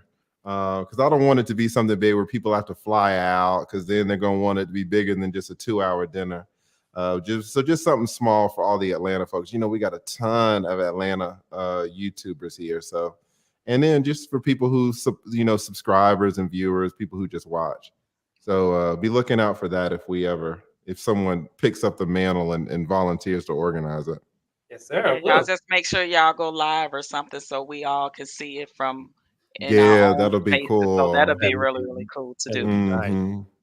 That'll be nice. Before the Billions? Yes, sir. Did you learn anything from XDMC? Oh, yeah, I learned a lot from XDMC. Okay, so you realize now, see, I'm going to help you out. I'm going to show you I got your back. Make sure you get all of this in writing. Don't let the lead have you out there working voluntarily. You learn how to do contracts. He's a lawyer. He may do something and this chat may just shut down. So make sure you get it in writing, sir. I have learned the power of a contract. Wait, did you see what XDMC just put in the chat? Talking about if you need a good R&B singer, hire BCB. BCB was singing. He was singing up there on his channel, and I had him on the background, so you couldn't tell him nothing. Okay, DTG was the R&B king up there. They Yeah, say Wally Von. was just asking for me to bring it back. They say Von Bryan can throw down. Yeah. Oh yeah, don't. Yeah, bro, Brian can sing now, though. Yeah, Don't play. Brian was killing it. I've been known to hold a note or two. We don't make a whole video about it. Seattle Black Veteran. Did you hear that OG Patrice can sing? Oh, I know she can throw down. Yeah, that's my girl. Oh yeah. Oh yeah. She Wait a minute. When Uncle Stu interviewed me and he played my video when I was performing in Vegas, boy, he had that Uncle. I ain't never seen Uncle Stu move like that. Uncle Stu was I was Get like, out of Uncle here, Stu, go ahead. My man. He got it. TLA can rap. At least I know when I go to Vegas, I don't want to see nobody else's name. I'm looking for OG Patrice. Where she? All right, there she go. We hanging out with her. There you go. Right. Salute to Luke Hazley. What state does Luke Hazley live in? Is she in here in the States? In California? I don't know, but I'll put it like this. Look out for her her what you call him. She is allowing me to interview her, so y'all gonna see wow who the real Luke Hazley is. I definitely want to show up for that. Yeah. And she is gonna be, you know how I did you, OG Patrice, where it was called the exclusive? Yes. She is gonna be exclusive because you know she's not somebody that runs around giving interviews or even uncamming up. So she is going to be my most exclusive interview. So I am California lead.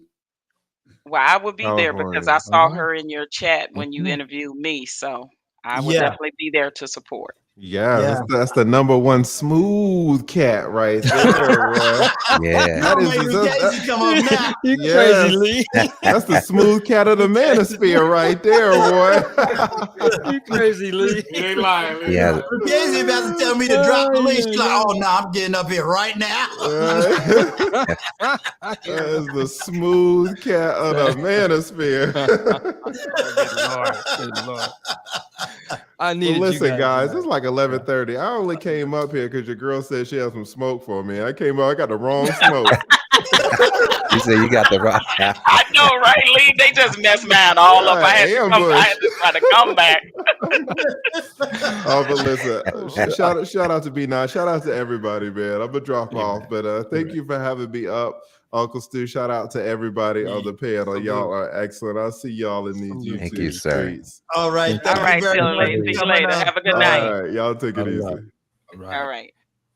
Hey, Uncle Stu, thanks. To my brother Millennial Mart TV for the $20 super chat. Salute. If y'all ever need some floor work, some furniture cleaning, all that good stuff, that's the man to call. Just fly him out to your local city, and he got you. But yeah, this young brother, Seattle Black Veteran, make sure you subscribe to his channel. Yes, sir. He's my 20-something. He's my older 20-something. I'm subscribed to you, Seattle. I definitely am because I have some friends that I do some mentoring with, and they are some veterans. So I will make sure I, point them to your channel. Okay. I appreciate you, beautiful, and tell them to get back with you and tell them, if they got any good feedback from it, because that feedback helps keep me moving and absolutely. Get the right question. So I appreciate you so much. And no problem. Hey, before the billions, it's good to see you too, my brother. Ain't seen you in a while. Stu, I'm gonna drop off here. You know what? Thank you, Uncle Stu. Thank you. You're my brother from another mother. I love how you go down with your program. I'm gonna put the notification on, and I'll be there supporting you 24/7, my dear brother, and all of you in here. It's a pleasure to meet some of you new ones, brother Brian, and we have the other brother. It's a pleasure, and it's good to see everybody. I am gonna go and have a beer and get out of this sweater because I'm burning up. But sounds good. You are the man. Good. I'm down with you like 4 flats on a Cadillac, my brother. Now that's pretty down. That's pretty down. Exactly. Bond, them youngsters don't know nothing about that. No, that's right. Seattle Black Veteran. You went over their head with that one. Look. I look, if I told Wealth Production he didn't have to cam up. He did cam up for the intentional millionaire. As soon as he said that, I looked straight at Before the Billions and I said, yep, he done lost them. Yeah, I saw Talk Production cam up over there. I went over there and showed my support. Yeah. And love. Yeah, that was a really nice interview too, Yeah, by the that was way. awesome. Hey, you should have told me to cam up. I just made sure I came up on my platform first. I wish everyone the most blessing of blessings, and I wish your YouTube channel blows up big time. So I like to know. I say, I knew that guy when he only had 200 subs, and I knew that girl when she only had 200 subs, and I still want to be in that background supporting you and being your cheerleader on your platform. So if you hit me up, I guarantee and I promise I'll be paying attention. I'm in the YouTube streets. I gotta get deep like Uncle Stewart and Lead and OG Pertise. And Big Bad Bull, thank you so much, my brother. And Pete, thank you so much, all of you. I love you. God bless you. Stay safe. And hey, I wish you nothing but the best of blessings. I wish everyone the best. Good night. Same to you. Good night. Good night, sir. Yeah. Okay. Lucchese answered it. Yes, XDMC. No date yet, but it'll probably soon. So once I get with her and we can schedule everything out, then yes, we'll have that up. Uncle Stu, you gotta see if XDMC might be interested in the interview too. That's my fellow brother in the business of entertainment as well. Like XDMC is the business. Yeah, well, see, here it is. That's the guy right there. You have to understand, I am blessed because I'm your agent. So everybody you are my agent. Everybody got to come to me to talk to you. But see, XDMC, he got about 5 agents to get to his level. Oh, okay. It's like that. Okay. Yeah. So there's levels. You just don't. I got to go to Before the Billions. and then I got to go to Blind Guy, his wife. He got about 5 levels to this thing. Yeah, so I got to go up these levels first. And that's just for him to say hi. So there's levels to this thing. You got to filter off. You right. It's levels. Yeah, there's levels now. You just don't go up to XDMC and ask for an interview. You just don't do that. I heard that. Well, maybe my people could call his people then, and then we can make that. Yeah. Can you do that for me, please? I need a hookup. My XDMC, bro. My people will call your people, and we'll make that happen. Look. Wow. OG, I'm gonna do the black thing. Can you give a brother a hookup? Right. Don't forget Gail. Yeah, see, gotta go through See, there's levels to this thing. It's hard. It's hard. And see, now that I know, and Before the Billions, he does my website, so I'm gonna get charged real hard on that side. Then I'm gonna get charged on other. By the time I pay all my people, I ain't gonna have no money to get to XDMC. There's levels and money to this thing.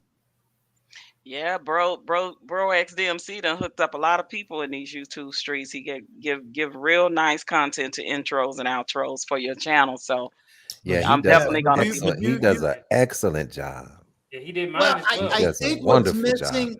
I think what's missing when it comes to XDMC's professionalism, and I think it is missing as far as young people seeing is, and this is what I'm learning when I'm learning how to do edits and learning how to do certain videos and do sound production. That's for everybody in the chat, that's the blessing that I'm having with Emmy Award winning Frank Gooden, because I'm learning in a short period of time what took this man years, decades to learn.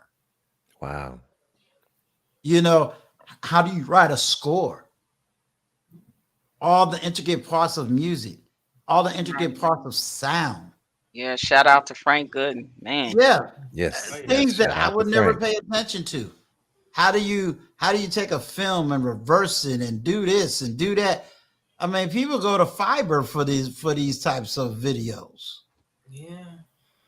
Color corrections, and there's a whole lot that goes into it. And it's like, heck, I ain't even close. But even where I'm at, I'm a little bit better than someone else.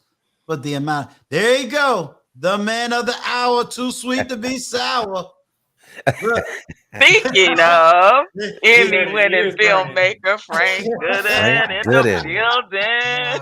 Prime the time. Emmy-winning I filmmaker. mean, I said something to, here you go. Yes, sir. I said something to Frank, and I was happy that I even understood the words that I was saying. I was like, yes, I'm learning what a J cut and an L cut is. He was like, yeah, you got it now, Uncle somebody. Hey, I'm far from it, but I'm trying. Well, Team Life and Death, y'all, every Saturday in these YouTube streets, y'all tune in Yes. to Life, go to Life or Death YouTube channel, subscribe, share. Please come and support us. We appreciate it.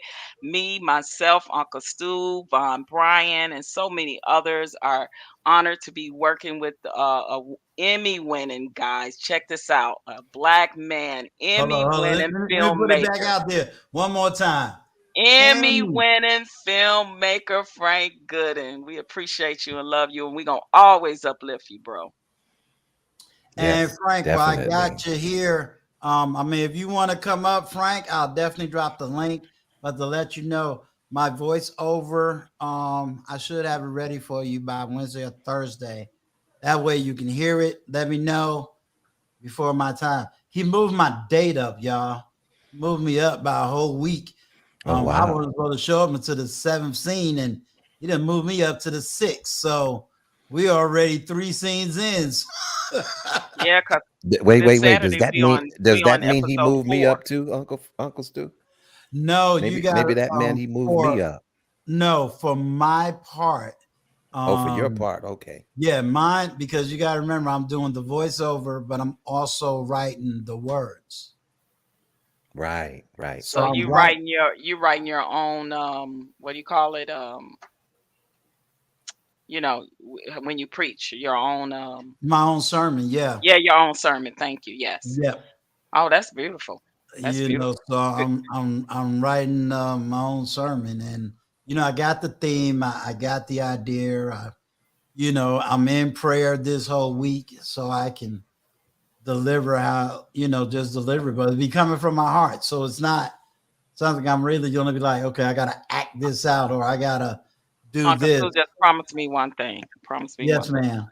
Make sure you give us the and you see Just as long as you do that, I'm good. See, look, now I'm reading in the chat. He said, no, he said, Von, you're moved up as well. See? Mr. Frank, you might want to come up and straighten out some things first. Well, See, look. You got to send me an email, man. Send me an email. Look, nah, it's too late. We got boss. You got to come up here now, boss. See, you saying some stuff we didn't know. Now you gonna have us all in the emails talking about, oh Lord, we about to get work faster than we thought.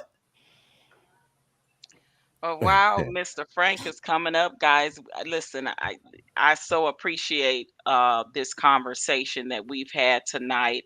I It was feel beautiful. like me personally, I feel like we've gotten somewhere. I felt like we was able to move the needle a little bit more, right, further. So I think the next thing is just everybody being accountable for themselves. And yes, we still can be accountable for our, show accountability for self and, hold each other accountable as well. None of us should be above reproach.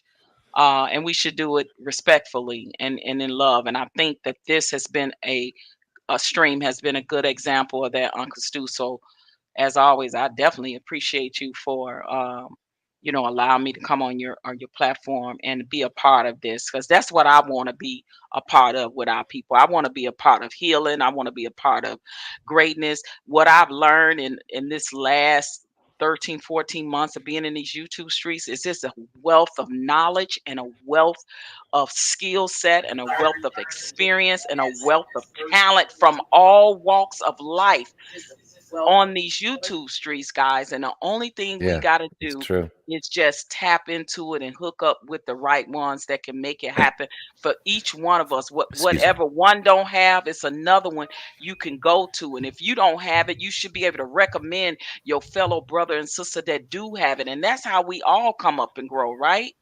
Because I might not have something, but I say, hey, go to this young man BTB. He can tell you all about this IT stuff. Or you want to know about film? Go to Frank Good and listen. He's an Emmy winner.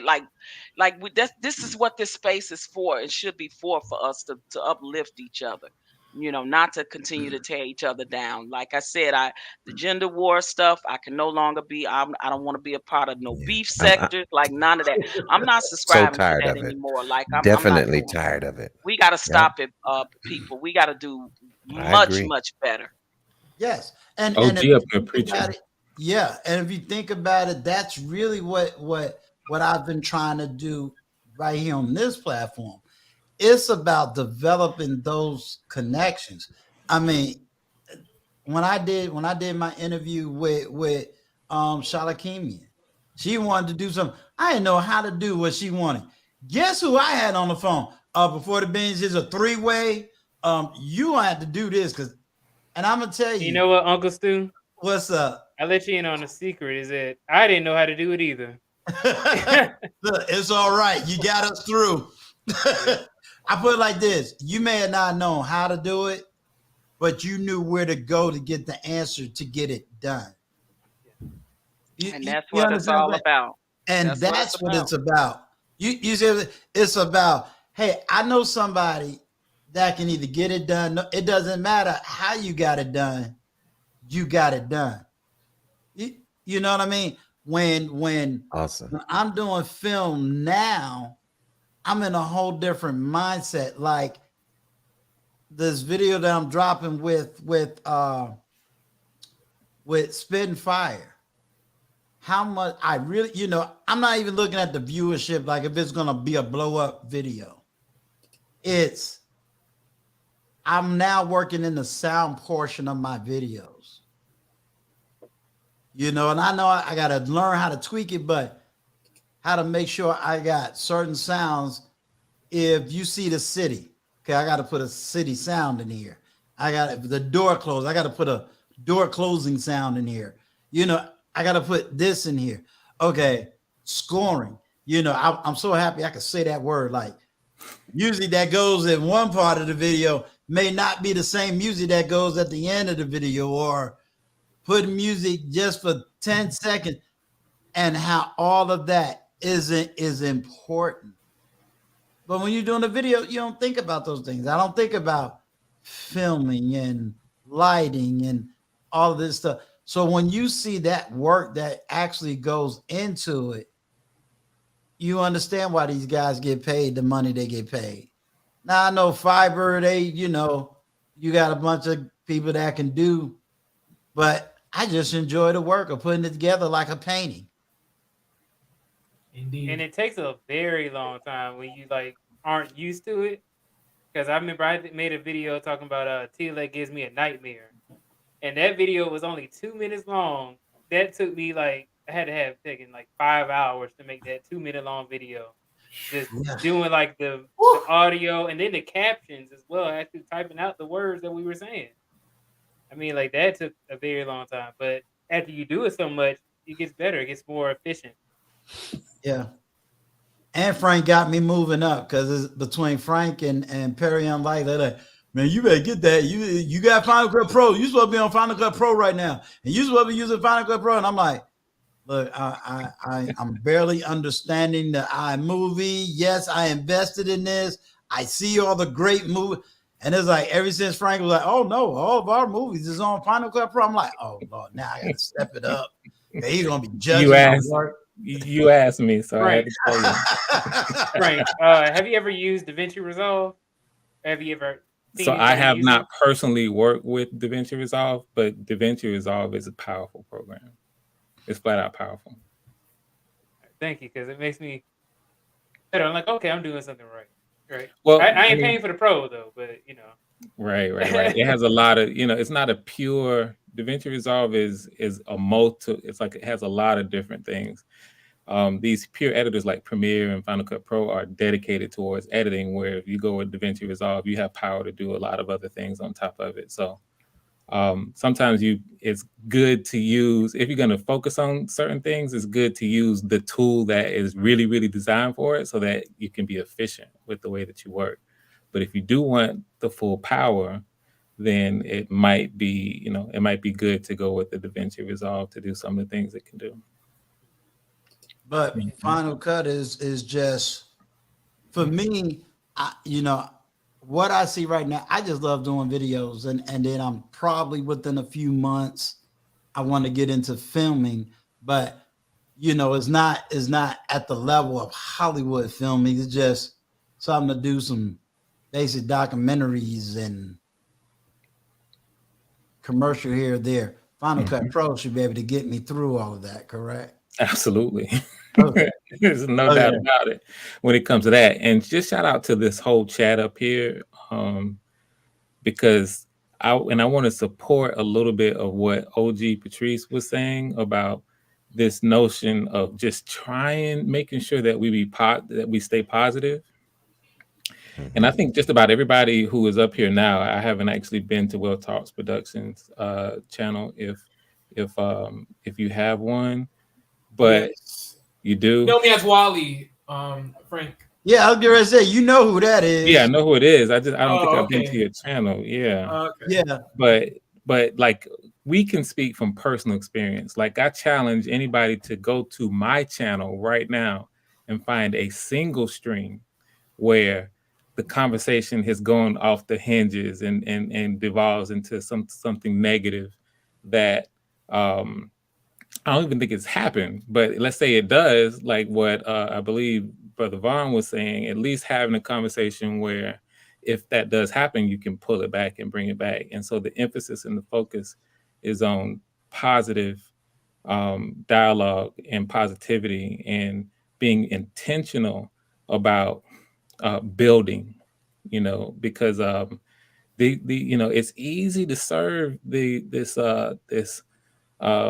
YouTube algorithm where we can fall into this, and we have to be really, really careful that we don't end up serving the algorithm for profit, because the algorithm is built to do what we're doing, and that's kind of part of a greater thing that's happening where, you know, when you can support this kind of conversation that degenerates and breaks people up, you're contributing unwittingly because you're chasing the algorithm, you're chasing the views, you're chasing the dollars, you're chasing the you know, all of what comes along with that.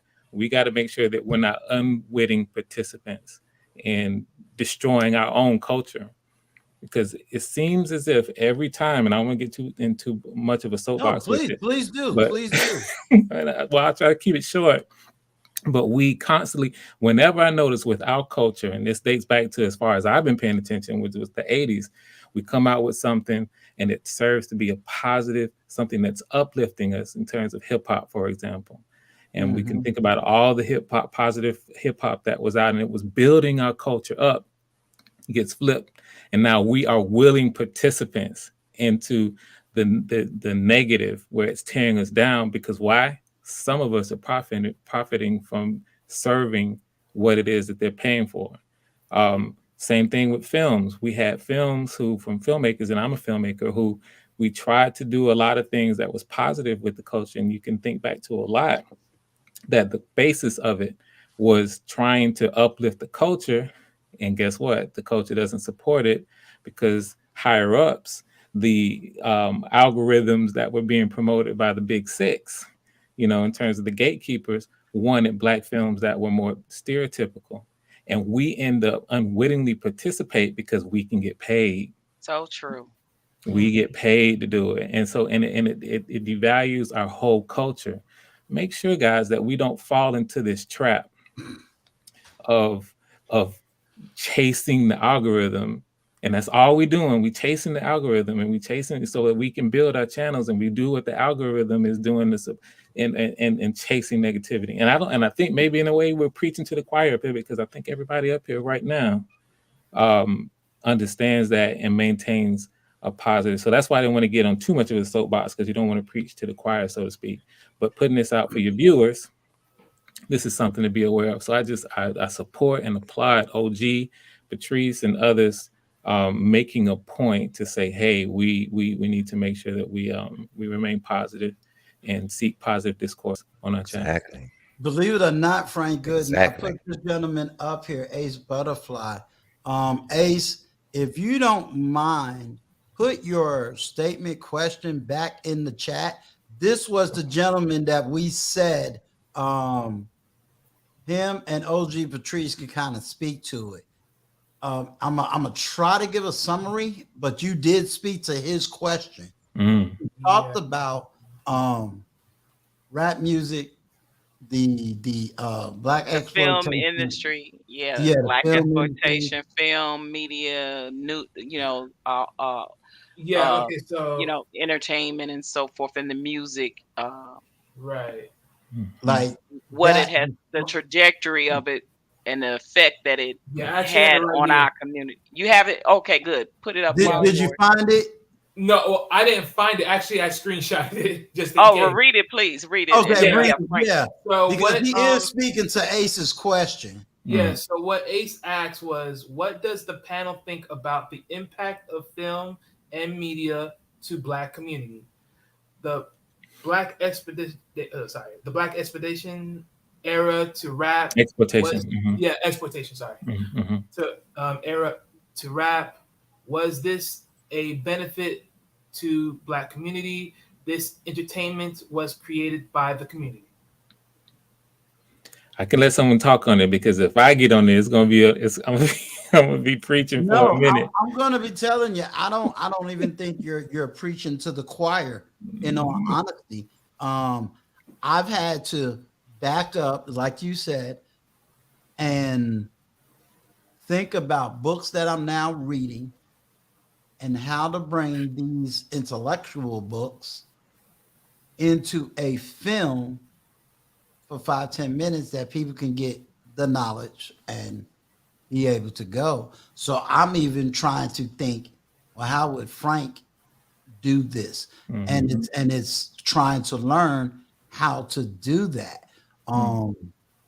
But I think it is a decent conversation, even I if have a we point of do it view as on a it. I wanted some Yeah, I other wanted. people to jump in on it before I speak No, on it. no, go I was gonna ahead. talk I about mean, some. I did already, but I would love to hear from, I'm on the other side of it. You are a filmmaker, so you can give that perspective. I gave it as an artist. You can give it as a producer, filmmaker, director of it. So I I would believe I before would the love to billions hear your wanted to jump in perspective. on it too. Okay. Yeah. So And then I'll jump in. I'm happy to talk on it. I just want to give other people a chance to talk before I jump in.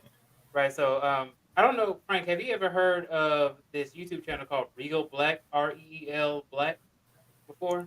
No. And this is a So YouTube channel, so you can have me look it up right now. yes, it's now they put out a whole bunch of documentaries from a long time ago, put out old movies and stuff like that. They actually had a video that was talking about black exploitation movies, and Okay. in that documentary, they were talking about how it started. They had this. I think they brought up, like the Sidney Poitier. They brought up the um, Black, the Black Dynamite, like movies like that, And actually, I remember when Kevin Samuels actually put out one of those black exploitation movies on his channel, and he was talking about like it was one of the old pimp movies, and in that, of course, they painted black people in a terrible light because it always kind of stuck to this formula of you know the negative drug dealer, pimp, or whatever. Right. And with that, they got paid for it. But when these large companies, they ended up realizing, like, okay, you know what, we're getting a lot of money from the black sector, but they actually came up with the blockbuster. I believe the first one was Jaws, and that actually was the start of the decline of these black exploitation movies, because they can say, hey, you know what, we actually can market more towards the blockbuster because we can get both black and other races, or white people, to be able to watch these movies. In addition to that, so we're getting more money from this.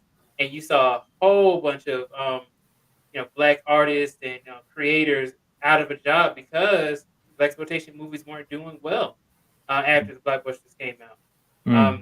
So overall, it's almost like they just used us. I mean, black exploitation, right? Exploitation makes exact sense. So Frank, what did you think about that? And also check out Real Black when you get the I already chance. looked it up. Yeah, I'm gonna check it out when I already got the tab Real up quick, on it. it's a woman with it's a woman, right? Like a black woman icon. You talking about No, Foxy Brown or something like that? no, Yeah, it's a woman. Yeah, I see it right here. What I'm looking at is a woman. It's a circle, white yeah, Oh, you icon, talking black about woman the? with a fro. yeah, the icon. Yeah. Yeah. I have it up. I just want to say something real quick, Frank, and then I'm gonna let you kind of take over. Mhm. What's ironic before the billions is that when you look at when you actually, because I grew up in the black exploitation movie era, um, here's the irony. You talked about the drugs, but the basis of the movie was all of our heroes during that time went after drug dealers. They was actually fighting to clean up the community. And what's weird is today the drug dealer is the hero. And you know what? The name of that movie was Willie Dynamite. That's the movie that Yeah. that it was about the pimp. And the thing is that he I was actually remember the all those hero, and movies. he was like the hero in this, but then he's like the pimp, like absolutely, Well, terrible Yeah, they backwards. they they, they that's did a just the good job same. of they It's did a good job of making the pimp the hero back Yeah, then. well, I mean, take for instance, because I mean, just recently, Superfly. Max Julian just died. He the one that played the Yeah, Mac, right? the But he Mac. was I remember the the Mac. big Mac, and he was glorified, and we loved him in our community because he was that pimp, but he was that pimp that would go back in the hood, get Right. kids money to help feed, pay the rent, and then he also was trying to help his brother, played by Roger Mosley, clean up as far as the drugs in the community. He was just a hero in the sense of like, let me do this with what I'm doing, but I'll help you clean up the drugs and I'll still go pay, feed the kids, give them some money and let them get in my car and act like they driving and pay the rent. So we saw that as a hero in our community. Same thing with Superfly, Ron O'Neal. Yeah, He was that Superfly. dealer turned, now he want to clean his life up and live a good Mhm. clean life. So we saw I grew up on those movies and seeing And them Shaft. Remember Shaft? Shaft, seeing them That's as, right. we looked at them in a different way because it was the narrative was flipped. They was, yeah, I'm a drug dealer, but I really want to get out of this life and clean my life up and stop doing this to my community. That's what I got out of Mhm. Superfly. And then out of the Mac, I got, yeah, I'm the pimp and I'm doing my wrong, but I'm still going back in the community. I'm giving kids money. I'm paying somebody's rent. I'm helping my brother clean the drug part of it up. So it was like two-edged sword, Mhm. right? It would like cut both ways. It was bad and it was good, and we Yeah, we were and still then making those people heroes. You exactly, know, and then you And had movies like Foxy Cotton Comes to Brown, Harlem. Remember Coffee, Cotton Comes to Harlem? Cross 110th Mhm. Street. Yeah, like Sheriff. I mean, it was Yeah, so South Central. many nah, of them. nah, that nah, that, nah. I that grew up in that's that that's No, neighborhood, and newer. I that was was 90s. glued. Yeah. Yeah, No, no, South no. Central Louis. was like newer. Yeah. Who? And, Who? and our female now this is where Vaughn gonna get it. And our female love bunny Oh was Pam yeah, Grier. Pam Pam Grier. Yeah, When that's Grier. what you I said. saw You Pam talking Grier, Foxy That's right. Brown, every Pam Coffee, man was Grier. watching that movie. Pam Hmm. Grier. She And then did you she had, was and Coffee, Foxy Brown. then you also had Cleopatra Jones. I You just remember watched that? Diamonds Cleopatra and Black Jones. I Exploitation. just watched that movie of Cleopatra hers, Jones. Mhm. Cleopatra Jones, because Max Julian was a big filmmaker Hmm. in Cleopatra Jones. A lot of people don't know that he was a filmmaker. He later became a filmmaker as well, not just an actor. So when you're talking about those black exploitation movies, I think me growing Hmm. up for it, I looked at it in a different perspective. I knew that Yeah. they were doing some wrong, but I also looked at it as they also Hmm. was sort of like the people that we looked up to as like heroes in the community. Not saying that it was a necessarily an all good thing. That's just like the opinion a lot of people have about rap. I was talking to Ace because he feels that rap destroyed. No, because I grew up on conscious rap. I grew up on Right. Public Enemy, Self Destruction. I grew up Right. on Fight the Power. I grew up on LL when he was saying I need love. I grew up on Mhm. all of that good part of that rap. So You know, and like right But this now, is one of my favorites is Kendrick Lamar, and he's a Yeah, conscious he's rapper. good. Hello. He's When awesome. Tupac first came out, he was a conscious rapper. He was talking about the things that happen in the community. But Mm-hmm. later on in life, that narrative changed when those executives, when gangster rap came in, talking about your NWAs and gangster rap came in, and they said, "Nah, we want y'all to start rapping about this." You know, because at first NWA was rapping about what was going on in the community and what the police brutality was doing to the black men. They were talking about that, and then all of a sudden that narrative changed from the elites on high that said, no, we want y'all to talk about this now, the destruction of your community, the this, the that, and it changed, and it And and it and it just spiraled, and it continued to do that. and Wow. OG, you know what's messed up is that all of their contracts were terrible. I mean, like every single one of them was just getting taken advantage of by these record labels. Like they, you know, in the NWA, uh, Straight Outta Compton movie, they even explain like, okay, you know, some people like were going out to eat lobster and steak and stuff like that, while everybody else is eating like fast food. I mean, like you know, pretty much everybody in that industry at that time was just you know getting taken advantage of. And I this is mean, why I wanted to talk a little bit on it before we get too deep into away from kind of the question about the way that our image is, because all of this contributes to Mhm. it. And so Yeah. what I want to say first is that we all should acknowledge the power, because this is where it all stems from. We should all acknowledge the power of the visual language, and by that I mean, you know, anything that's broadcast visually. So that could be films, that could be you know, broadcast that, you know, say news, or what the stations do. The power of this visual imagery is absolutely immense. It's part of the reason why I'm passionate about a filmmaker, and it's the whole reason why I actually chose to become a filmmaker, was that these images have the power to help stereotype, or um, help shape people's minds and impressions about really anything. And so, you know, when a quick example that has nothing to do with race might be just the power of advertising. There's a reason why we just came off the Super Bowl. There's an absolute reason why Super Bowl advertising prices are millions and millions and millions of dollars for ads on the Super Bowl. And people pay for those little 30 seconds of advertisement. And it's not some hocus pocus. It's not some, you know, like they're putting money in hoping that there's going to be a return. Advertising is powerful in this medium because of how powerful the visual medium is. And that goes all the way back to when filmmaking really first started in the late 1800s. And so it stems from this ability to be able to create an image that you can use to shape someone's heart and mind, and thoughts about a particular whatever it is that you want. So when we ask this question, I think you said Ace, who asked it, when we ask this question about, well, you know, filmmaking, does it, and I forget the way you worded it, but generally speaking, to the effect that films have, and the power of it on us and on everybody is absolute. It's absolute. It's no doubt about it. And what we find is that anytime in this country, we as a people, I'm just talking to our people now in the Black diaspora, African Americans in this country, take control and ownership in the beginning, it's almost always like a cultural positive, because we speak with authenticity about our own lived experiences.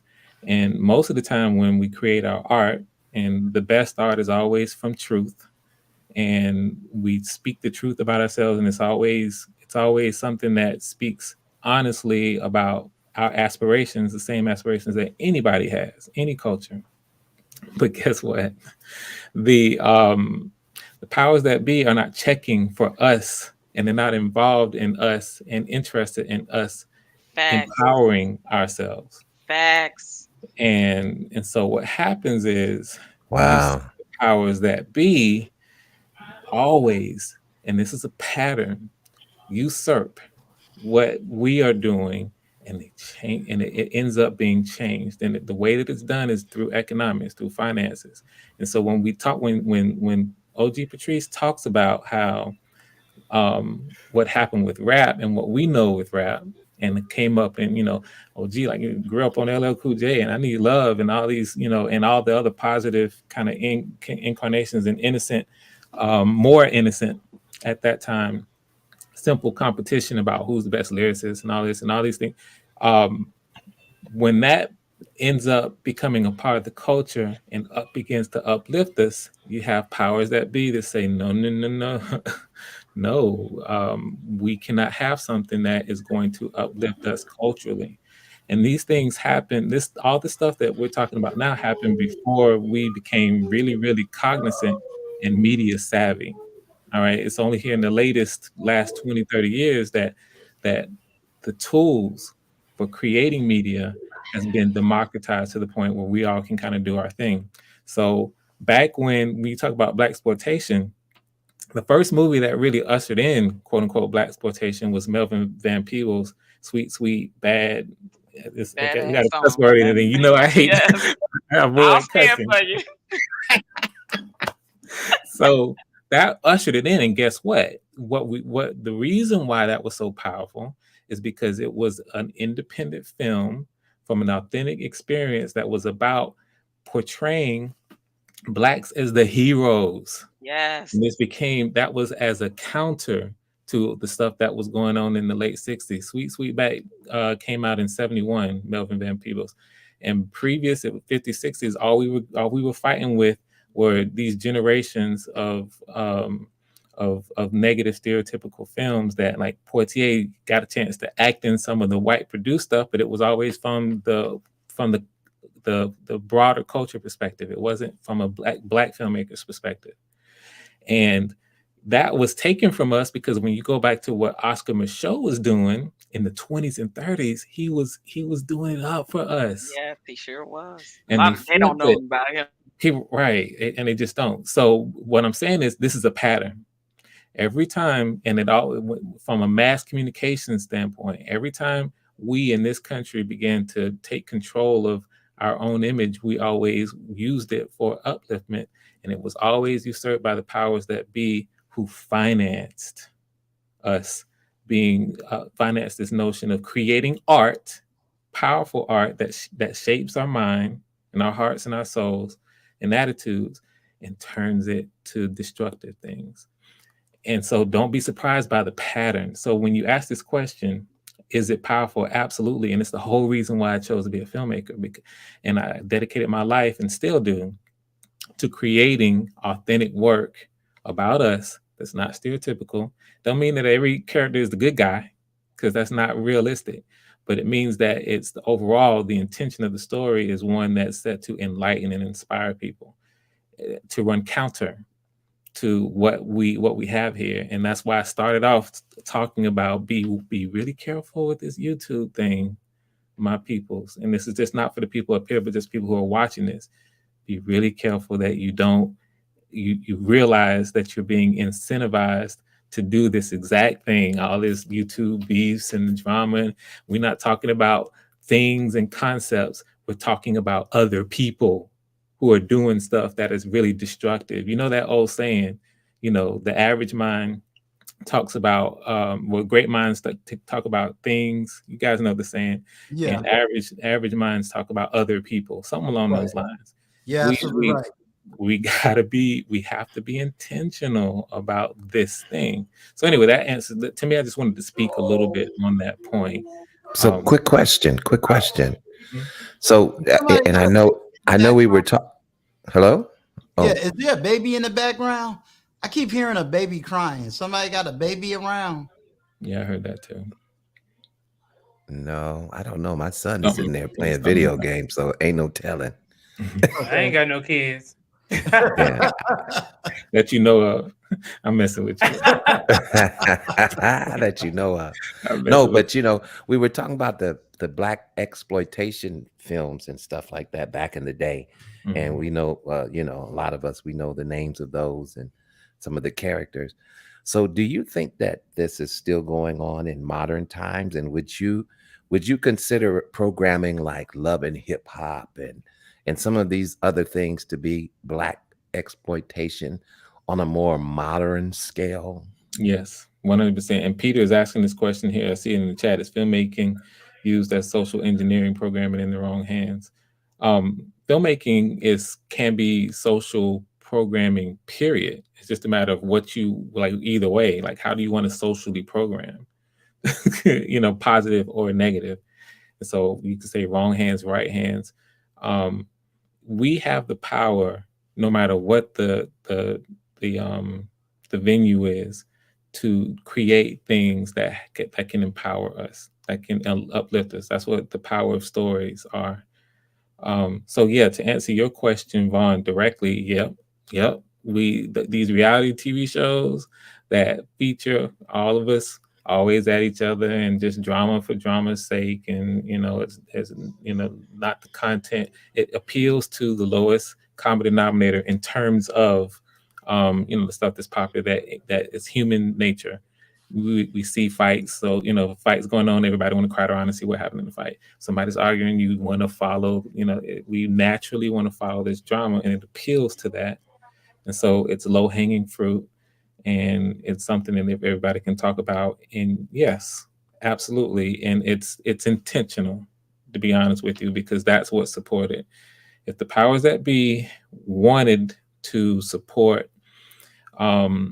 say cultural artists who sing about, I'm pivoting to music now, who sing about love and support for each other, and these neo soul artists like the ones that I'm sure you know about, OG Patrice, India.Arie, and I can't even Music Soul Child. Music Soul there's so Child. many. I love neo soul. Yeah. If they wanted to support that stuff, they could, and it would blow up, and it would absolutely enlighten us as a culture. Instead, the stuff, these are portals to our soul, our eye gate. You've probably heard people talk about it, refer to it this way: our eye gate, ear gate, gateways into our soul. And we have to watch. We have to be aware of the stuff that we allow into us, because what comes out of us, it can only be a product of the stuff that goes into us. So if you feed us trash, trash is likely what's going to come out.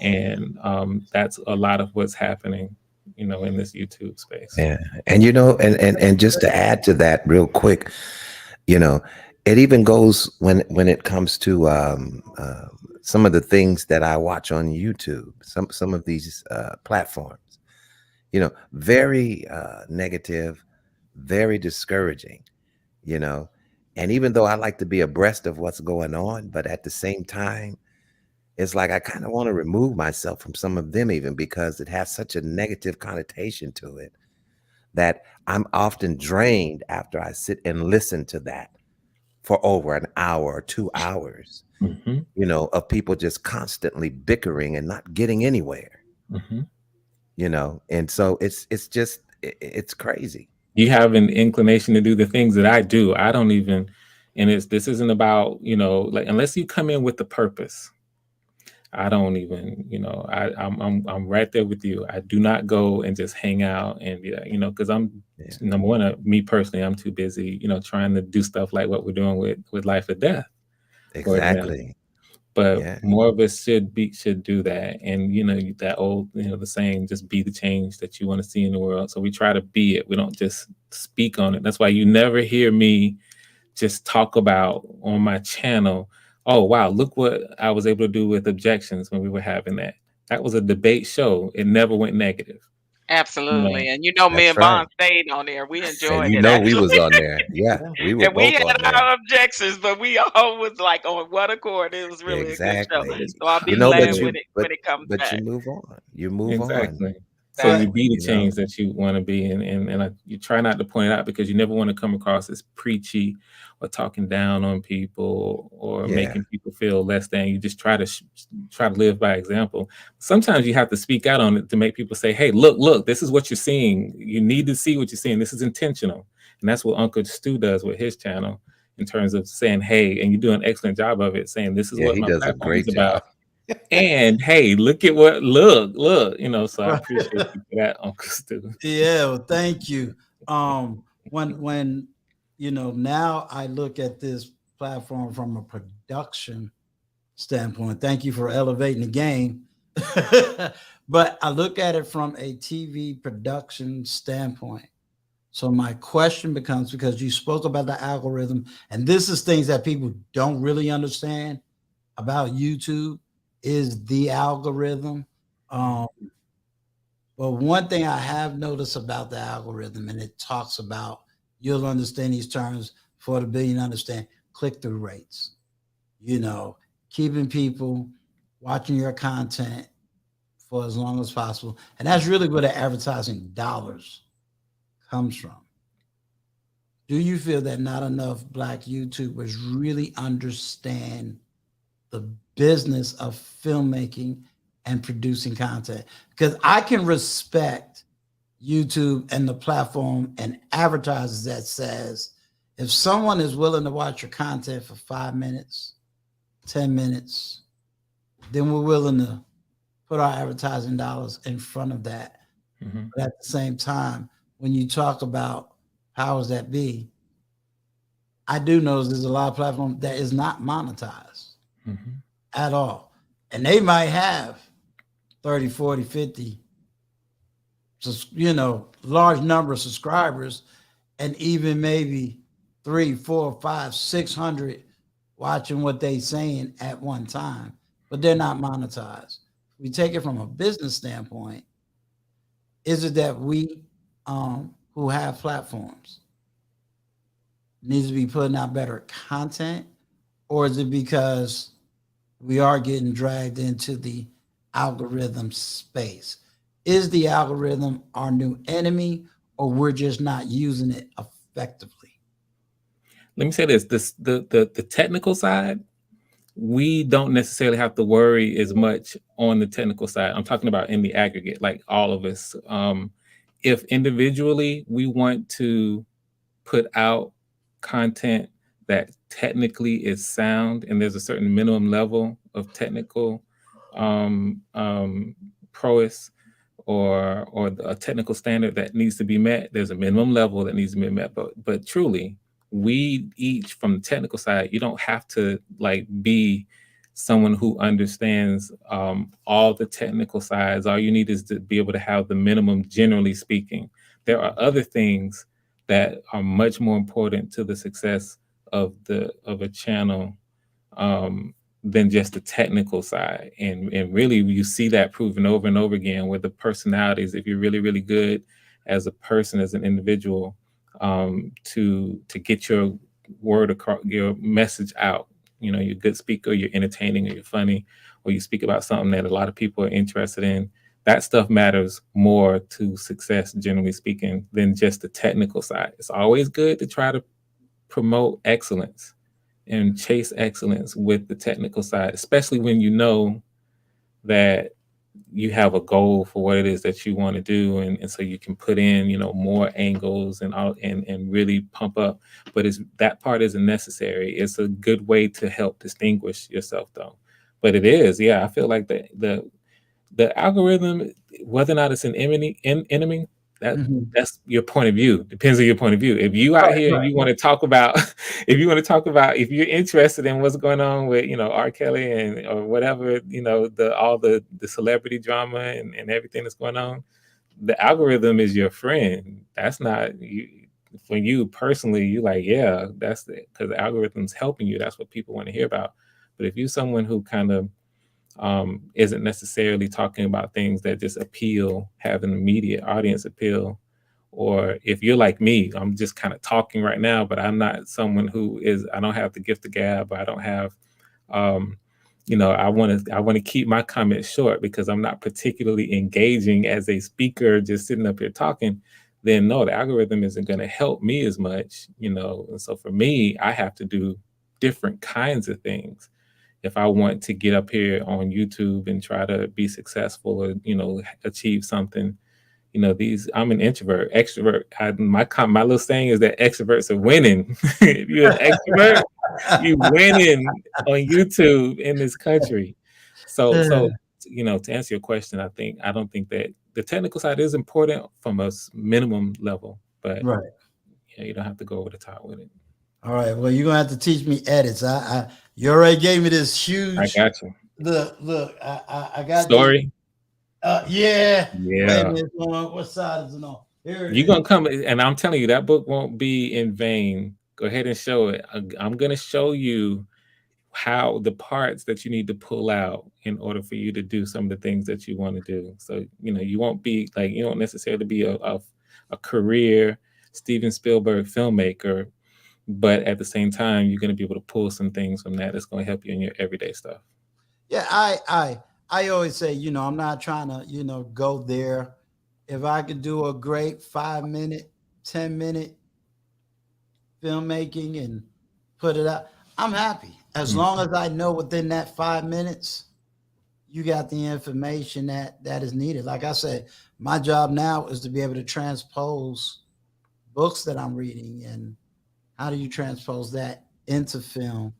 It's all that stock footage, which I'm already seeing. Okay, I'm going to have to go out and create my own stock footage in order to get the message out. So that's a whole nother.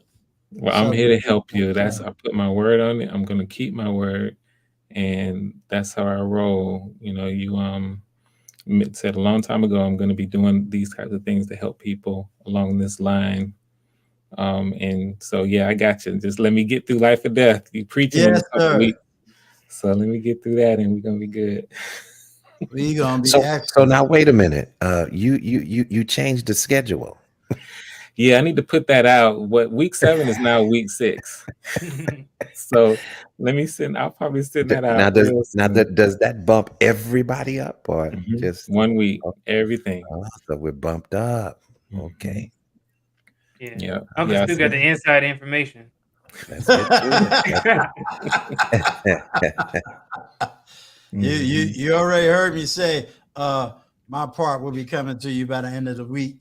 It's gonna be awesome. That way he got at least a week to say, fix this, shorten this, do this, and it gives me some space. No, I look forward to it. You're gonna bring it. There's just to talk about that, just a sentence or two. So Uncle Stu is playing the role of a pastor in Life or Death, and it's a supporting role. It's of course, pastors in church. The characters are in the church, and there's a portion where he's preaching, and it's kind of in the background, but then he gets kind of center stage, and Uncle Stu, the character, is preaching on a biblical concept that happens to be a theme in this movie that I'll be talking about when people see it jumping out by the end.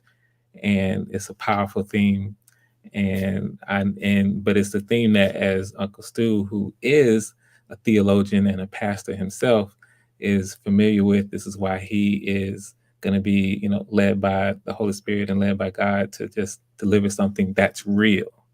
And that's what's going on with Life or Death. Of course I wanted to be entertaining, and it's going to be something that is good, but at the same time I'm packing it with messages that break the fourth wall, and this is going to be one of those that that reaches out across the screen and is out of the realm of what's happening in the narrative, and instead it's touching you and it's resonating with you where you are. And this is going to be one of them, and it's going to be beautiful. So I'm looking forward to it. And I know you don't want me to cheat and tell them the scripture. Nope. You don't say nothing. Nope. Yeah, I got the theme. There's some areas where once everybody see it, if they try to go back, they're gonna say, I never heard it from that perspective. Love it. So yeah, so that's that. Well, I'm doing one of these before the billion numbers, but he ain't gonna catch me out there. Before the billions got these 10, 20-hour live streams. Yes, sir.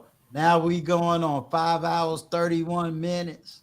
But I got some good stuff because part of this video is going to be the apology that me and OG Patrice gave.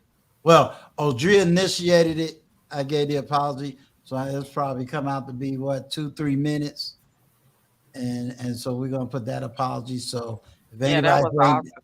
That That was was awesome, beautiful. Uncle Stu. I really That want that to tell you that yeah. was really awesome. I don't know any Yeah. other way as an elder or just an adult that is taking accountability and responsibility as to say an apology, right? Like that's and I felt that it was heartfelt, because I know when I apologized to that young man, I meant that, even though that I know my life and his life never intertwined, and I don't know him, never, but as generationally, as a part of what I felt that that young man needed to hear in that moment and at that time, as he said, he never heard those words from any adult that was ever in his life. So I just felt compelled to do that so that right, he can have some type of healing. And listen, and that's the only way I think that we as a people, and it says it in the word, as a nation, we have to heal. We have to, and that comes with accountability. That comes with being able to apologize for wrongdoing. And sometimes you may not have done it directly to someone, but on an indirect level, you may have affected somebody's life as a generation. I'm speaking, and we can say that as a people, as a community, as a race of people. Mhm. So you did that. So salute to Yeah, you for that. thank you. So that will probably be one of the first videos that come out, from this whole conversation.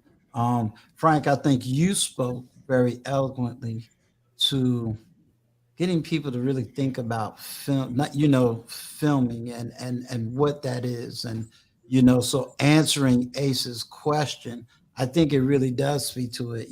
That 5-minute monologue was all you, and you spoke to it. I believe for me, all I do is put the video out there. Some videos don't need a whole lot of fancy wordings and everything else. It just needs that within itself and just do what it needs to be done. And so that's definitely going to be out there. What's going on, sir? Hey, what's good, Uncle Stu? Been a long time, brother. Just Yes, came it back. has. You What's you good? hanging out there with Edward Anderson. Yeah, I bounce around. You know me, I bounce around. No, I ain't jealous. I just know you. I've been on that side of the platform. Mm-hmm, Hearing yeah. what's going on and supporting. Everybody from this sector respect you, Uncle Stu, and please know that you listen to their content and know you around listening. To some good stuff still. So yes. Well, thank you. I'm humbled. I'm honored. Mhm. I'm trying to hear what's going on and come up with solutions, at least the knowledge of solutions. So, Mhm. I have some that is about to disturb the space though. I don't mind sharing, but Mhm. one of the topics that I am going to deal with is men suffering in silence, and it's not a woman's fault. Mhm. Mhm. Mhm. I know that's a narrative. I know that's a narrative, but that's not the right narrative. Mhm.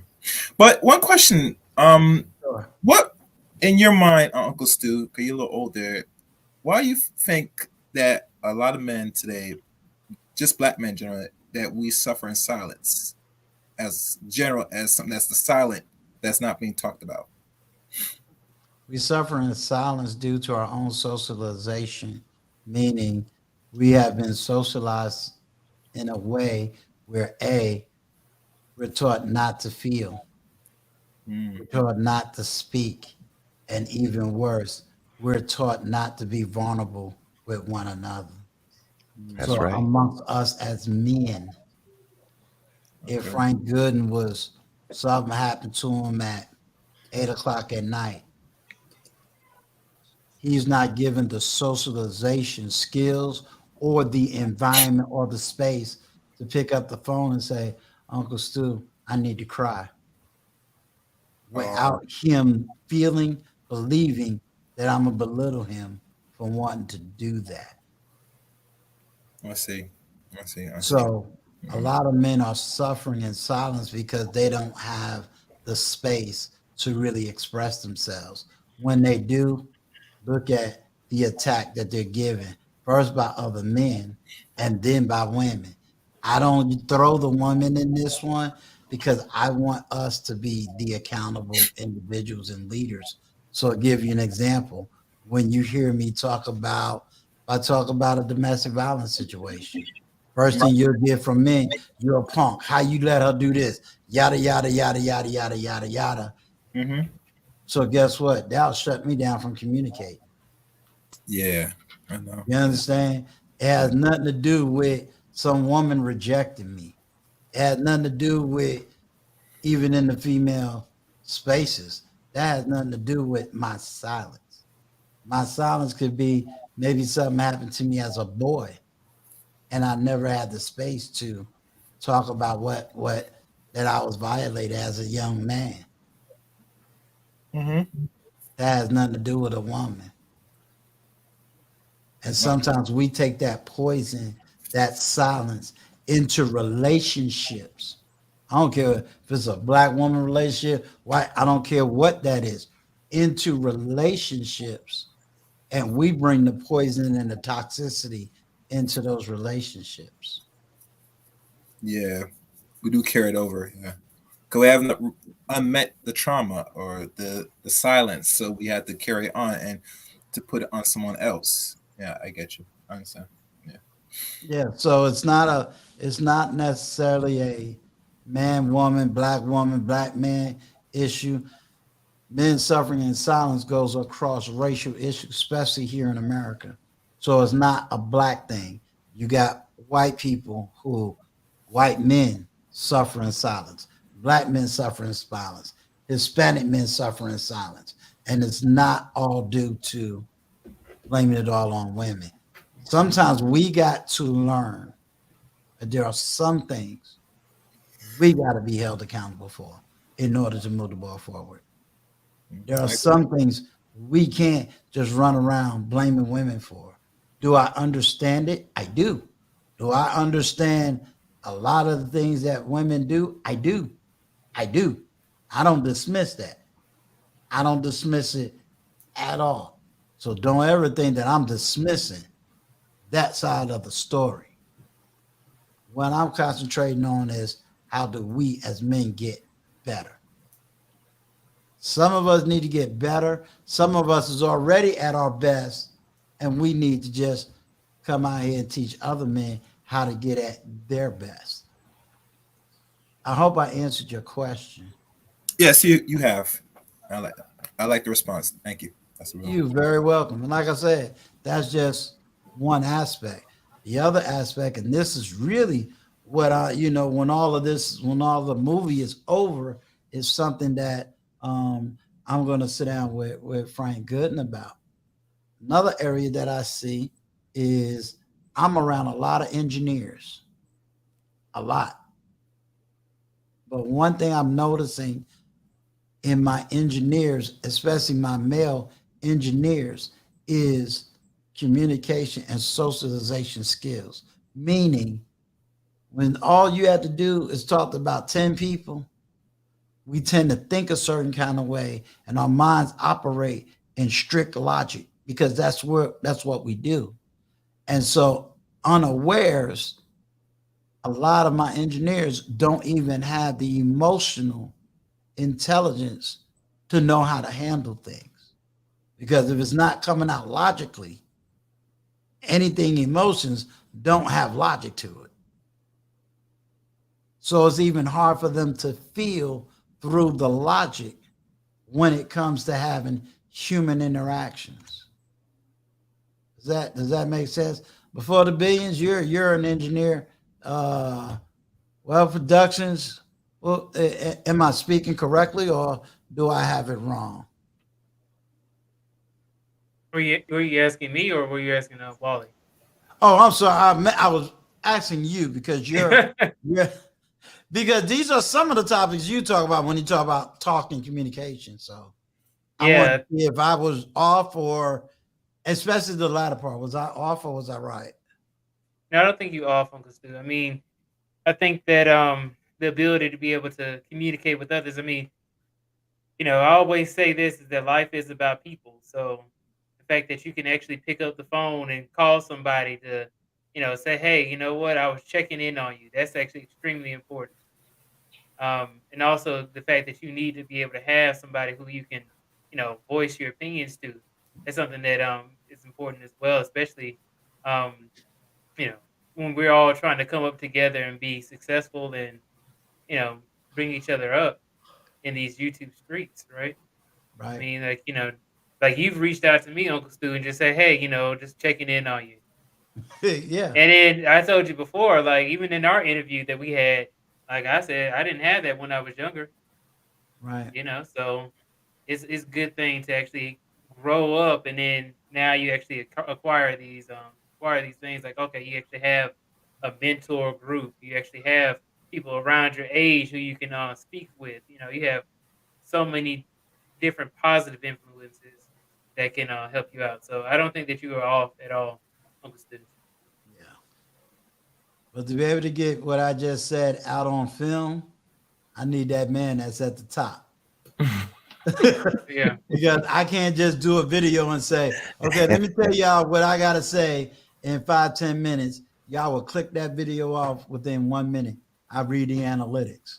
So I know how far into the video a person go, and they go, oh, I don't want to hear this. And they click it off. So I can't That's do true. everything in a lecture form. Right.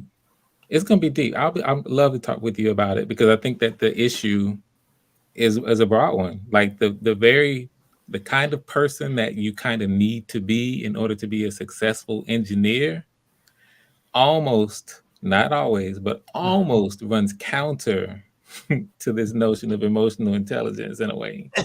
Because engineer is extremely high level of time that you have to spend studying, knowing what it is that you're doing, and you're spending less time doing what normal, and I call it normal because engineers are special people. They are. They go out and they make things for society. Engineers is that marriage of science and reality and what's practical. They are special Now, people. Frank, Yeah. I came up with a whole video Mhm. about how people in tech are average, right?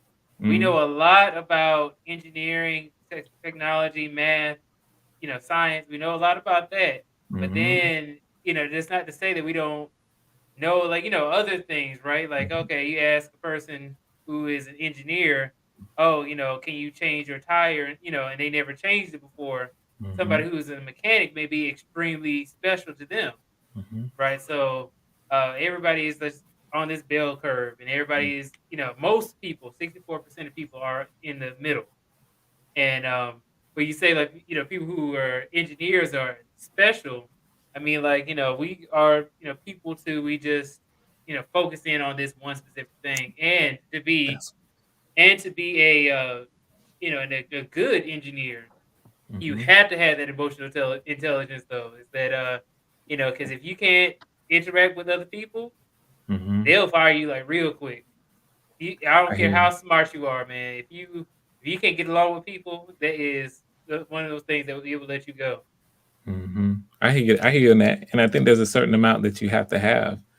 And I'm talking just kind of average, and you know more than I do because you're actually in the field. But it just seems to me that, like while I was in college running around, student government and, starting student organizations and spending all my time doing all that, those engineering students were studying. It just Right. didn't come to them. They were studying. They were somewhere in a spot where they could get it down and get that focus on that knowledge. And so because of that, I used to recruit students. One of the things that we tell students is we want you to be well-rounded for a normal, when you go out and you try to get, employed somewhere so that people just see your academics.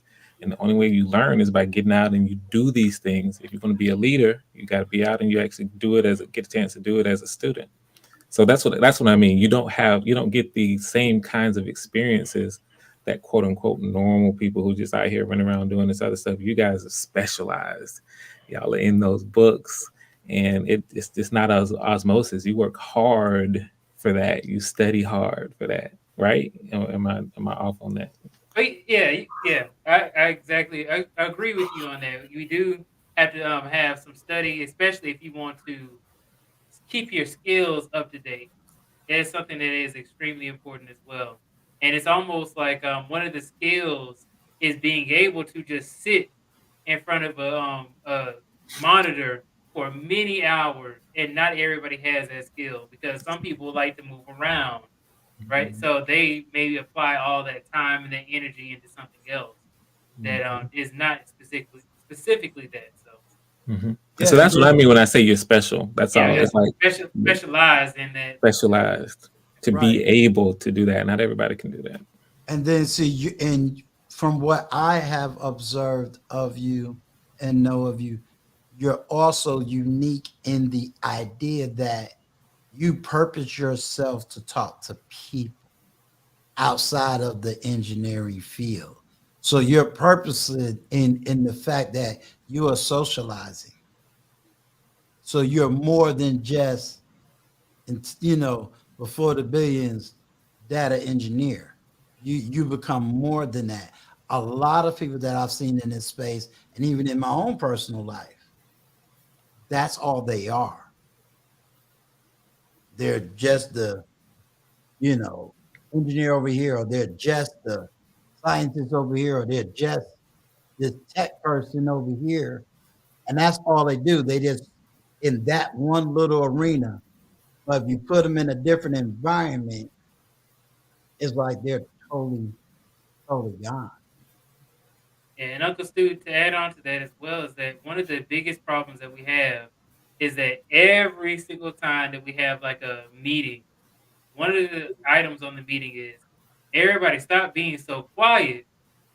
So that is one of the things because everybody's kind of like either on mute, doesn't have a picture on, whatever. Even in real life, people are just extremely quiet, around engineers. So the ones who stand out a lot are the ones who actually do speak, and the ones who speak first, without you having to draw it out of let me call on them because that's the only way I'm gonna get a response, and then everybody starts shaking. That's the worst part of their day is when they get called on to speak about something. And so that's why I try to focus in on, the interpersonal skills. That's also what I talk about mostly now on the channel because everybody can kind of relate to that. Oh, can you actually, interact with people and stuff like that? Because being technical, nobody's gonna watch it. I tried it one time. Everybody dropped out. I had 16 people go to 0. And this is after I already had 1,000 subscribers. I was like, dang, got 1,000 people. Nobody wanted to get. They weren't interested, huh? Right. Wow. And don't feel bad because a lot of people say, "Well, Uncle Stu, your channel is successful," and sometimes it does hurt. Where it's like, "Man, I thought that stream was good. Only 20 people was in the chat." Then you look up at somebody else's channel, like, "Man, they had over 400 people in their chat, and this was the subject." But I always, something that you taught me, Uncle Stu, just remember, if you got 20, that's a classroom. If you got 30, that's a crowded classroom, So I always gotta keep that counter perspective and just Something else too is a shift too that needs to be said right here in this space too. It really we focus on the numbers, and the numbers I guess can be important, but we also have to remember we don't know who those 20 people are, and oftentimes it's oftentimes it's more important, especially at our level. It's more important who is watching than the sheer numbers. Right. And it's we got to make sure we remember that we got 20. But 20 you might be thinking down, but you might have that one who is so specialized who can reach out and change everything about what you're doing. Absolutely. And it was just that one. So Yeah, just keep like that in mind. XDMC was watching me. I didn't know who he was at first, and then he reached out to me on email, and then he actually made my intro, and I was like, oh my gosh, that was so helpful. For some, and I only had probably like 5 people up in the chat, but then I ended up working with somebody who had many years in the industry, and he's been awesome. We can't overstate that. We can't overstate that. And I've watched people start platforms and either they done fizzled out or they haven't grown, and everybody I know that's come behind them is like grown right past them. So I tell anybody, this is not an easy job. Like I was telling TLA, my job is to try to connect with as many people and keep us motivated to keep going, and keep pushing. And, sometimes I tease before the billions like Luke Casey. I'll go in there and be like, okay, this ain't my subject, but I'm gonna let them know I came over here. But it's to say, just because I'm not into that subject, don't mean that subject is not important. It doesn't mean, like I'm always teasing them about, oh, you in the anime. Well, I'm sorry, but I was a nerd too, and this is what we was into, but it's to let them know, like, hey, we grew up as nerds too. It's just that we had a whole different group, and I think it was me, XDMC, and somebody else, and she stole my thunder, was like, look at the nerds. Uncle Stu is a real nerd. It's like, yeah, I may not get into the anime conversations because I don't know jack diddly about anime, but you want to put me on some Star Trek and some Star Wars? Oh, we in there all day, Me too. Me too. So I'm get it started. You saw that Doctor Strange. Yeah. So okay, it's gonna be insane. Yeah. So does anybody have any last minute statements or comments or thoughts? Well, I would just like to say that I really appreciate this whole stream. This was awesome, Uncle Stu. I mean, from the beginning all the way till now, we've watched it shift. We've watched it go up. It went down, and then it went in between, and then we pulled it back together. And it just awesome, man. Great content creator, sir. I think you're doing an excellent job, and I just want to commend you on that. And before the billions as well. Wealth Talk and Frank Gooden. You guys are doing a great job. I want to be like all of you all when I grow up.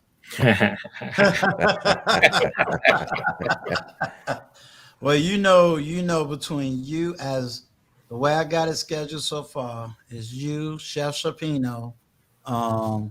Right now, y'all my two people that I got to interview, because y'all got to hang out with OG Patrice on the red carpet. So I got to get you and Chef Shapino, and then I'm getting with Frank. I got to remember to send stuff out. Yeah. By the time it ends, I should have all 20 people interviewed on this channel. I don't care if you only had a 20-second part, you're going to get your interview. I'm going to send that out on my next email. Thanks for bringing it. I have so much. I would have done it earlier, but I have so much I'm doing. I'm good because, like I said, I already spoke to Chef. Vaughn already know I spoke to him. And then I got to contact how did her name? Yes, thank you. Melissa Jane. To get to her, I gotta catch her when she's not doing one of her show. Yeah, her show. Yeah. Because I think we're almost running neck to neck in time and show programs. Every once in a while she might do something early. So I gotta get with her to schedule, her time. Yeah, I just want to get some last words too and say, I started off watching and then came up and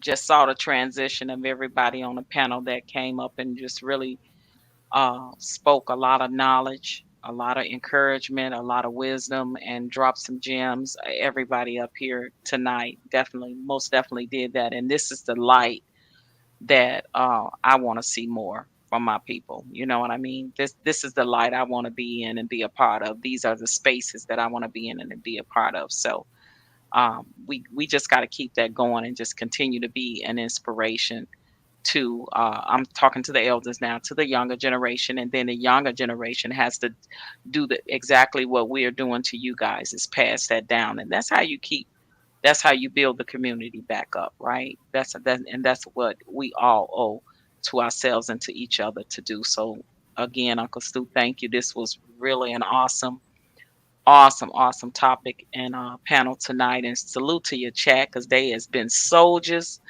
and they've been dropping gems, good questions and solutions. And that's what it's all about at the end of the day, Right. is we finding solutions to the problems. Because what I've come to know of being in this space for the last 14 months or so is realizing more than ever during this pandemic of us being pretty secluded for 2 years now, is that realizing that a lot of our people on here are coming from a very hurt space, uh, a lot of anger, a lot of frustration and things that's going on within themselves and within the community, and we just need healing.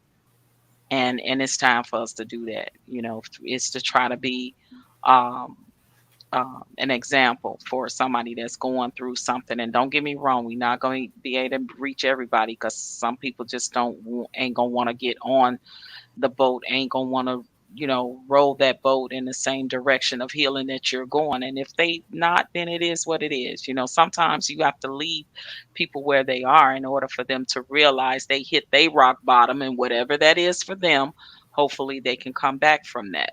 But Right. we all know that that's not the case sometime for everybody.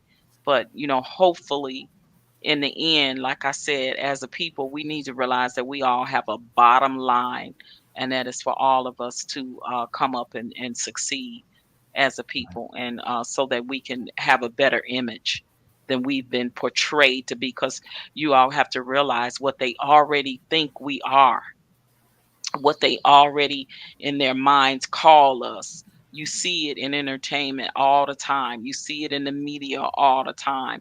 For the majority, it's always a negative. It's never in a good light. And we have the power right now to change that narrative with the things that we're doing in the film industry, like what Frank is doing, like what your Tyler Perry's of the world of doing. Because I got tired of seeing my people always be the drug addict or the dope dealer or the pimp or the this or the that. We are in better spaces now and getting better roles and in better position. We don't have to subscribe to everything that is negative to our community and to our people. The reality TVs of the world. Listen, we have to stop living our lives vicariously through other people that lives are totally not our own. And for the most part, they're doing it for the bag. Reality TV is scripted. They're doing it for the bag. And it's Mhm. unfortunate that a lot of that has become a detriment to our community, as a lot of some of the negative, movies that they continuously try to have us to portray in these roles. The same thing with the industry, as far as the rap music in the music industry. Like we have the power to change that narrative, right? Like if we don't buy into it, don't support it, don't buy the music, don't listen. We we have the buying power as a community. We really, as a people, have a lot about buying power. And I think that we don't realize the power that we truly have. And we Mhm. have to start exercising that power and exercise it in the right places and in the right spaces, and stop subscribing all the time to the negative and the drama. So I'm just glad that I've been able to be a part of this panel to hopefully see the light within myself and to give that light to others. So thank you, Uncle Stu. Thank you. Thank you. Yeah, OG, that's Thank facts. you. Go ahead before the billions. I was just saying, I really do agree with what OG Patrice is saying that you need to get rid of this negativity. I mean, like I can't, be around too much stuff. Like I don't know if you guys saw what lead attorney and Zoom to Thailand's live stream earlier today. But lead attorney said it like this: "This is how I handle negative videos about me. Is that I'm too weak, too mentally weak to actually sit there and watch it. I may watch the first, 10 seconds. I got to see if it's positive or negative, and then he turns it right off and just leaves it alone. Because then you take it personally, right? And then it stays on your mind. But if you don't even watch it, then it doesn't affect you as much. Yeah, I've had to do that myself, where it's like, okay, and again, it's that vulnerability that I spoke of before. It was like, okay, let me call G. Patrice, let me call Vaughn, because that way they can tell me, nah, you're going to the left, nah, you're going to the right, or you're right there. So I let anybody know. I try to make sure that I surround myself with people that has that healthy mindset that can make sure I'm healthy. You don't want to get out here and then you saying all kinds of stuff, and it's because you're saying it out of a hurt heart or whatever the case may be. You want to make sure you're right and exact in everything you got to say. So yeah, 100% agree. Wiley.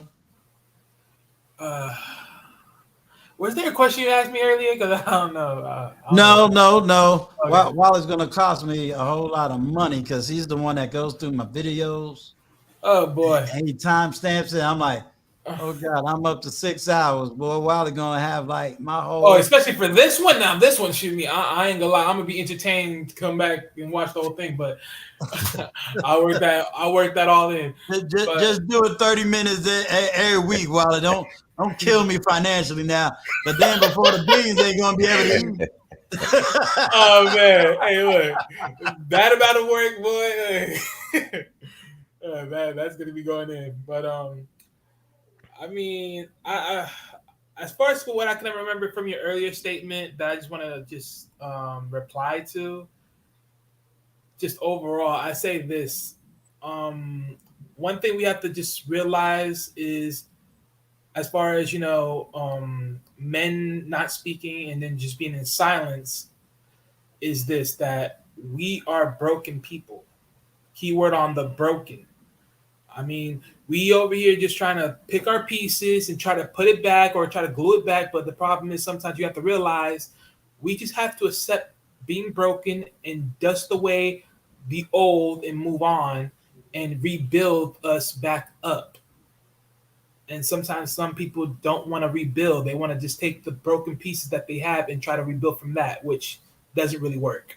So that's just my 2 cents. All right. Mr. Rain, what you guys say? Oh, nothing much. I have no closing remarks, Uncle Stu. All right, boss. You the man. Did Vaughn say anything? You started it off. I thought I started. Wait, yeah, I'm like, I started it off. For me, I'll say for me, it's, I think, simple. I might even get this on a t-shirt. Like, imagine a black t-shirt that simply says in white letters, "Don't let the YouTube algorithm kill us." I like that. My message. Interesting. It's a good message right there. Let me know when that shirt come out, because I'm gonna be the first to wear Excellent message. That's what's up. That's a word right there. Yes, it is. I want to thank Hurry up and get it patent somebody else. Get it trademarked for somebody else steal it. What? Take that idea and run with it. You better hurry up. Before the billions got the straight face, I think he's already Googling you. Okay. He done wrote it down. He's about to take it. And you're going to see his next live stream. Don't give your ideas on YouTube before you do this, and this. Have to make sure they patent, they trademark, all your T's are crossed and your I's are dotted, okay? Somebody will contract. They will snatch it. Yes. Hey, that's for everybody. Y'all can do it. Before the Y'all can billions have it. from GA, you know them GA brothers, they rough now. Don't let that smooth talking brother down there fool you. Y'all go out and get it. It's for everybody. Amen. Go ahead and do it. Well, I want to thank everybody that's in the chat tonight. Those that's going to be listening in the revisiting this channel and revisiting this stream. I hope that each and every single one of y'all pick up a nugget, pick up a word, pick up something that's going to be positive, that's going to be motivational, that's going to help you to get through your day. You're definitely going to be seeing my apology with OG's introduction. So hopefully we can be able to touch many more people with the apology and be able to start healing the land. For the word of God says, if my people shall Yes. humble themselves and turn from their wicked ways, then shall I heal their land. And it's funny. First, we got to turn from our wicked ways. That's right. And we got to call on him. And we got to be humble. Yes. Then God will come in and heal the land. But if those first three things isn't done, we're still going to be a broken, messed up people in the land. So, with that being said, I want to give all of y'all the peace and the blessings of God forevermore to the chat. I want to thank everybody on the panel for giving up your time, your knowledge, your resources to come here to Uncle Stu's panel, to come on and speak. And, you know, yeah, we got a little bit to the left, but we was able to bring it right back to where it needs to be. So I definitely want to thank all of y'all knowledge, y'all wisdom, and y'all understanding and giving me your time. You could have been anywhere on this YouTube, but you chose to be right here hanging out with Uncle Stu. People like Rain, For the Billions, and Wiley. You're hanging out with us OGs, as y'all like to call us. And we appreciate having you youngins hang out with us. I just want to say, for the most part, my OG means original girl, but I can go gangsta on you. I just want y'all to know. From the shy. You know she's from the shy, right? Yeah. Then I be that old gangsta OG. You don't want that shy to come out. Yeah, don't let that shy come out. Don't let that shy. Look, Frank, I'm gonna tell you what was funny, right? You ever dozed off and you didn't realize you had either the TV on or the computer on, right? I dozed off and I was just waking up. And who voice do I hear? OG Patrice. I already know what you finna say. And you know how she get passionate. I said, wait a minute now. We're supposed to be going to Frank Gooden thing. Why is she yelling? I had to run and get on the platform. I said, Uncle Stu, I ain't yelling. That's my righteous indignation. Which it probably was. Right? You get passionate. I get passionate. Yeah. Sometimes you have to cry loud and spare not. Sometimes you have to cry loud. So I had to let everybody know time I'm and a her place agent. for it. She gotta go. She got places to be. Yeah, that was too funny. That was too funny. But again, I want to thank y'all for coming, and it's an honor. It was an awesome stream. This was an awesome stream.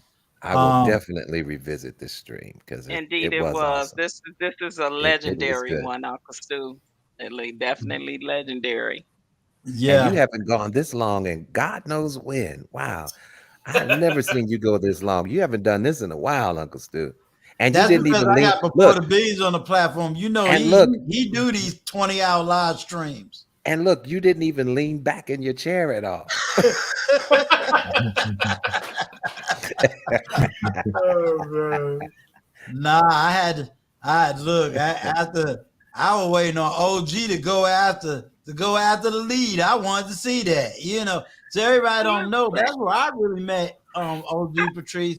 She used to be on the lead attorney's panel all the time. Yep, all of us did. Yes, that's where we all met. Yeah, and I would come up there, and I met Uncle Stu. I met Frank. I met Before the Billions, Chaos Rain, Vaughn, Wealth Talk. Like we all, you know, like somebody said earlier. I forgot who said it. Like we all became this community of people from just meeting the lead attorney. First, I used to watch Frank come up there. He'd be all suited and booted. I was like, who is this man? Who is this? He's talking very well and so humble, so humble and just standing on his square. And I And remember didn't that agree time with when hardly the lead anybody. didn't hardly agree with even the lead attorney. And a lead attorney would be like, I so love Frank, it. are you gonna stand on what you and Frank, yeah.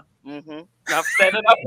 Yeah. And I was Yeah. like, yes. I was like, I who is this? remember. And Yeah. Frank was And, so humble. He never mentioned that for a long time that he was a filmmaker. And like it never mentioned for a long time that he was a Emmy winning filmmaker. And I was like, come on, Frank. No, we gotta big up you. We don't see black men in these spaces that is Mhm. from your candor and your caliber and your body of work and your achievement. Like, no, we gotta big up you. So yeah, it was just a Thank you. pleasure meeting you, and I'm so honored to be working with you. So Thank absolutely, you. you Same so here. deserving, I'm so blessed. deserving. I'm totally Absolutely. blessed. And I don't know Vaughn because I knew OG knows her. I don't know Vaughn if you knew who Spitting Fire was. You know what? I wasn't familiar with the Spitting Fire. The Yeah. name sounds She- familiar though. Yeah, she is. I interviewed her. She's a very, for me, she's a very positive content creator, but she's a commentary. She used to do a lot of commentary dealing with oh my God. What's the OG? What's the gentleman just went to prison? R. Oh Kelly. God. Thank you. She People was don't more like to say his name, Did but you I'll call say him it. yeah. A he said gentleman? gentleman, so I'm not yeah, Yeah, okay. she Like she who? was more in that R. Gentleman. Kelly space, and then she kind of got out of that space, but she's very strong in black men, Mm. and really defending black men, and she has a decent platform, but because all of us know TLA and we kind of know how he rocks, when she got kicked off the platform, those of us that knew who she was, it was like, oh God, not her of all people. I know. Listen. I said, lead attorney is off today. He said he wasn't feeling good. He had got the shot, and Yeah. he was agitated. He was irritated. He was aggravated. He was all the eights there was. The Yeah. lead attorney. I say She he said is he was off. all the aided. All Yeah. the eights. He was aggravated, irritated, and like all of the eights, right? She And had it all. and she And what just made it, came up there and said one thing, and it, that was set him that off. was it. He kicked her off. I was like, oh my God.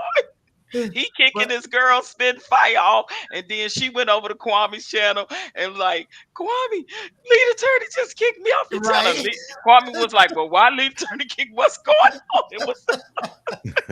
Out of Yeah. It was character. crazy. But What a one what a thing, small you world. but see, one thing you had to respect when she did her live stream, which was that same night, she was laughing through her live stream, meaning she Okay, didn't take good. it She didn't personal, take like it right. like, oh, I hate the lead attorney and da da. And get all in her feelings, and then Right. go She in didn't. on them with a video, Yeah. with a video the Yeah. next day or whatever. Yeah, She some didn't people even do have that. done that. She just made the joke about how she got kicked off the lead attorney, and then people that follow her was like, "Oh, we getting ready to unsubscribe." She was like, "No, no, no, no, don't unsubscribe. He don't know me any more than this and this." And then she had to kind of explain, what happened and this and that, and then that week later, which is on the platform, I interviewed her, and we talked about that same thing, like, what happened and the joke. So when you seen her come on the platform, and I said, yeah, lead, I got you. I got OG on one side and Spitting Fire on the other. That's when you heard him say, yeah, I'm in trouble, because Yeah, because I came to give them the smoke. I yeah, came to give them all the smoke, and then y'all messed it all, messed my little I was well, waiting to Instagram. hear I that didn't mess smoke it up. too. I Now was really And waiting I was for that. trying then to I set had it up then for I you, had to come OG. back. I I came was back waiting in for with it. the real smooth. I yeah, came in real smooth. I was trying to just make it you and Spitting Fire. I said, well, but nah, I just like the fact everybody, she didn't take nothing personal, Vaughn. She didn't take it personal. She didn't go speaking all kinds of evil. Matter of fact, on video, it says, I still love you, lead attorney. Because she knew, it is what it was. It wasn't personal. And we all saw that, watched it. we was like, hold up, lead is off, you know. Yeah, I Plus, think he had I some know people he that was came having a from, bad day. He was having a yeah, bad day that day because I think he kicked a couple of people. yeah. And then some off people that prior day. to that, you know, they was kind of way off to the left too. So it was like, oh Lord, this ain't good at all. You know, but it is what it is. We all can learn. We all can Exactly, learn. because she got right up on the panel with him, and he was like, I got love for you, and it's all good, Right. and that's cool. That's good when you could be able to amend things, make amend with things and be okay with things, and Uh-huh. not sometimes if we carry the feelings too long, the negative, and then it starts Mm-hmm. turning into dislike and discord and Resentment. hate and like all Resentment. of the stuff, and you that stuff can eat you up inside just like a cancer could, because Yeah. it's really a lot of people walking around Mm-hmm. this world just bitter and jaded And and it angry, makes and you and, ugly and too. imagine this, Makes you been that ugly. ways for years, guys. Years is Mm. people walking around carrying that type of stuff, and it's just not healthy to do that. No. Sad but true. Sad but true. All right, ladies and gentlemen, I salute you. I want y'all to know we got this. You finally did it right. I'm proud of you. I'm saluting too. You just can't see it, but I am. Nah, I'm gonna throw out this joke, Frank, before your OG leaves the stage. You do see she got a new icon. She got the doodad, you Y'all know. know I be changing it up. I see. You know Look, how I I see do. that. Yeah, it I looks see. good. I see the little short and Look. long over there. Yeah, I it see looks it. I good. see it. I see Yeah, it. look, Vaughn, I don't want her to get off the panel, then go to run somebody else's panel and say, all them men was on the panel and they ain't even recognize my new icon. Nah, you ain't gonna get me like that. Thank you, Uncle Stu. Thank you, Uncle Stu. All the shade. Look, Vaughn be calling me in the morning talking about, Uncle Steve, you gotta get on this panel. OG talking about us. Nah, y'all know I ain't gonna never talk about y'all. Only in love. I got mad love and respect for you guys. You know that. Yes, all the right. quintessential OG. That's Patrice. right. All right, I'm gonna shut down the broadcast. Frank, before we go, if you got any books on film editing, Mhm. it would be awesome. Let me look at. I'll say. Off the top of my head, I don't. And in fact, I may. To be honest with you, let me look into it, because honestly, I think I can point you to probably some good YouTube resources as opposed to books. Okay. A little bit better anyway, because they show you, live and right in front of you some of the fundamentals. So let me look some of that stuff up for you, and I'll send you some links. Okay, because I'm now learning how to fix these J cuts. J and L B-roll. cuts. I mean, not J cuts, jump cuts. Jump cuts. Using B-roll. Yeah, But you know what? Look at Uncle Stu with all the terminology. Yeah, he's jumping in. Yeah, but I'll send you a video. Check him out. Got the terminology There are a and number of ways everything. you can handle jump cuts. I'll send you something specific to that, since you kind of own that one. Yeah, I'm into the jump cuts and trying to understand putting it all together. So I'm starting to work on the sound part now. You coming along. You doing your thing.